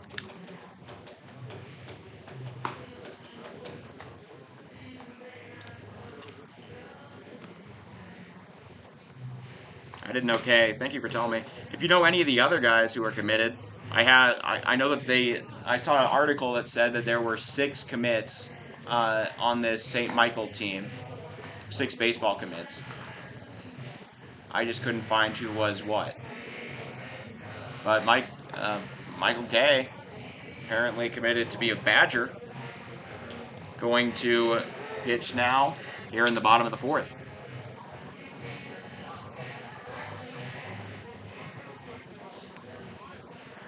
So if It's all coming down to this. Thank you all for tuning in. I'm Oliver Fell, bringing you this game for Hard Hats TV. Post 22 Hard Hats, the host of this regional. So we've done every game here on Hard Hats TV. If you've been missing them, you're missing out. These have all been fantastic, but I'm glad you aren't missing all of them, and you're coming in for the championship game. Maybe somebody told you, hey, look at our kids. They're about to maybe do something here. So go for it. Reed Bernard. Nope, never mind. Wrong side. Tanner Peterson leads off this inning. A liner right into center will start things out. Leadoff single for Peterson. So Carpetland gets on board. The tying run reaches base, and Kai Berkey up to bat. The bottom of the lineup been fantastic for Lincoln East in this today. All in all, they've been a lot better than I'd say even the middle of the lineup. As Kai Berkey now up, he reached on a hit by pitch last time. That's driven into left, kind of short, coming in, sliding, making a grab. That will be an out. So Bernard slides and makes the play. Are they saying he was out or did it land? No matter what, the man is out and somebody's on first. It's just who's on first. Nope, that was a fly out. So out number one. Shortstop number 5, Harrison Beester. Okay, so F7 will be the first out. Good play from Reed Bernard, who's filling in and left because other people are moving around out there because of the two outfielders, Sam Huber and Zachary Helinski's injuries. Or sorry, Curtis Lacatz's injury. Helinski's fine. So first pitch strike from K. Now for Harrison Beester. Beester had a single his last time up, did have that error that allowed all 3 runs to continue existing on the base paths and the inning to continue, where all 3 scored in the top. So he's trying to redeem himself a little. He had a single that helped out bringing in 2 runs. He was out at home trying to take an extra, and the other one that's taken outside, make it 2-1. Oh, balk. Never mind. Ball doesn't count. And heading over to second is going to be Tanner Peterson. That's the second balk that's been called on K in this tournament. He had 1 when he relieved against Carpetland in the other one. Well, yeah. Most of these ones that have hit the fence have been pretty low on the fence, at least in this one, or have taken a skip to the fence. 10 feet fences and right, 7 feet to left. This is definitely a pitcher-friendly park, though. Here at Fitzgerald Stadium, 395 to left center, right center, and then 325 to left, and out to the left foul pole, and then 330 to the right foul pole. So it's 2-2 count. Now for Harrison Beester. Pitch. He does a little bit of a check swing situation and puts it into left. And it's muffed by the center fielder. Coming to second now, and safe! Harrison Beester able to get an extra base there. That'll go down as a single, and the game is all tied up here at 4 apiece. That one just kind of confused me, as I don't think Beester thought it was going to be a hit. He got halfway through swinging it and held up his bat. There was no follow-through. He was kind of check swinging, and he put it into left center on accident. Anyways, an RBI hustle, or no, that'll be a single and error. Yeah, that'll be a single and error on the center fielder, Malik. First error of the game for St. Michael. Nothing that could have gotten out, but enough to advance a base. That brought in Tanner Peterson. And so now up comes Landon Sandy. Sandy came up big with a double. Came around to score his last time. He's been a huge part of this team, success, this Carpetland Spartans team, and their success in this tournament. He is not the average 9-hole hitter. 1-1 count. K taking off his Beester. They'll throw to third, and offline it hits him. Ooh, gosh, that hurt his arm. Harrison Beester got a 80-ish mile per hour ball, or 85-ish mile per hour ball. I don't know. A big fastball from Dylan Glass right off of his arm as he was sliding into third base. The throw was offline. That the ball hitting him stopped it from going into left field. He's shaking it off. It's got to hurt a little, and he steals third base. That's the third stolen base now for Beaster in this tournament. He is now 3 for 4.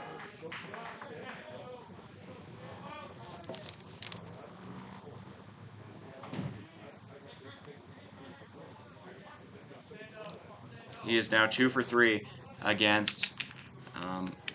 He's now 2 for 3 for. Oh, did he go? He did. Strike 2. So a check swing not held up on by Sandy, and we go to a 2-2 count. K only has 1 strikeout in this game.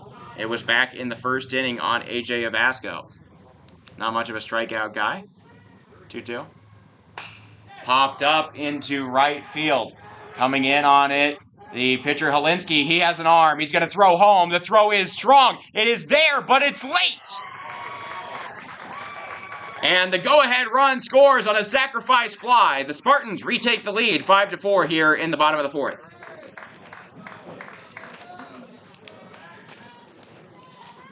So F9 sac fly. And that'll be a RBI. That is the second sac fly Landon Sandy's had today. He had one in game 1. Brought home Beaster. So now, taking the lead. Back in control of Carpetland as we are still here in the bottom of the 4th. Nobody on with 2 out. First pitch, a strike to the leadoff man, Owen Lasig. Lasig 1 for 2 in this game with an RBI triple back in the 2nd.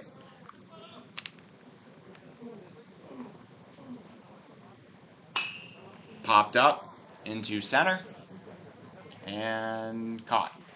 So 2 out, or all 3 outs now recorded here for the St. Michael Mikes, but 2 runs come across. The Spartans now on top in this critical season-deciding game, 5-4 over the St. Michael Mikes, the champion of Minnesota. So top of the 5th now. St. Michael's showed that they could get some more hitting off of Shortridge in that last one, but an error from Harrison Beaster did leave the door open. The wind picking up a little, maybe 20 miles an hour, maybe low 20s. Still heading towards the right foul pole. So a little bit out to right and a little bit in to the right, to the first base line.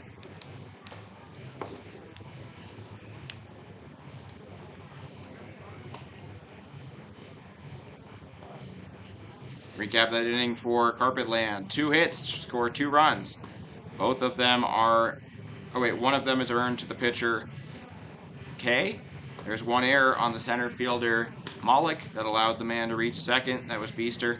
And there is nobody left on. It is now 5-4. So we're over halfway through this game. And entering the final 3 frames, the deciding frames, we are pretty much neck and neck. Carpetland with a narrow 5-4 lead here in the top of the 5th.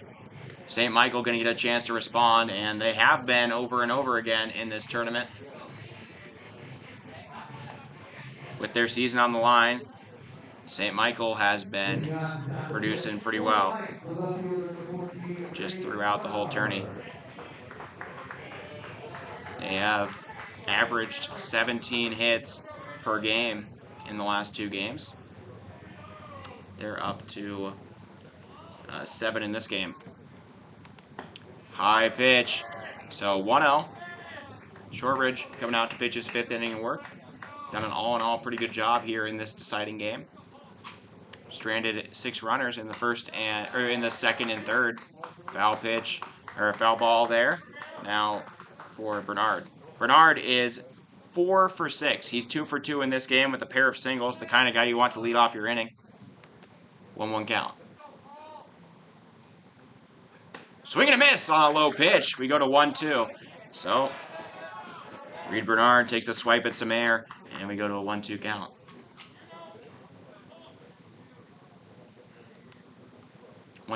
Shortridge. High and inside. Taken for a ball. 2-2 count.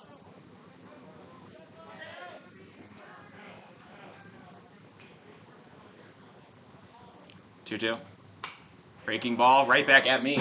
Oh my gosh, it hit the trophy. It hit the trophy.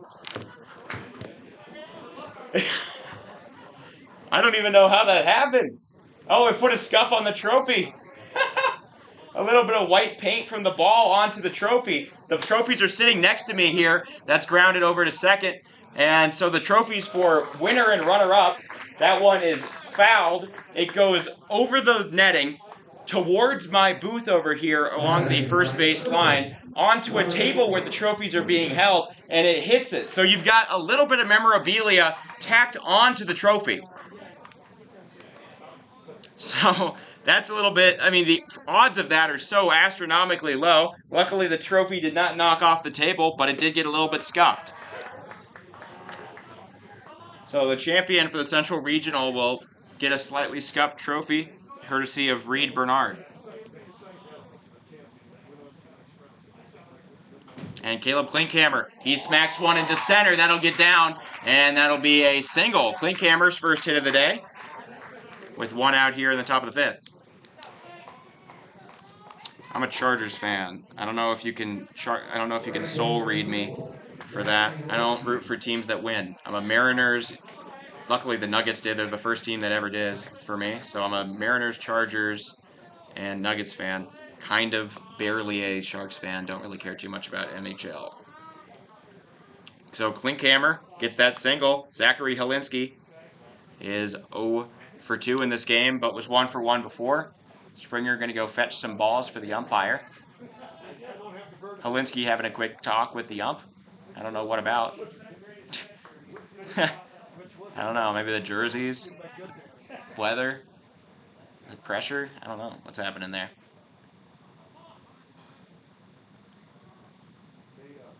Popped up, and the third baseman Peterson underneath it makes the grab. Out number 2. The runner will stay at first, Klinkhammer. So 2 quick outs now with 1 man on. It'll bring up the 9-hole hitter, Joe Rathman. We have a couple of the trainers here and staff members for Post 22 now guarding the trophy from any further hits.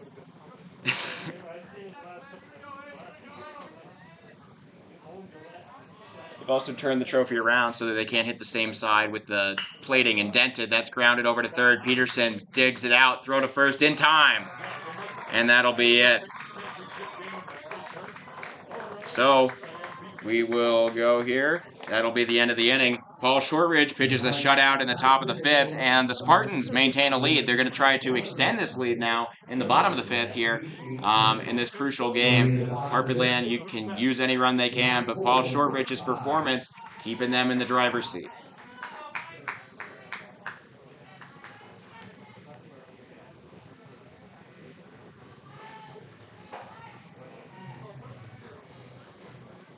So to recap that inning for the Mikes, 1 hit, no runs, no earned runs, there were no Carpetland errors, and 1 man is left on base. It is still 5-4. The 2, 3, and 4, a strong part of this Spartans lineup, the kind of one that brings the power. AJ Avasco, Garrett Springer, and center fielder Mason Gaines all coming up. There you go.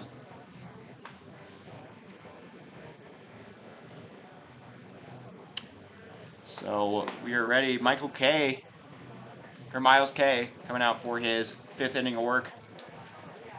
Pitching all right so far. He's going to have to keep on pitching as good as he possibly can. Can't allow much more to this Carpetland team and expect to win. All of their season, everything has led to this point. And for each program, this would be their first trip to Shelby and the Legion World Series. Whether that's going to be the 2-time defending state champ Minnesota champion St. Michael Mikes, or that's going to be the team that swept the Nebraska circuit, the Lincoln East Spartans. AJ Avasco drives that into center. Going back is Malik. He will make the out.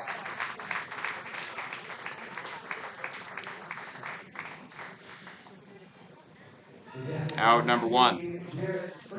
Garrett Springer now up.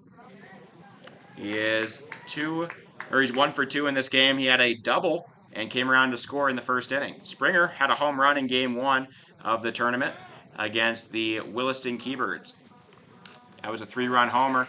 He has not had anything since, but still, he's batting pretty well. He's 6 for 18 now. 0-1. That's another strike. A pair of curveballs find the edge of the zone for the Wisconsin commit, Miles K. 0-2 count. Winner moves on, goes to Shelby. Loser goes home. Ball in the dirt. 1-2.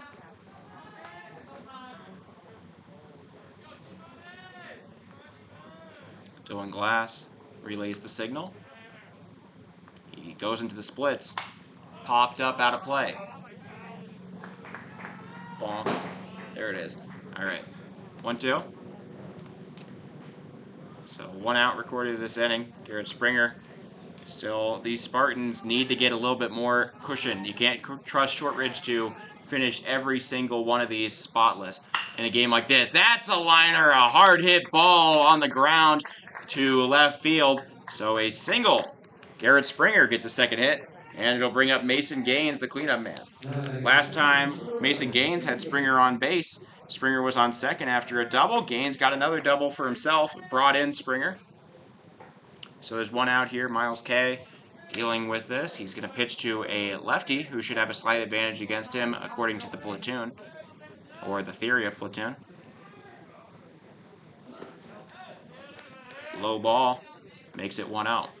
Both these teams playing at an incredibly high level have a great chance of making some noise at the national tournament in Shelby, North Carolina. 1 out. That's going to be flared into left. It's going to get past everybody, all the way to the wall. So now, coming around, Springer, he's going to round third. Going to third himself is going to be the runner, and a triple. A double, and now a triple for Mason Gaines. Spartans lead 6-4. That one kind of caught me off guard. It didn't look that hard hit. Nobody was running especially hard. You didn't see anything out there. It just kept on going, and it found its way into a gap. And so there we go.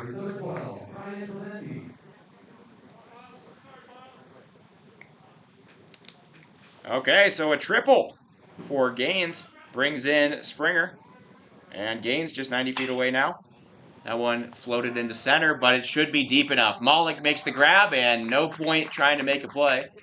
So that'll be another run scoring. Spartans now lead by 3 runs on the sacrifice fly from Ryan Clemente. He does his job and brings in the run.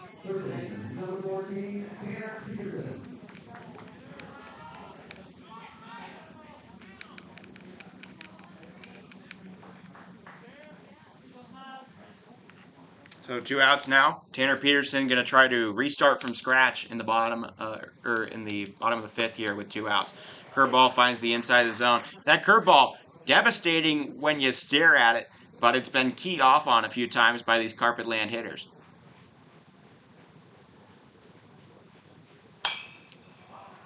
Popped up into right. Going after it, Klinkhammer and the right fielder. Nobody will get it. It will drop. So now down 0-2 in the count.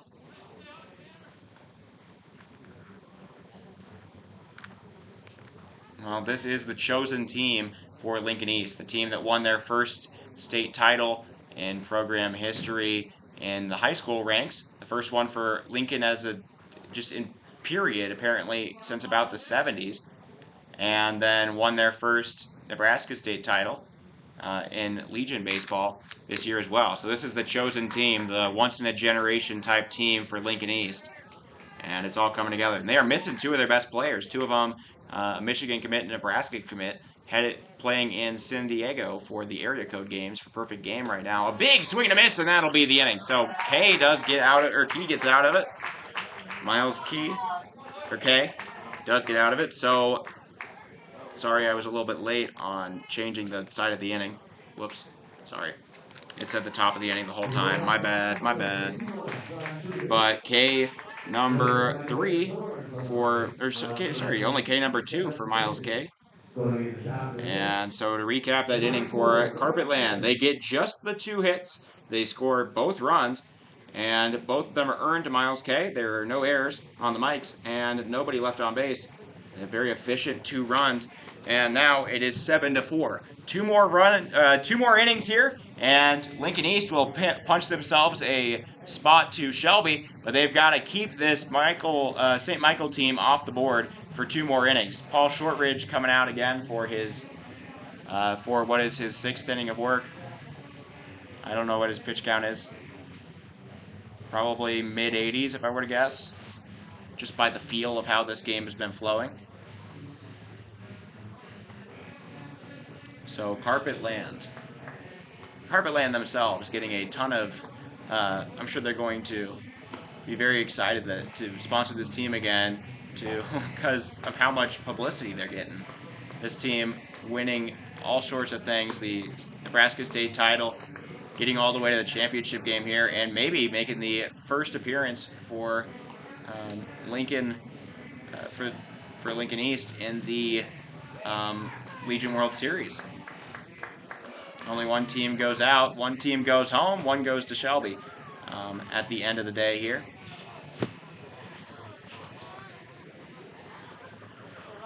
The top of the order is up, though, for the Mikes. Ryan Luster will lead things off.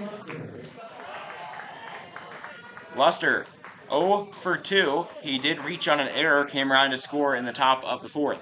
So we enter the top of the 6th. Luster, of course, St. Michael won game 1, 12-9. I don't think they came this far just to lose it, you know? They're going to give it everything they've got.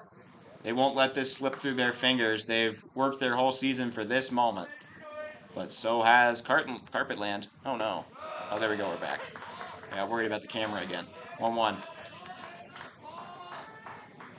Thank you all for tuning in here. Over 600 of you. This is a Hard Hats TV record. We're nearly at 1,000 subscribers. If you wouldn't mind, even just for a day, this is going to be the final broadcast for Hard Hats TV. It'd be nice to hit that 1,000 mark, even if we go back under over the off season. But I've brought everybody Hard Hats TV this summer. Brought every game of the Central Plains Regional here, and it's been a blast. In the dirt, make it 2-2.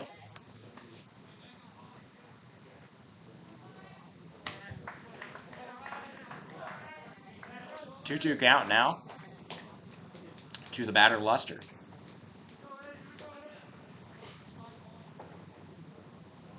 Shortridge has 3 strikeouts in the game. Popped up into left field. Going after it and making the grab is going to be Lasig. That'll be out number 1.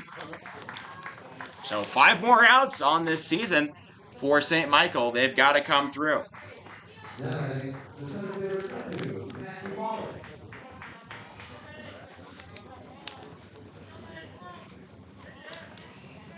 Okay, so Matthew Malik, the man who's batting 500, going to be here. He has a triple in this game. A hard hit ball to foul territory, and somebody else go get it. Not going to be in time.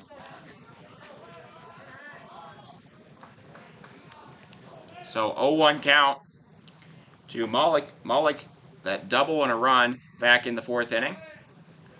Reached on a hit by pitch, came around to score as well. That's driving right to the shortstop, Harrison Beester. He catches it in the web, and that'll be out number 2. So good reactions there from Beester will lead to the 2nd out. Beester's making up for that error earlier. Maybe not entirely, but doing his best to, make amends.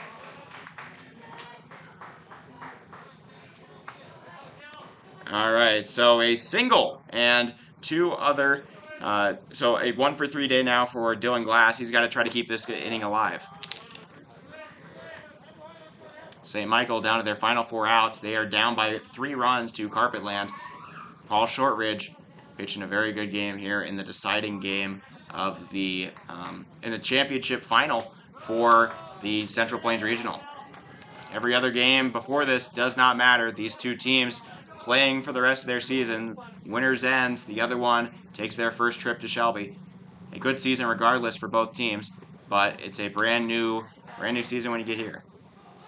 At this point, nothing else in the tournament matters. It doesn't matter who you beat when and all of that. You got here. This is it. And there's There's 10 more outs to go in this game. Inside pitch, 4-pitch walk. Taken by Glass. He'll happily take his 4th walk of the tourney, bringing up Evan Saunders. Well, if anybody was going to do it, Evan Saunders is that guy. The man that is currently, as it stands, slugging 1,125 in this tournament with 11 RBIs, a home run, 5 doubles, and a triple. Evan Saunders, they intentionally walked him 5 times today to avoid his bat. Now they're going to try to pitch to it. Shortridge, first pitch. Saunders fouls one off hard. Everybody ducks in the dugout. 0-1 count. Saunders, actually, he's 0 for 1 in this game. He flew out to left on a hard hit ball last time. 0-1 count. 1 man on. Throwback just to send a message from Paul Shortridge. Good piece of managerial decision to keep Shortridge for this late game and not throw him in the early game in order to create a bit of a mismatch. And pitching high and inside, Saunders puts his arms up like he's, there's a metal detector on him at a sports game. And now it is 1-1. 1-1 count.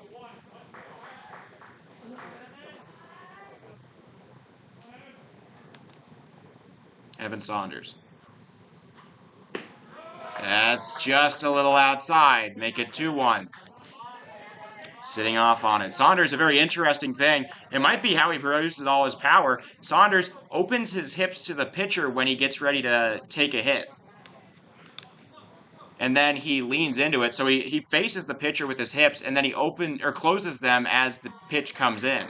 And that might be how he produces so much power on all of his hits. Might be something to look into for people on, all around that love baseball. But Saunders, that unorthodox pitching stance seems to be working just fine. So a 3-1 count. A walk to him wouldn't be the end of the world, but it would put 2 men on and bring the tying run to the plate with Grant Riedel. That'll be it. So a walk is issued. This one not intentional for the first time. 6th time he has reached base via walk, though. And now 2 men on. It'll bring up Grant Riedel, the designated hitter. Riedel, 2 for 3 in this game with an RBI single back in the 3rd. They're going to come talk to Shortridge. Seems like that'll be it for the day. He must have been hitting his pitch count. They hug him. A little bit of an embrace there. Paul Shortridge getting a hug from his manager. He gets a clapping from both the St. Michael fans and the fans coming from Lincoln. Everybody recognizes how good he did today. So at the end of the day now for Paul Shortridge, he goes 5 2/3 innings pitched in this deciding game. He has one earned run, yep. And he strikes out 4. He's on hook for the win, but it doesn't really matter. Now coming into pitch for Lincoln is going to be Ryan Clemente. Clemente coming in. Who's going out to right? I think I'm seeing a 12. No, 19. Right? No way. Wait, that's not Springer, is it? Oh, yeah, it is. Garrett Springer. No, Springer's still behind the plate. What am I doing? Landon Sandy in right. Landon Sandy, the designated hitter, will move into right field. And Clemente will come to the mound. So we will see Ryan Clemente pitch his first pitches of this tournament. The super senior from Augustana University, going to Augustana University in South Dakota.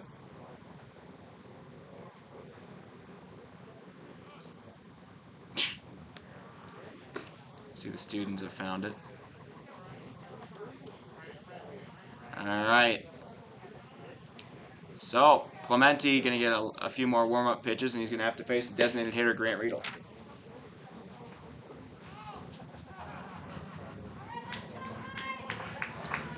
So here we go. 4 more outs in this game. Paul Shortridge is lifted. St. Michael probably quite glad about that. They get the starter off the mound, and now they get to face Clemente. Clemente falls to the ground. He's gonna push his hair back, take a deep breath, and come in for his biggest pitching performance of his career. He's being asked to do the task of winning the Central Plains Regional here and finishing out the 3-run lead that Shortridge has built. Riedel, first pitch is hit hard to foul territory. That was a very hard hit ball, driven foul.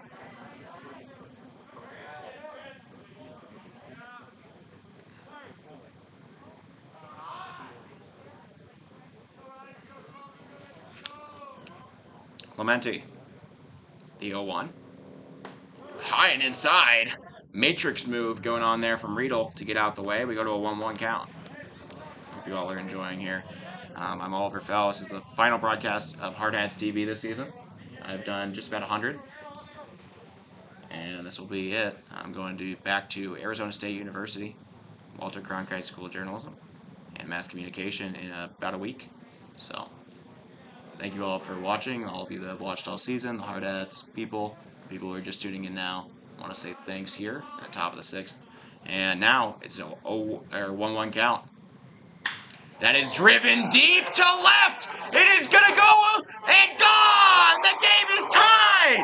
Grant Riedel, a 3-run bomb. Wow.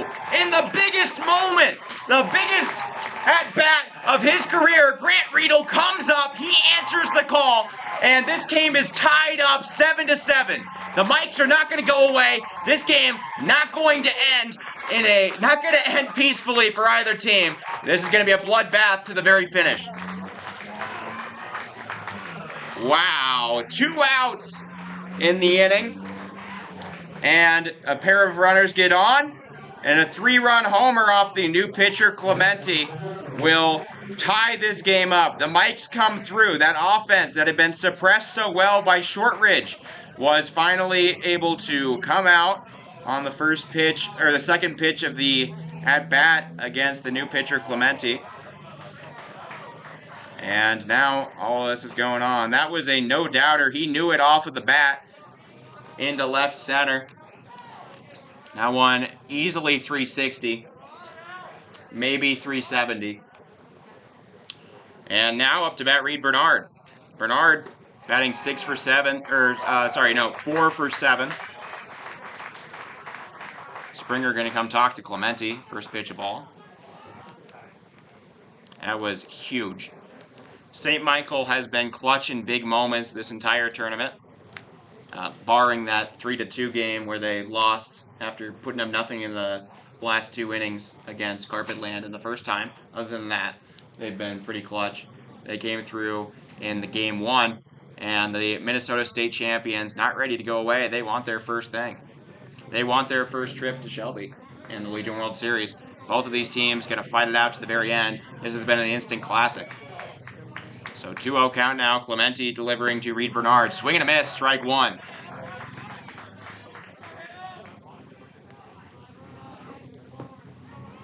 So a 2-1 count. Clemente rocks, delivers, foul tip, strike 2. A pair of fastballs overpowering the batter Bernard, and we go to a 2-2 count. And delivered. Strike 3, another foul tip. He looks into the glove of the catcher Springer to make sure that he thought he heard what he did, and that'll be that. But in the end, a 3-run dinger from Grant Riedel ties things up in the top of the 6th. We are drawn even at 7-7, and Carpetland will have the chance to yet again take the lead in the bottom of the 6th. St. Michael comes through big with 2 outs in the top of the 6th, and it's now tied 3-3 for Carpetland for a chance to give themselves another lead that they can defend in the top of the 7th.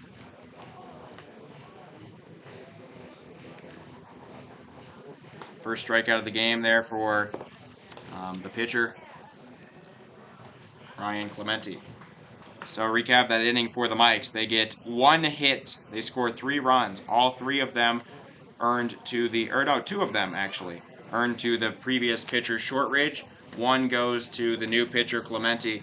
There are no errors and nobody left on base. It is 7-7. The win graphic chart there had to go crazy, as I'm sure if you remember, you go to ESPN, you're sports fans, you know the win percentage charts on a lot of different things, especially, baseball and basketball, that kind of thing, or football where you'll see the line go down. I want to say St. Michael's win percentage chart went from about 13% chance down by 3 in the top of the 7th to about 55, I'd say, in terms of everything after they got that home run. That was like a huge one, and thus their odds of going to the Legion World Series increased that much as well, because everything comes down to this win.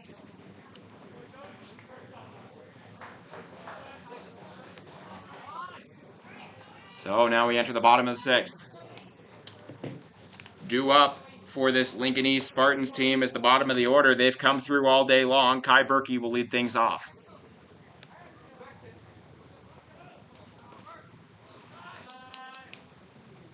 First pitch, a strike on the bottom left corner. Miles K going into his 6th inning of work now.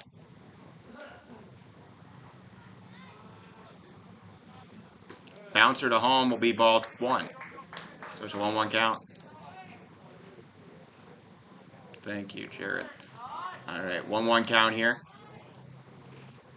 Pitch. Swing and a miss. That'll be strike 2.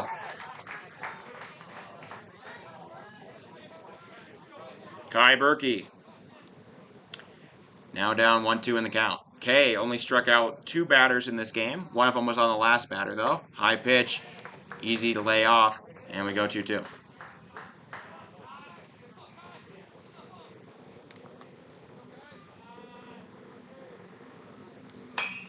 That's hit, driven into shallow center. The second baseman will make the play.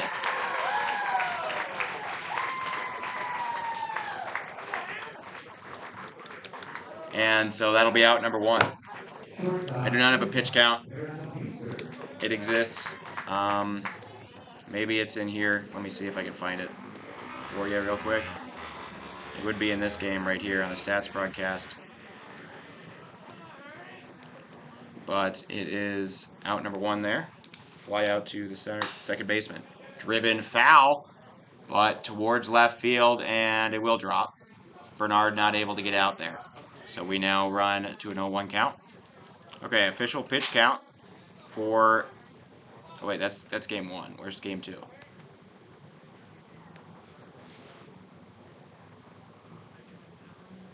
I'm going to the stat broadcast for American Legion Baseball, put together by the Legion itself and our scorekeeper.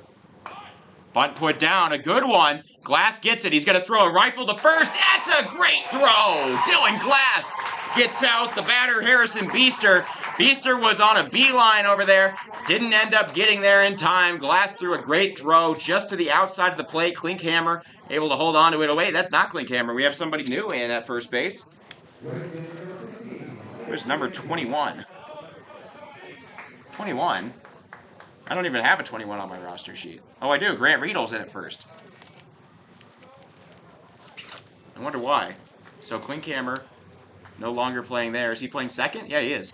Do we have a pitching change that I missed? Do we? Because I don't know why else you'd bring the DH in.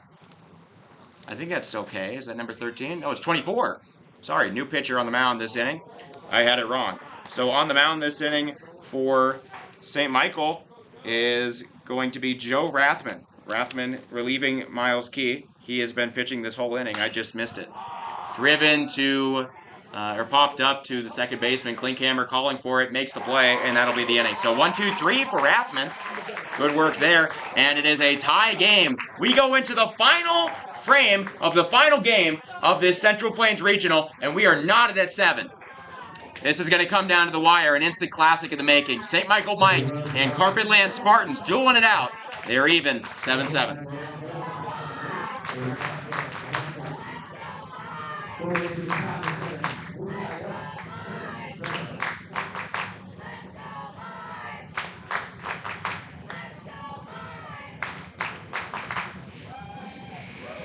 So, let me give you no hits, no runs, no earned runs, no errors. Nobody left on base in that inning. And so, Joe Rathman pitches a scoreless inning. Nobody even gets on base, and we go into the final frame, knotted at 7. It doesn't get any better than this, the culmination of everything. Yeah, sorry. So, I just didn't realize that. So, the defensive changes for the mics, they moved Rathman from second into pitcher. The designated hitter, Grant Riedel, moved over to first base. And the first baseman, Caleb Klinkhammer, 6'6", pitcher / first baseman, he ended up getting over to second base. He did that the other day. He's the tallest second baseman I've ever seen. And that's with that's certainty.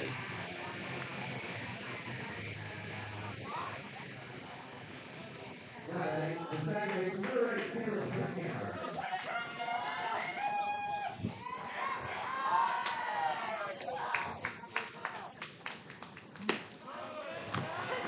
All right. So, that'll be the first pitch strike for swing and a miss. So, Klinkhammer is now up to bat.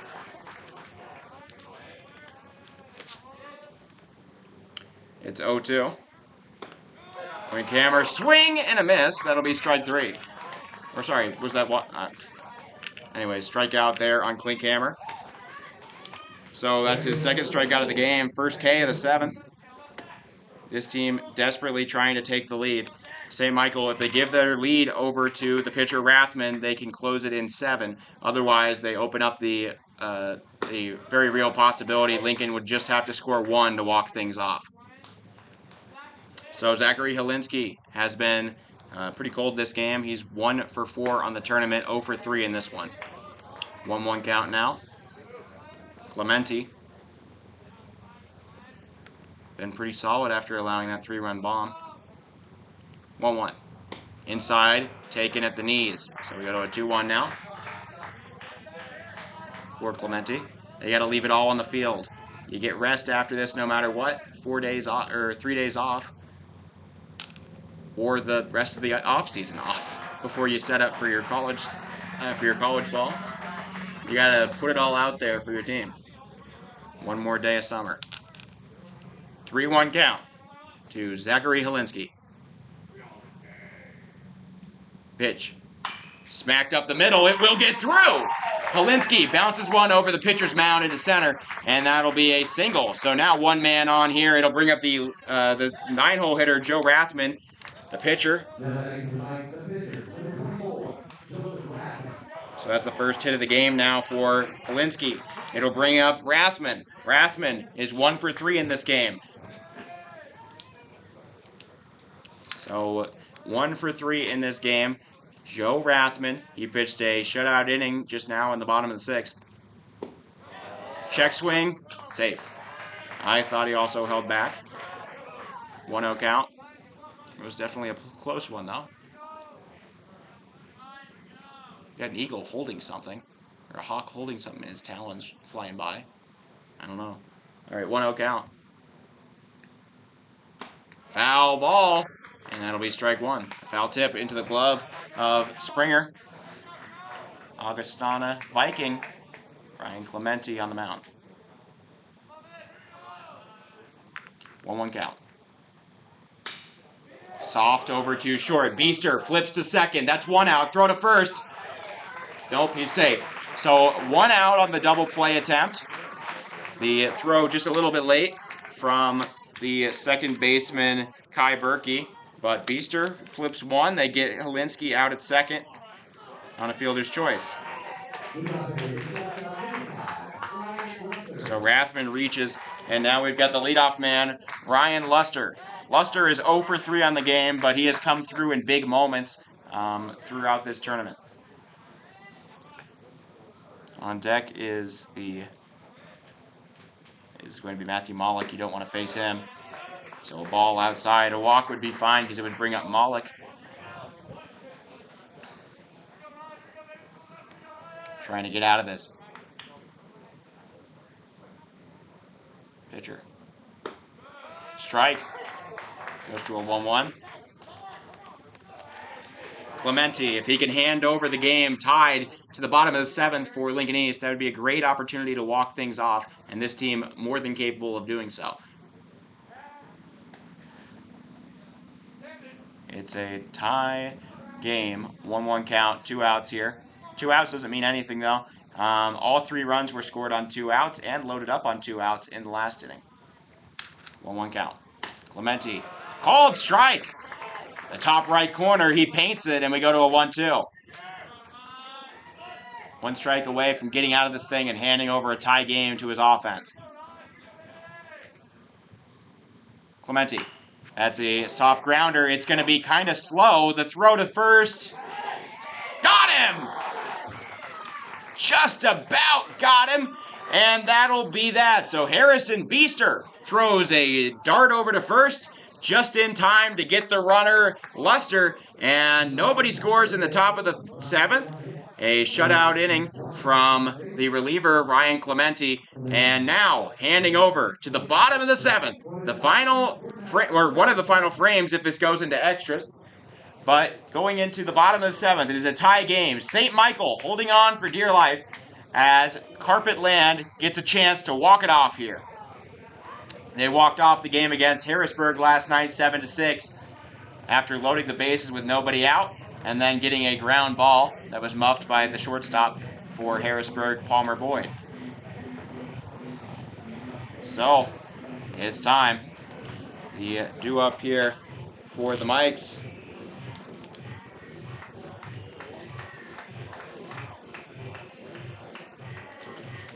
Let me recap that inning. 1 hit, no runs, no earned runs. There were no errors, and nobody was left on, or 1 man was left on base. Still 7-7. That home run looking even bigger. We wouldn't even have gotten here if Riedel didn't hit that bomb. The game would have been over in the top. Lincoln East not getting anything easy, but they will have a chance here, and it is the top of the order due up. Owen Lasig, AJ Avasco, and Garrett Springer in the due up. Avasco and Springer both have home runs. Avasco was the hero of Game 1 between Carpet Land and St. Michael. He had a 3-run homer that ended up being the only runs in a 3-2 win. He has that gene in him. This team used to playing in tight situations, used to playing a lot of close baseball in the playoffs. And here we go. So, Owen Lasig is 1 for 3 in this game. He had a triple back in the 2nd, brought somebody in. That is a ball just a little bit off the plate outside. Make it 1-0 now for this team. Rathman pitched that shutout inning in the last one. Strike delivered outside corner. Make it 1-1. Lasig trying to be the walk-off run and reach base. Lined! Knocked down, no, caught! Wow! The third baseman, Evan Saunders, falls down, makes a snow cone catch in the top of his glove, and catches the liner. That nearly got through, and that'll be a crucial out here in the bottom of the 7th. So, yeah, although you can't rest easy, that is a big play for Saunders. Stealing the go-ahead, or the walk-off run from reaching base, takes his hit out of play, and up comes AJ Avasco, the Kansas State commit. Like I said, the hero that's with the 3-run homer. He has the power to do anything right now.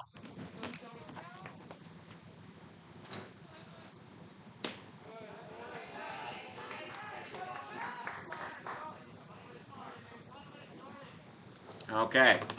2-0 count now here to Avasco. He'd happily reach base, popped up. He has 7 runs in this tournament. Sorry, 6 runs. So it's a 2-1 count. Avasco hasn't done much in this game. He's 0 for 3.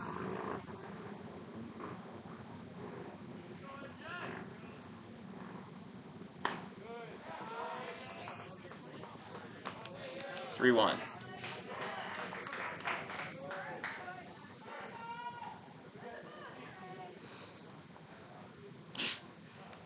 3-1. That's going to be golfed into left. It's flaring wide, and that'll get down. Avasco going to stay at first. But the The walk-off run has reached the bases now for the Spartans. And coming up is Garrett Springer. Vasco gets his first hit of the game, and now he is the man he's the first man to reach the bases here. He represents the walk-off run, the first trip to the Legion World Series for this Lincoln East team. Vasco, a good base runner. Like I said, 6 runs prior in the tournament. Does have 2 stolen bases. Watch out for him. Dylan Glass does have a cannon, though, at the catcher position. Caught Beaster earlier in this tournament.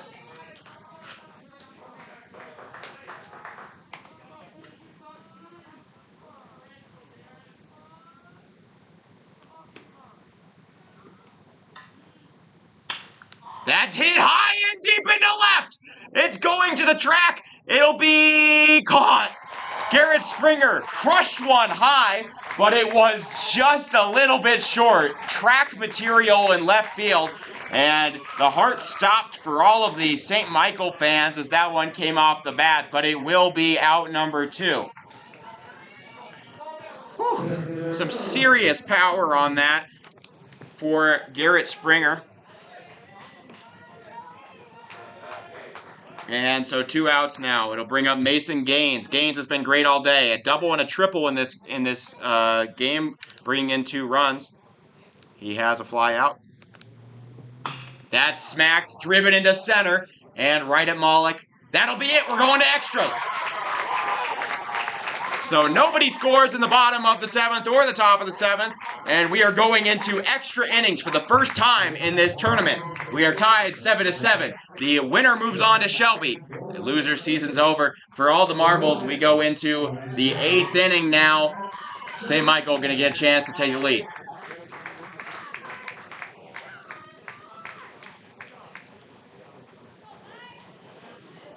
Recap that inning for Lincoln East. They get 1 hit from Vasco. There were no hits, no runs, no runs, no earned runs. There were no errors on the mics. 1 incredible play, actually. And then there was 1 man left on base. It remains 7-7. We still have to wait to see who is going to win this thing.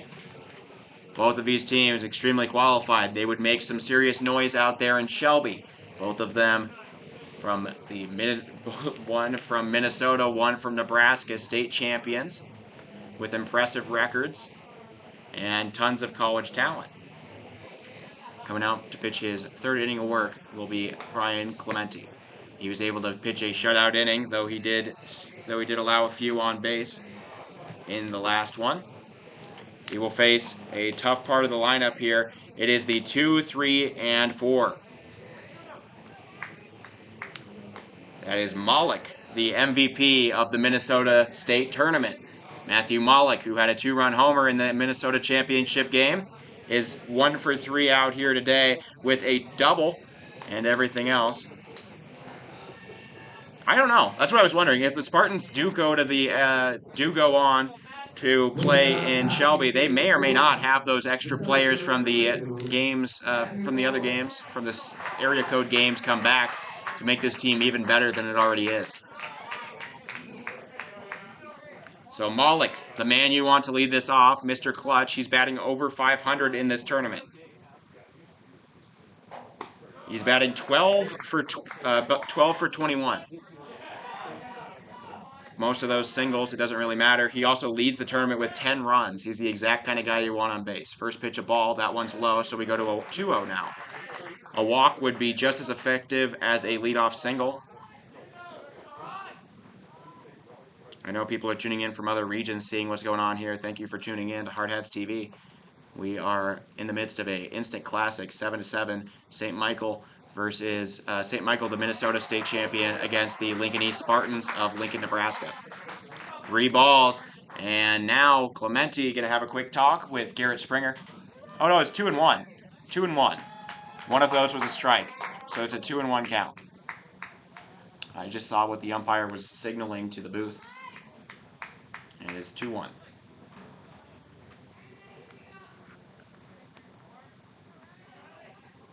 And here we go.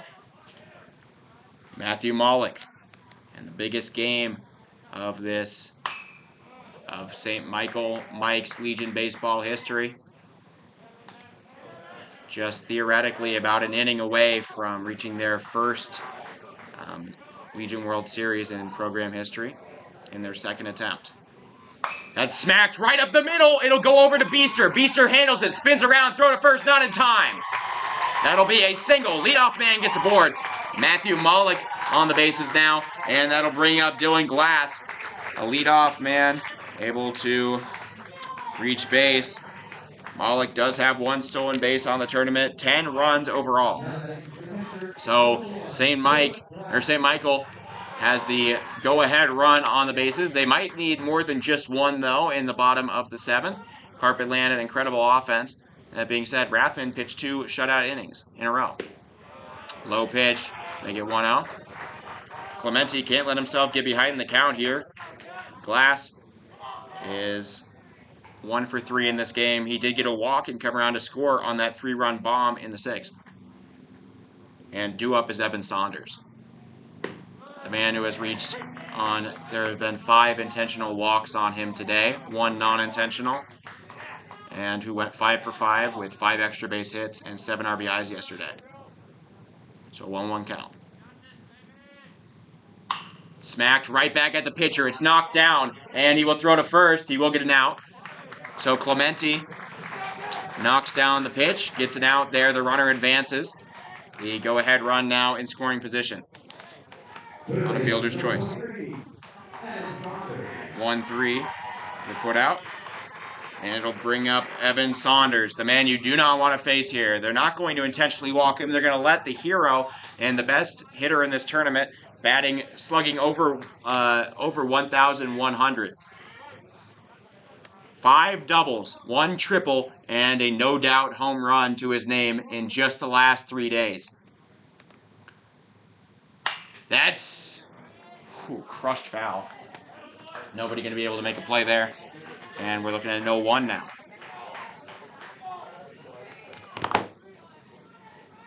Oh, 1 count.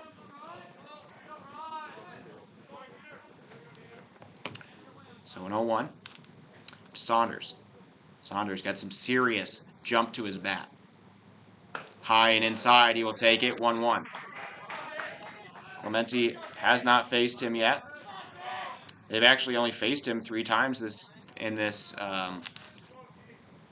They've only faced him 3 times today, as they've intentionally walked him 5 times of the other times he's reached the base.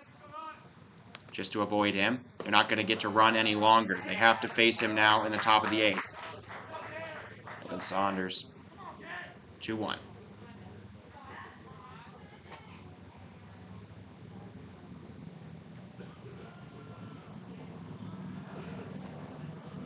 To Saunders. Clemente checks on the runner, delivers. That's going to be driven high over to right field. Should be an easy play. It is caught. Now running over to third. The throw not going to be in time for anything. The the go-ahead run advances, but they are able to retire Saunders. That is a big bullet missed.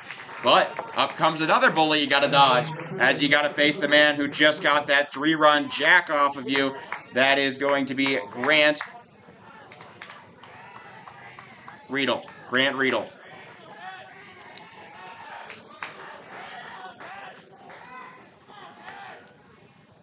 2 outs now. Clemente trying to keep this thing drawn. Grant Riedel had that 3-run homer earlier. High and inside, make it 1-0. We're here in extras in the final. The winner goes on, loser goes home in the Central Plains Regional. 2 state champions, 1-1 in their games against each other in this tournament. 1-0. Called strike! And so Clemente throws a fastball, paints the outside corner. We go 1-1. Riedel is 3 for 4 today with a home run, 3 RBIs, and 2 singles. Driven foul. 1-2. 3 for 4. He's the guy you want up right now. If anybody, but maybe Saunders. But even then, man on third. You even poke it through. You give yourself a lead. Give it over to Rathman with a chance to close it out. Otherwise, you're sitting ducks for a walk-off. Identical score lines on the scoreboard. 7 runs for both, 10 hits for both. High and inside, he gets out of the way, 2-2. Lincoln East High School community holding their breaths right now as Ryan Clementi sets up to pitch the 2-2 to Grant Riedel.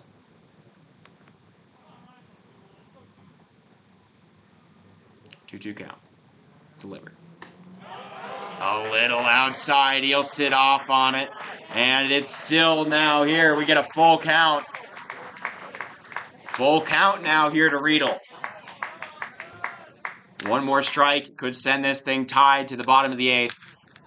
And a stray ball could make this a 2-run lead. A big pitch. The biggest pitch of the season, I would argue, for Lincoln East.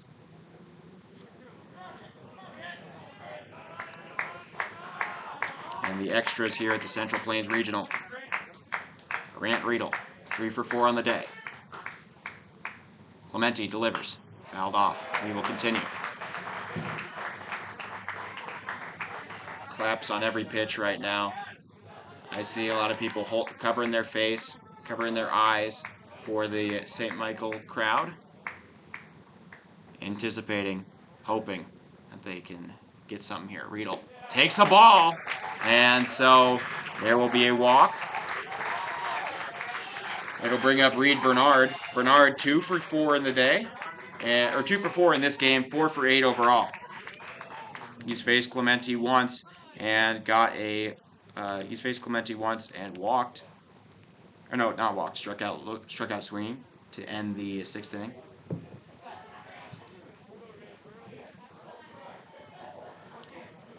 Runners on the corners now with 2 outs. Reed Bernard coming up. He didn't play in any of the games except for pitching. He pitched one of the games against, I think he pitched Eden Prairie back on Friday. And now here we go. Your trophies have been moved closer to the field now as they get ready for it in the deciding final few innings here, final few outs of this tournament.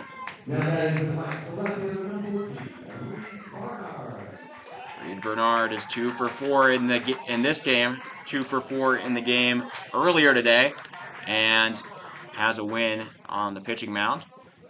He is batting .500. He's got a big chance to be the hero for St. Michael. 2 outs. Clementi, first pitch, foul tip, strike 1.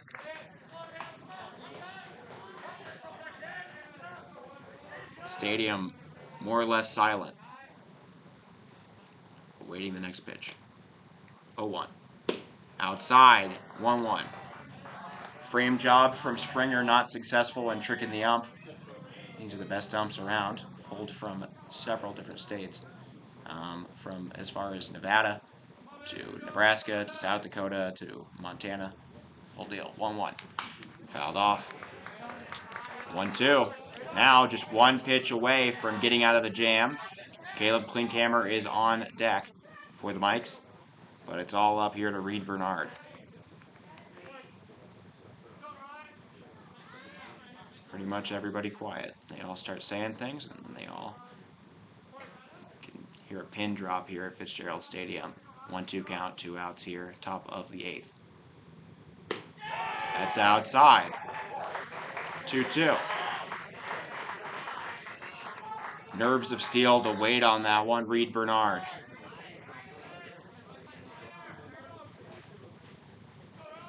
The 2-2.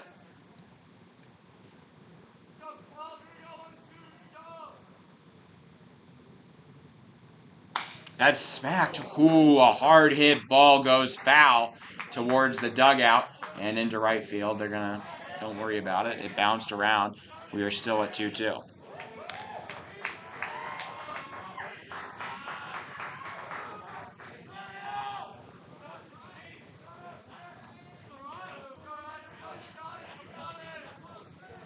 Runners on the corners, 2-2. Clementi delivers.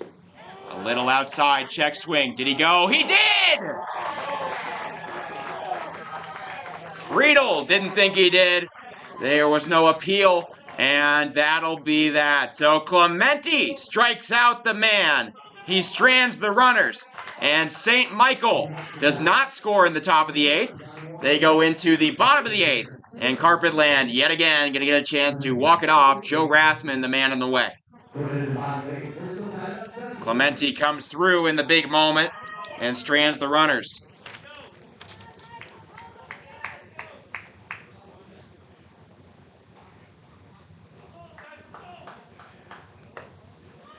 As the 3rd strikeout of the game for Clemente. And let's recap that inning for St. Michael. 1 hit, no runs, no earned runs. There were no errors, and 1 or 2 men left on base. It is still 7-7. And now Lincoln East going to get a chance to walk things off yet again. They failed to do so in the bottom of the 8th, or the bottom of the 7th, with their best guys up with the top of the order. Now they get the middle of the order, the 5, 6, and 7. Clemente himself going to lead off this inning. He provided this opportunity. He can even be the walk-off run if he gets aboard early. Then Tanner Peterson on deck, and in the hole will be Kai Berkey. Clemente is 0 for 3 in this game, but he just came through in the clutch on the mound. Got a very shiny blue batter's helmet. St. Michael holding on for dear life. Smacked to short. Scooped. The throw to first. Going to be slow and not in time. So an infield single will start things out for this Lincoln East Carpet Land Spartans team. The walk-off run reaches base, and it's the same man who's been protecting that 7-7 tie for the last 2 innings. Ryan Clemente now on the base paths. It'll bring up Tanner Peterson. Peterson is 1 for 3 in this game, batting a clean .333 on the tournament. He's 5 for 15. He has 3 RBIs, so averaging like a 1/6 of an RBI a game. They're going to pinch run. No? Oh, he's got to give him some gloves or something. No, they give him the little fanny pack, the arm piece with all the signs put down. Got to make sure Clemente does have some speed. He has not he stole just 1 base in this tournament so far. Dylan Glass gonna throw him down if he does anything. That's a strike on the outside. So it's an 0-1.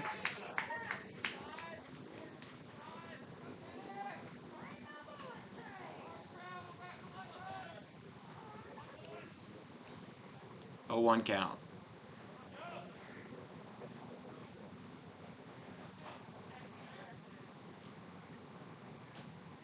That's going to be hit up the middle. It'll be right to the shortstop. He knocks it down. Underhand to second in time. 1 out.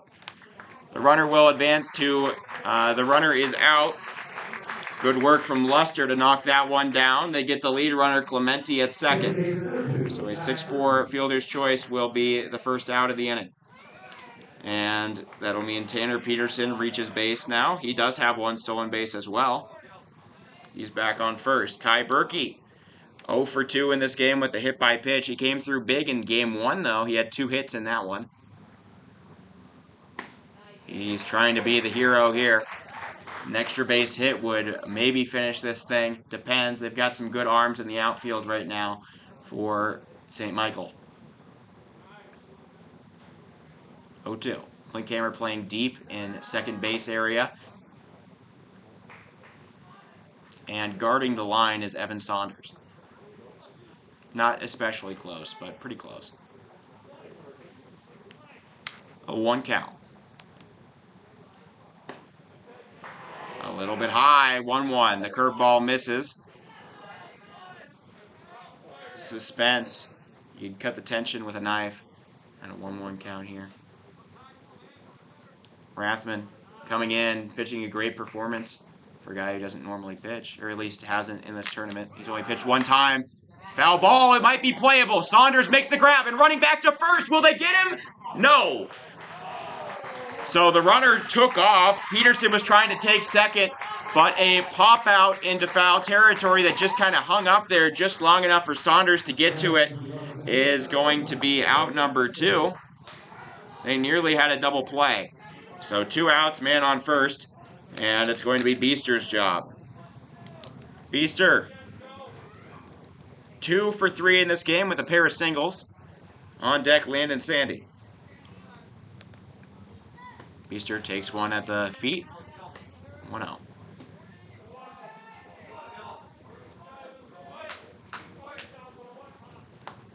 Still a chance to walk it off, but Rathman making good progress on keeping St. Michael in this thing. Strike. Catches the top right corner from his perspective. Up and away. Good pitch there from Joe Rathman.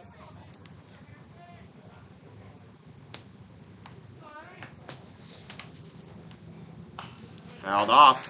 1-2. Very late on that pitch. Just got a piece of it. Rathman, the senior, as with the rest of his team, playing possibly what could be his final game of baseball at the high school level, or any sport at the high school level. 1-2 count.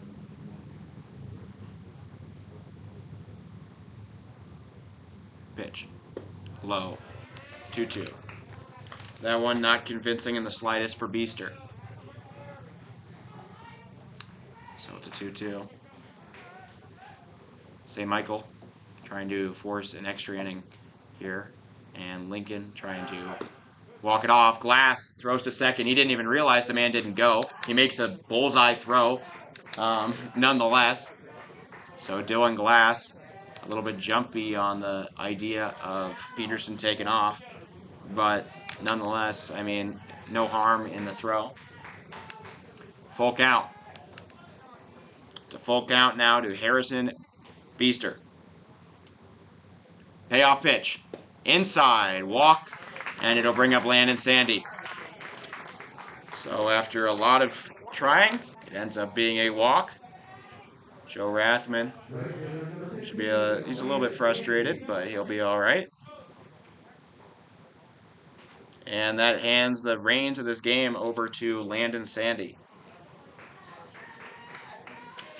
Landon is 1 for 2 in this game with a double back in the second inning. That makes him 3 for 12 on the tournament, batting .250.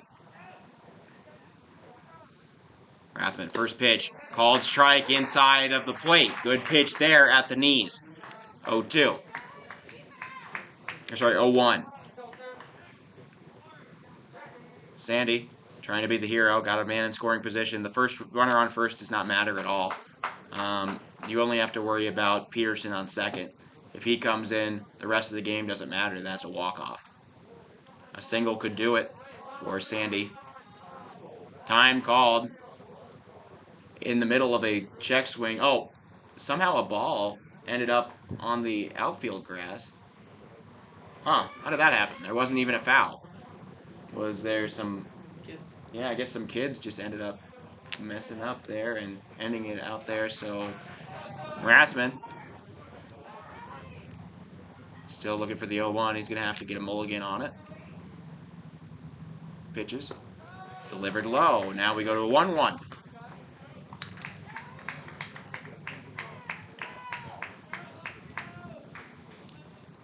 Landon Sandy trying to be the hero. On deck, the leadoff man, Owen Lasig. 1-1. High. Glass covers. It's a 2-1 count.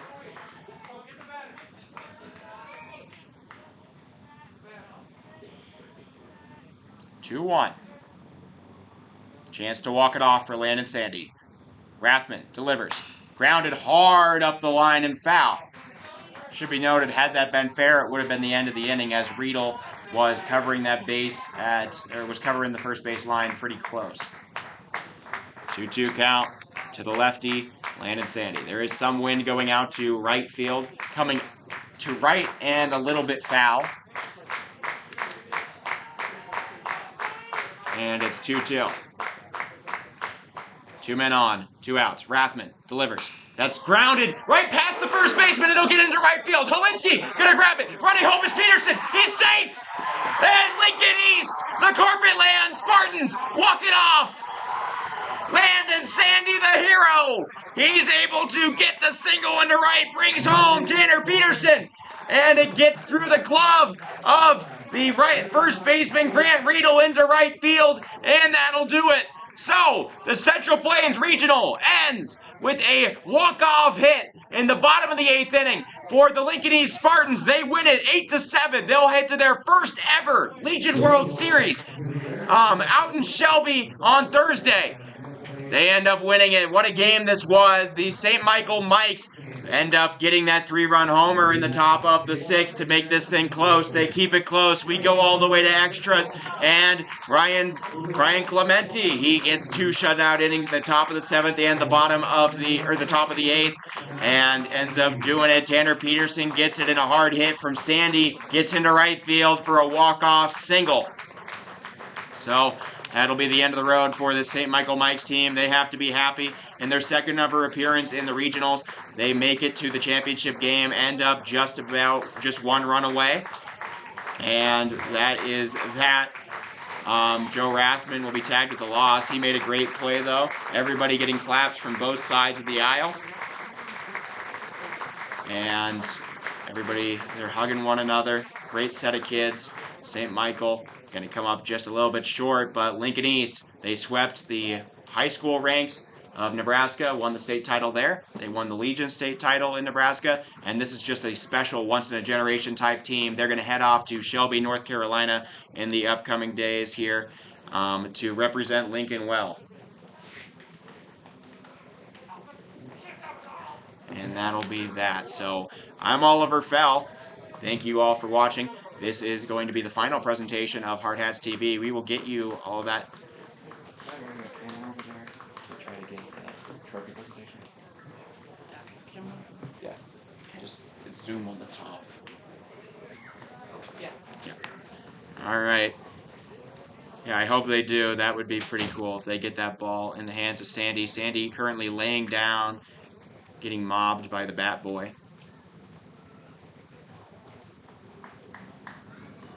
And that must have quite a rush.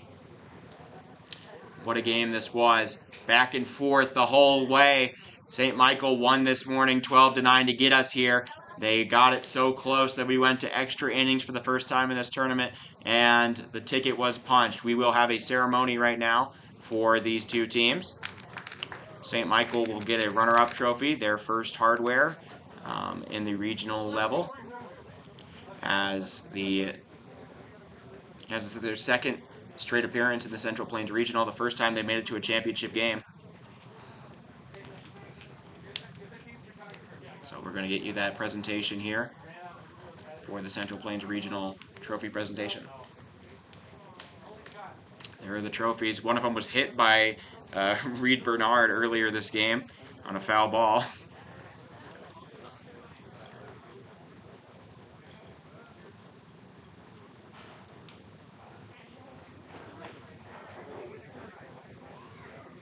Man, what a game that was. Tough till the very last, good to the very last drop. And there you go.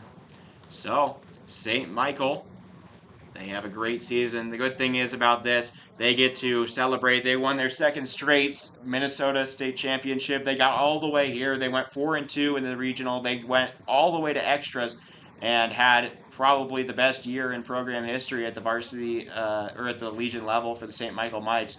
But it is a special team here for Lincoln East. Even without 2 of their best players, they were able to come through big and get the win and make it to the Nationals. They have the potential to go all the way, really. I think they're one of the strongest teams that have made it, and they've shown it. They've got great offense. The pitching is there, and even on their 6th pitcher, Paul Shortridge, they were able to do very well, and relieving Ryan Clementi did his job. The whole deal, this team very deep, very good all throughout Lincoln East High School. They're breaking tons of records. I don't believe there has not been a Nebraska national champion since 1939. It was Omaha 1. I don't even know the last time Lincoln has had a team in the college or in the American Legion World Series. They might never have. But the Carpetland Lincoln East Spartans, now 51-10 on the season,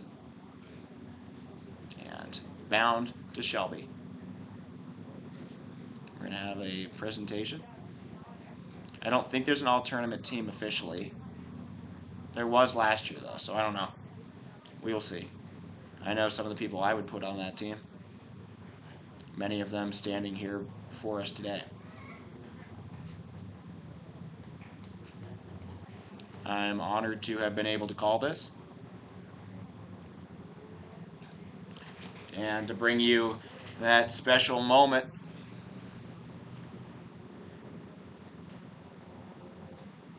But we're ready to go. I do see in a leg brace,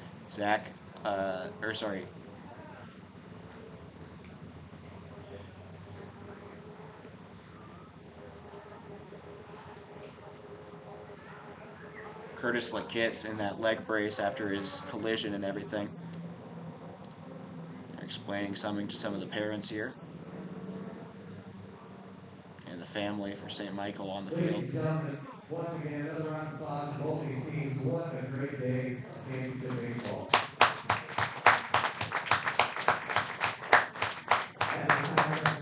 We're going to be very excited to see and watch this team in Shelby in the coming Thursday. Thank you, Andy. First of all, I want to tell you that in 10 years, Are you on still? this is absolutely What? championship decade All right, thanks. of baseball. Just got news of something. Unbelievable.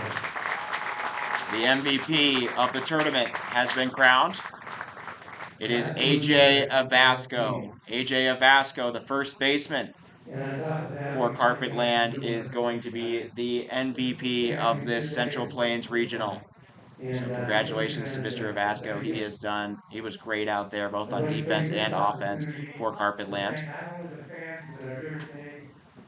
The Kansas State commit definitely showed out. We had really great baseball every day. Went down some days, but I want to thank those fans in the city of Rapid City for the support that they give to Post 22. Proud to have brought this to you. Post 22, Hard Hats, and honored as hosts. I think we did a pretty good job, I'd say. Hard Hats TV happy. There is Evan. Thank you, Andy Shaw, field announcer. Incredible 15 games. Andy, great job. And then there's those people that we can't play the game without, and it's not the umpires this time. Darren Good, who took care of this field to make sure we had safe, good field every day. So Darren Good, thank you.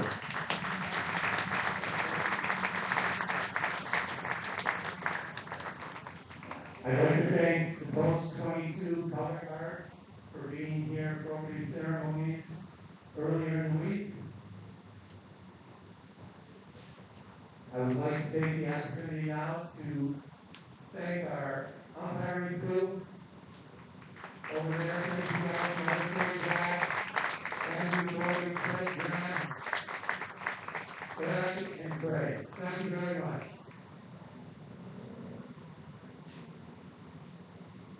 The person who does all the work is standing behind me. One is Jim Moran, the assistant national Shout out to director. Evan. He's amazing. He runs this thing every day, game after game, and make sure that we start on time and everybody has a fair opportunity to get ready for their game. So Jim, thank you.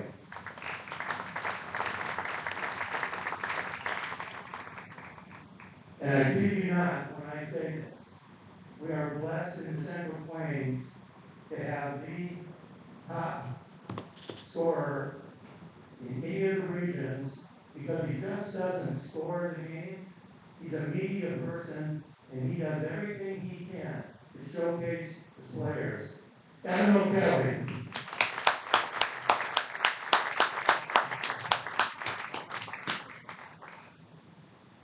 I'd like to thank Wayne Sullivan, wherever he went fighting, the Post chairman, and his entire team of volunteers to make this work for 2 years. So thank you, Wayne, and all the volunteers.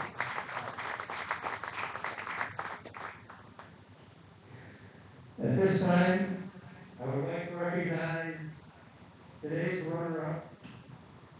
Played one heck of a series, and today it was just, like I said, fabulous, great baseball.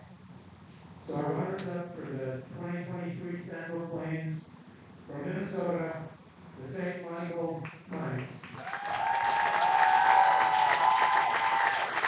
Gentlemen, congregation trophy.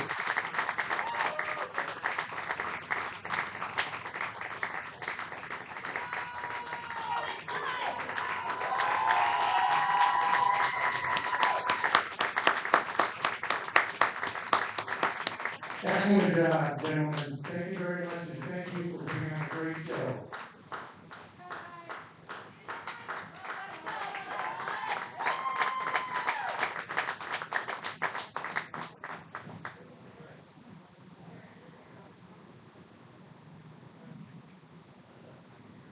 It's team picture time. Are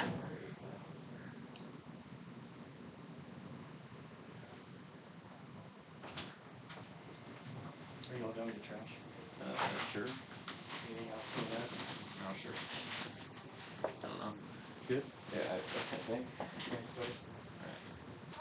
Congratulations, gentlemen. You did your work there in the ground. All right. And now I'd like to throw it back up to Andy for one more time to announce our all-tournament team and our MVP. Oh, we have our all-tournament team. Andy? Thank you, Mr. Iverson. And before we get to that, I think everybody should get a big round of applause to Mr. Iverson for all the logistical work he does for the travel, the food, the lodging, and keeping everything going. So thank you. Now, ladies and gentlemen, it is time for the presentation of the American Legion Central Plains Regional All-Tournament Team. We'll begin with the first player from Elkhorn, Nebraska, second baseman Carson Browner. You batted like 800. From Prairie, the shortstop Joey Long. From Williston, pitcher Caden Fenders. From Harrisburg, outfielder Colton Cook and pitcher Matt Clapp. From Fargo, Post 2, pitcher Charlie Calbrenner. From Rapid City, Post 22, first baseman Alex Dietrich.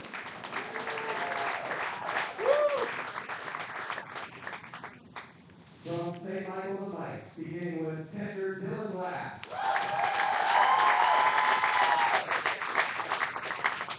The third baseman Evan Saunders. Designated hitter Grant Riegel. And outfielder Matthew Mullen. And completing the alternate team from Lincoln, outfielder Mason Gaines. Third baseman AJ Tabasco. Catcher Garrett Springer. And pitcher Carter Nick. And ladies and gentlemen, the MVP of the 2023 American Legion Central Plains Regional from Lincoln, Alex Tabasco.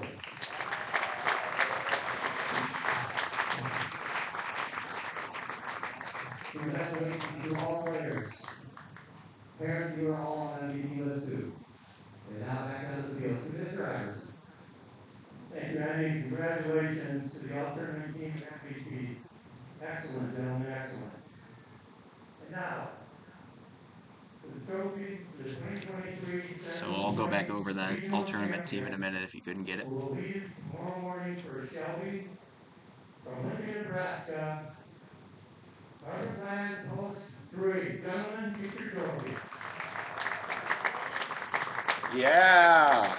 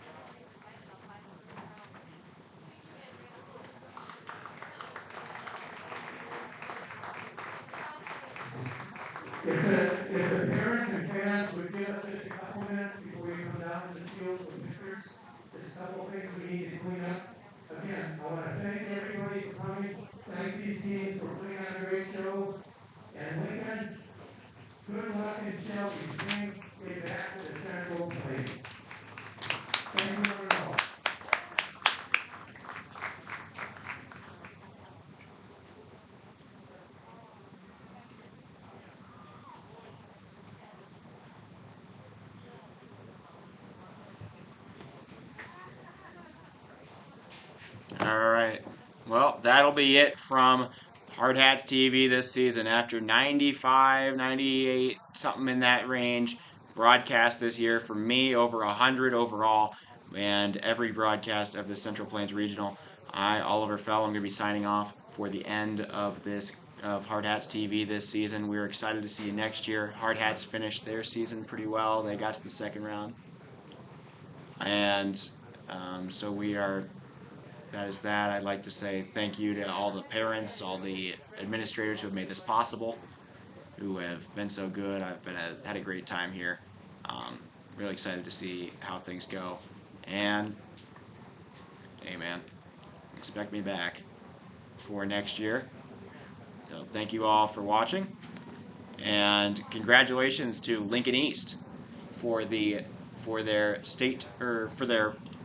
trip to Shelby, their first in program history. The Lincoln East Carpetland Spartans are your 2023 Central Plains Regional Champions. All right, so thank you all. Final score here from Rapid City, South Dakota: the Lincoln East Carpetland Lincoln East Spartans 8, St. Michael Mikes 7. So thank you all. I will see you all at some point next year. Thank you.